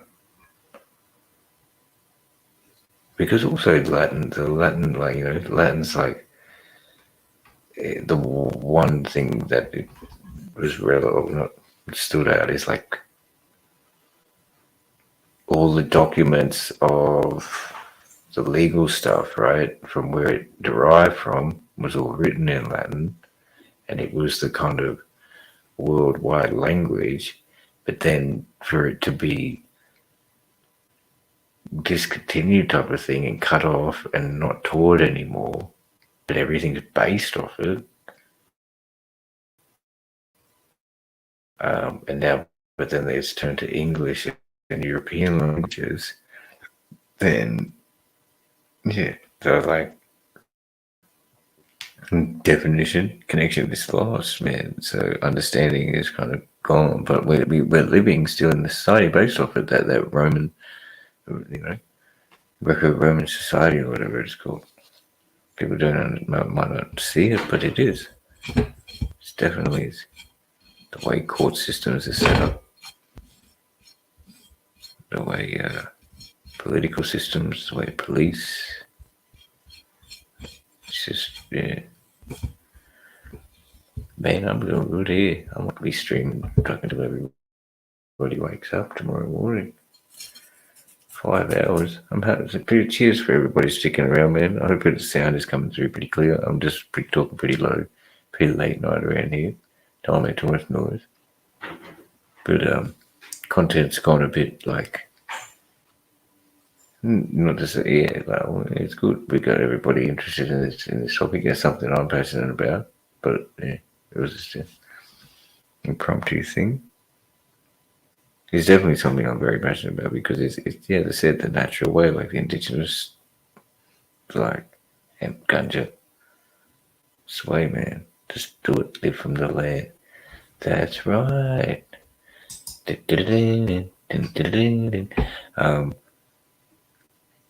the ownership of it, nobody can have it, and that was a broad consensus among indigenous cultures, all continents. Nobody owned the land. No tribe. You were there. You looked after it, and it helped you, so you helped it, and it was the home, man. It was the base of the home, the survival, and it still is. For anybody to think it isn't, you're a bit lost, man, because, like, the technology is not going to save you, and it's not there at the primal and utmost sense. You need the natural element for the technology to be there, for one, and it's not natural, as I keep continuing to say. Like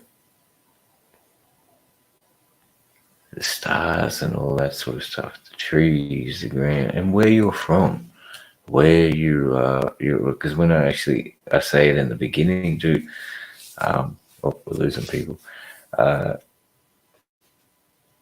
What do you call it?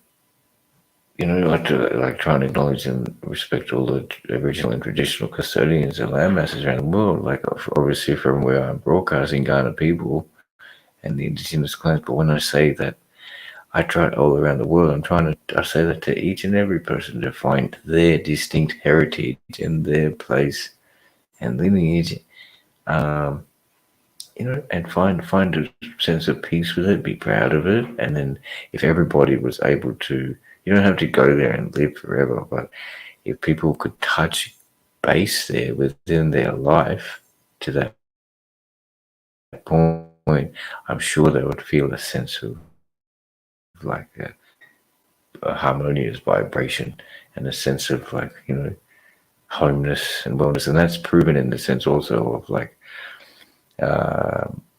gut microbes, things like that. Like supposedly in our genetic makeup, traditionally, and obviously with people eating such different mass-produced foods and genetically all these things, it's moved a little slightly out of wig. But if you were to, because the way that humans came from these land masses, right, and they picked the foods and ate from the soils. I mean, they picked the food that were around them, and those foods contained microbes of the soil that was there. So that connected to the individual's gut, and then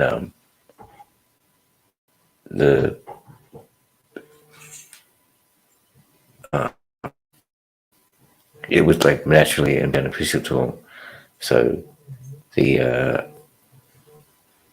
but I think it's proven too, right? So people go back to that space and they like there's microbes in the soil and there's microbes in their gut, which are the same. And so, as I said, if you can keep eating other foods and move away from it traditionally, so in that sense, find that your space, and connect with that and have a relation with it. But in that same sense, I would have to try and remove all classism and levels of things too, because if people are talking about, they were of status and this and not, like I think everybody deserves the right to be,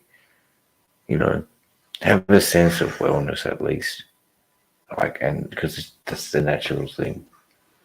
But it could be a fantasy fathom too, because they say survival of the fittest, someone got, and you're always going to have detriment around the place.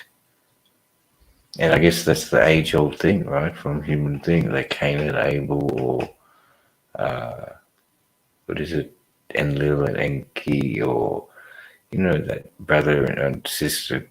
I mean, no sister, the brotherly fight. That they were from the same people, but they fought, and it kept going on and on, killed each other.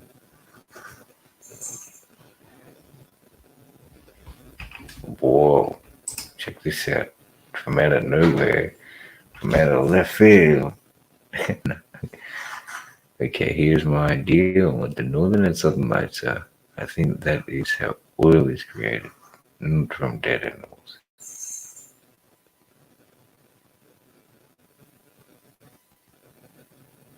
How oil is created. So, expand. Because, what do you mean? It's created like up in that region? Or because we're talking about Saudi Arabia, the Middle East. I guess there's oil all over the world. There's oil in all sorts of places. because they wouldn't get the lights over there. Or is it just the creation of on the poles make oil all over the place? Oil is from algae. I wouldn't have a clue. I've got a friend who was an engineer. He did petroleum engineering, actually. So he'd know all this sort of jazz from the academic point of view. But I don't know. I'm not even interested in that, because that mining and all that stuff, even that mining might be, like there's those stories of that's the history of man's initialization or whatever, like mining for extraterrestrials and whatnot, and we've been doing that ever since. I don't connect with that at all. Cutting trees and having wood for fire, yes, that's cool, but in a sustainable way, not just cut the tree for anything. But yeah, mining and that sort of stuff, I don't get it. I don't think that's not that. Like, it's unnecessary. It might be we can get this mineral out of the ground so that we can convert it and do this and this, and so that it makes it convenient to move around or whatever. Nah, I don't think, it's like, bro, it's just leave that in the ground, and we have to work life out in a way that, travel time is just a little bit longer. You can't get to that place quickly, because you go by the pace of the horse or walking or the boat. Don't be breaking the car up and fucking, I don't get it. But that shit, it's pretty hard to say that. And I'm sure that was the thought, I guess, and the mindset of a lot of people, a majority of people around that time that the petroleum industry started. And it took an effort from these corporate figures who wished to see that industry rise.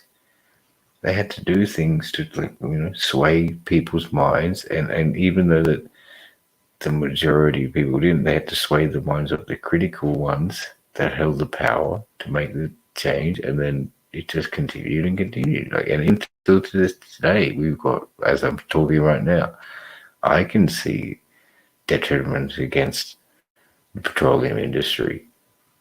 Right? And I've got no education as up to it, but I have an instinctive feeling that, and I know natural ways we can live off the land. We don't need it.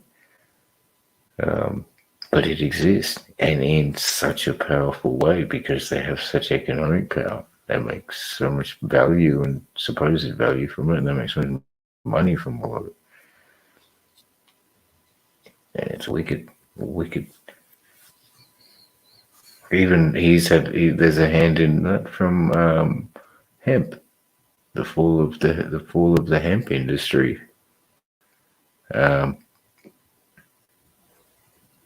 due to, well, not only petroleum, but it would have had a big hand in it. I think the paper man had a big hand in it as well, supposedly.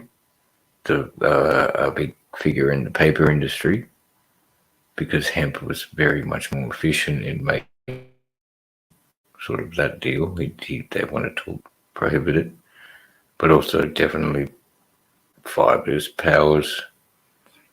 Yeah, not we all know it, but it's a bit set.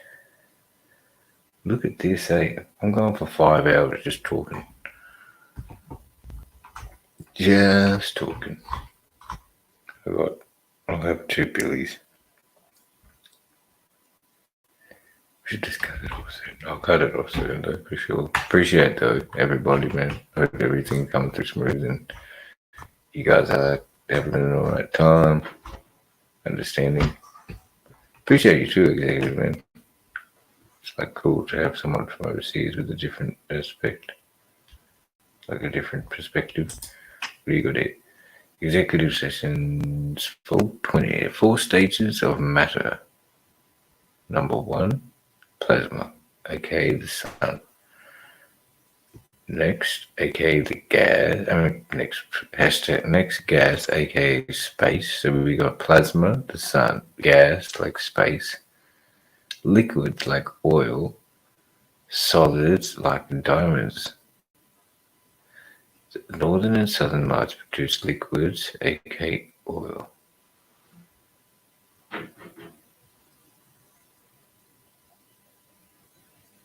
Okay, and the clouds produce rain. And then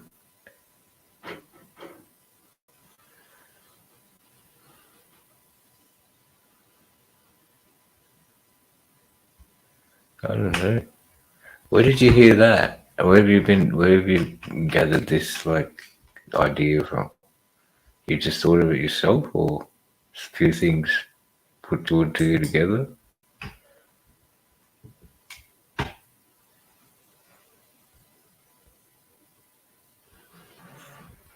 Oh wow, is that what the actual like engineering people say?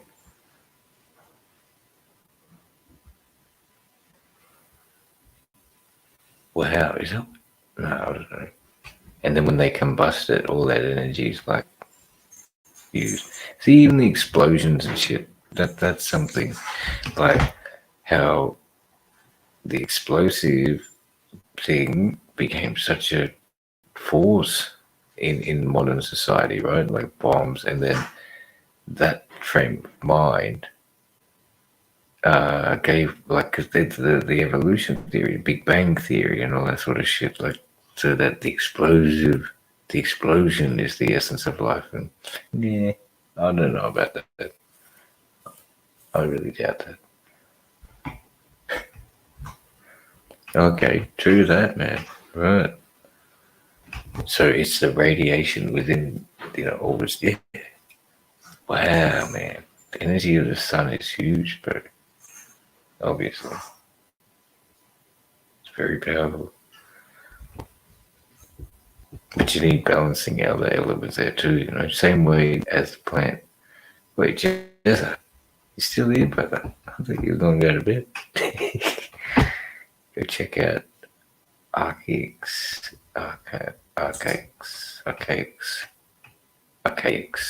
channel. What's he got? Is he talking about the Aboriginal thing or the Northern Lights? Or the Indigenous things? I keep saying that. I'm gonna, yeah. At least I've learned it tonight. I did know it from hearing what he said, but I could make sure I tighten that up and never say it again. When I was in college, I was always taught the 4 stages of matter. So, and the order of them. So I never believed dead animals or plants created oil. I don't subscribe to Jurassic Park theory. Oh, so is that another side of the theory? People think that oil comes from all the animals dying. What? And that's what creates it in the fucking in the soil and the ground. I thought it was like in a way of I didn't know. Like same way like diamond or something comes from coal, and then once all the pressure comes from the earth after years and years, then it turns into a diamond, the carbon or whatever. But I thought similarly to oil, it was like certain environment happened and then, but natural, not like dead animals. Just shit. I don't know. Anyway, we're learning things.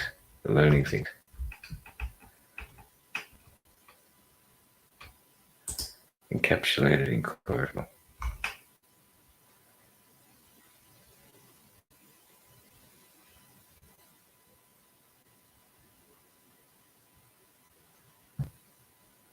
Interesting. Well, what are you smoking on, bro? Executive sessions. Do you smoke when you wake up, like during the day? I'll kind of try and keep it for evening thing. What strain do you smoke? Well, I'm smoking off. It's a nice kind of indica strain. It's actually pretty decent flower too. At the moment, let's see if you can see it. The fucking light's not on. It's good though.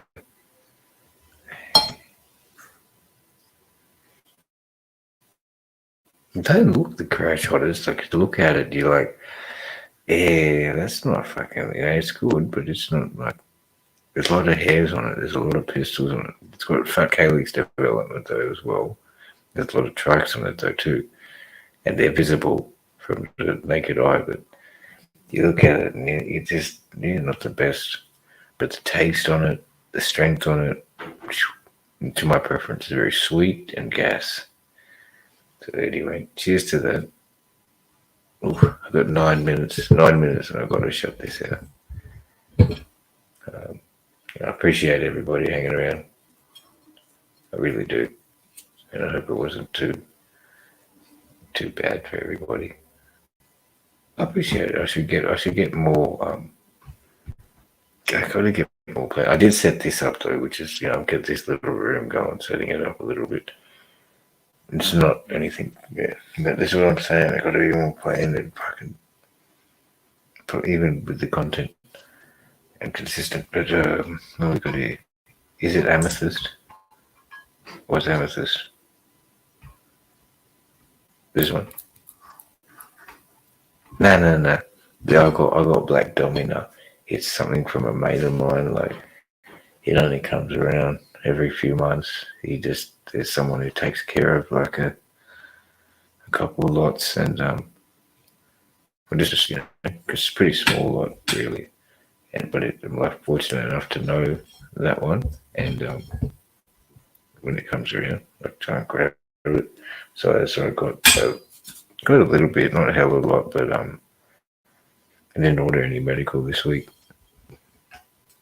I doubt it's going to last me for the year, to the rest of the year. So I've got another script. I think hopefully that one script and then the rest of this domino should be able to last me. But I'm chopping into it though, to be honest. But there's some more there because the thing is, it's also like the price point on it. It's better than the medical, and the flowers better than some medical.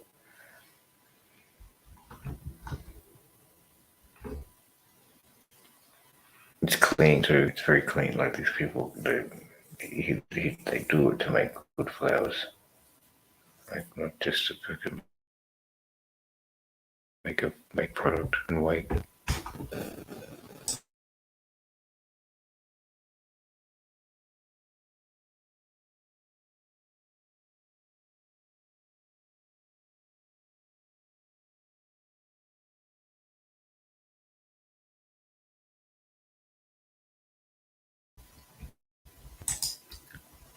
No, black domino, not domino, but I'll show you. There's two, I think. On a Cryptochronic was the other one that I've been having lately, and there's two of those. There's Cryptochronic 1 and Cryptochronic 2. I think I've been having Cryptochronic 2, and that was just bloody awesome. Then I tried its supposed sister strain called White Queen, I think. That wasn't as... The Crypto was really nice. It was similarly very sweet and gassy. And another one, the same. Oh no, I remember it's the same color, but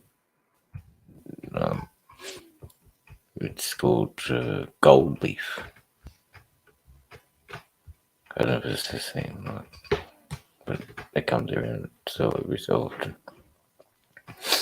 Check it out, bro. 95 indica, 24% THC. It's really nice.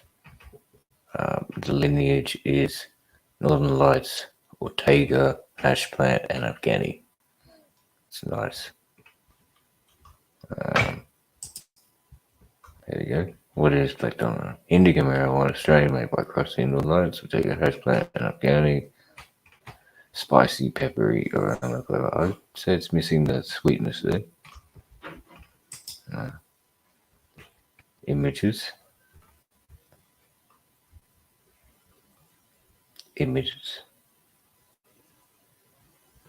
See, it's not the most pleasant looking flower. Like, you're looking at it and you're like, it looks pretty scruffy, a little bit like the pistols is hanging off it. But its resinous as it's like trikes all over it. And that looks very nice. There's kind of purple sugar leaf there. Definitely, like, I'm pleased with it. If the lighting's a bit better in the open.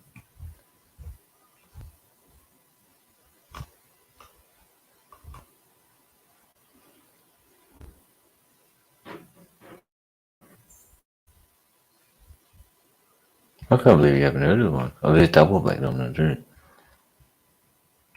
I'll put it up. What was the other ones? There was here, gold leaf.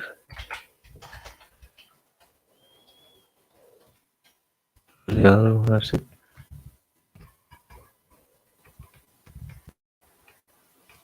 Oh, cryptochronic. Gold leaf, yeah, that was really nice too. I don't know, the fella said it was going to be around, but maybe it's not. Yeah, I don't know. Not yet. Very nice. But I actually got a bean of this, so it's like a bag seed.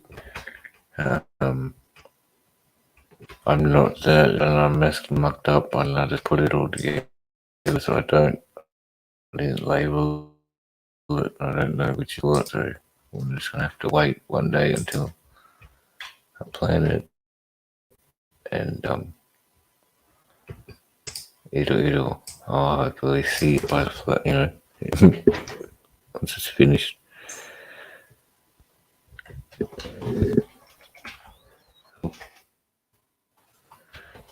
Oh, right. That was really nice too.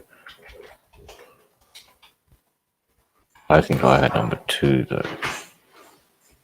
Oh no, wait, what's number 2? There's 2.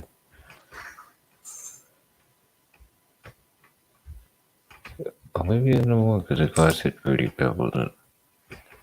Looking at the images.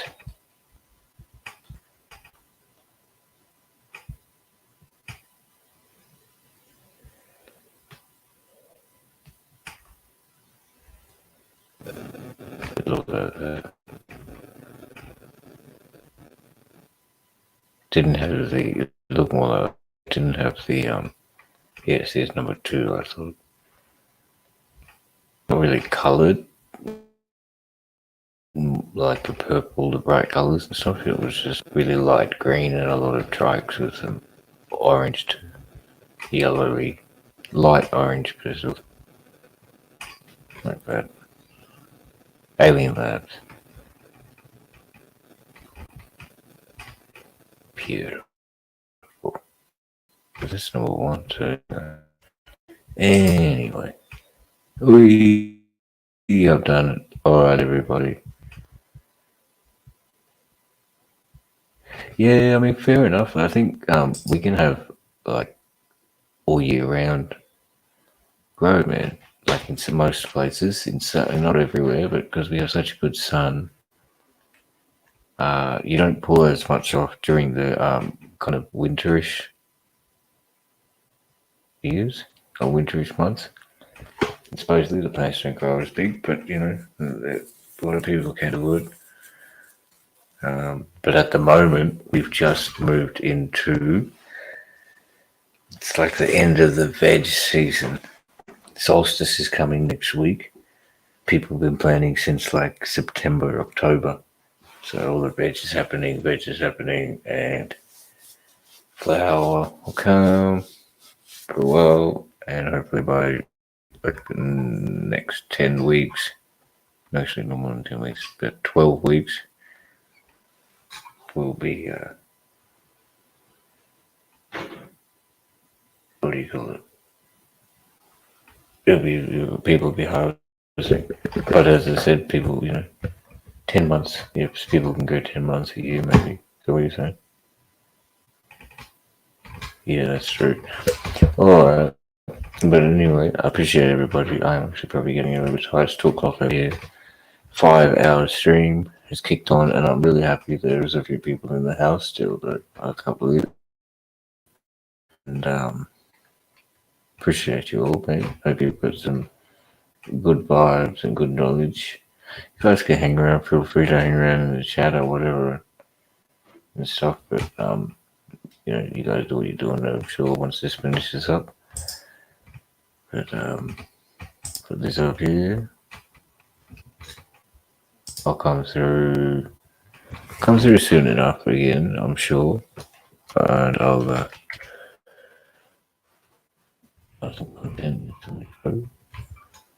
but yeah, for now, man, just look inside yourself, find your direction, and follow that path. Be the best you can be. Be honest. Be yourself, and follow your intuition.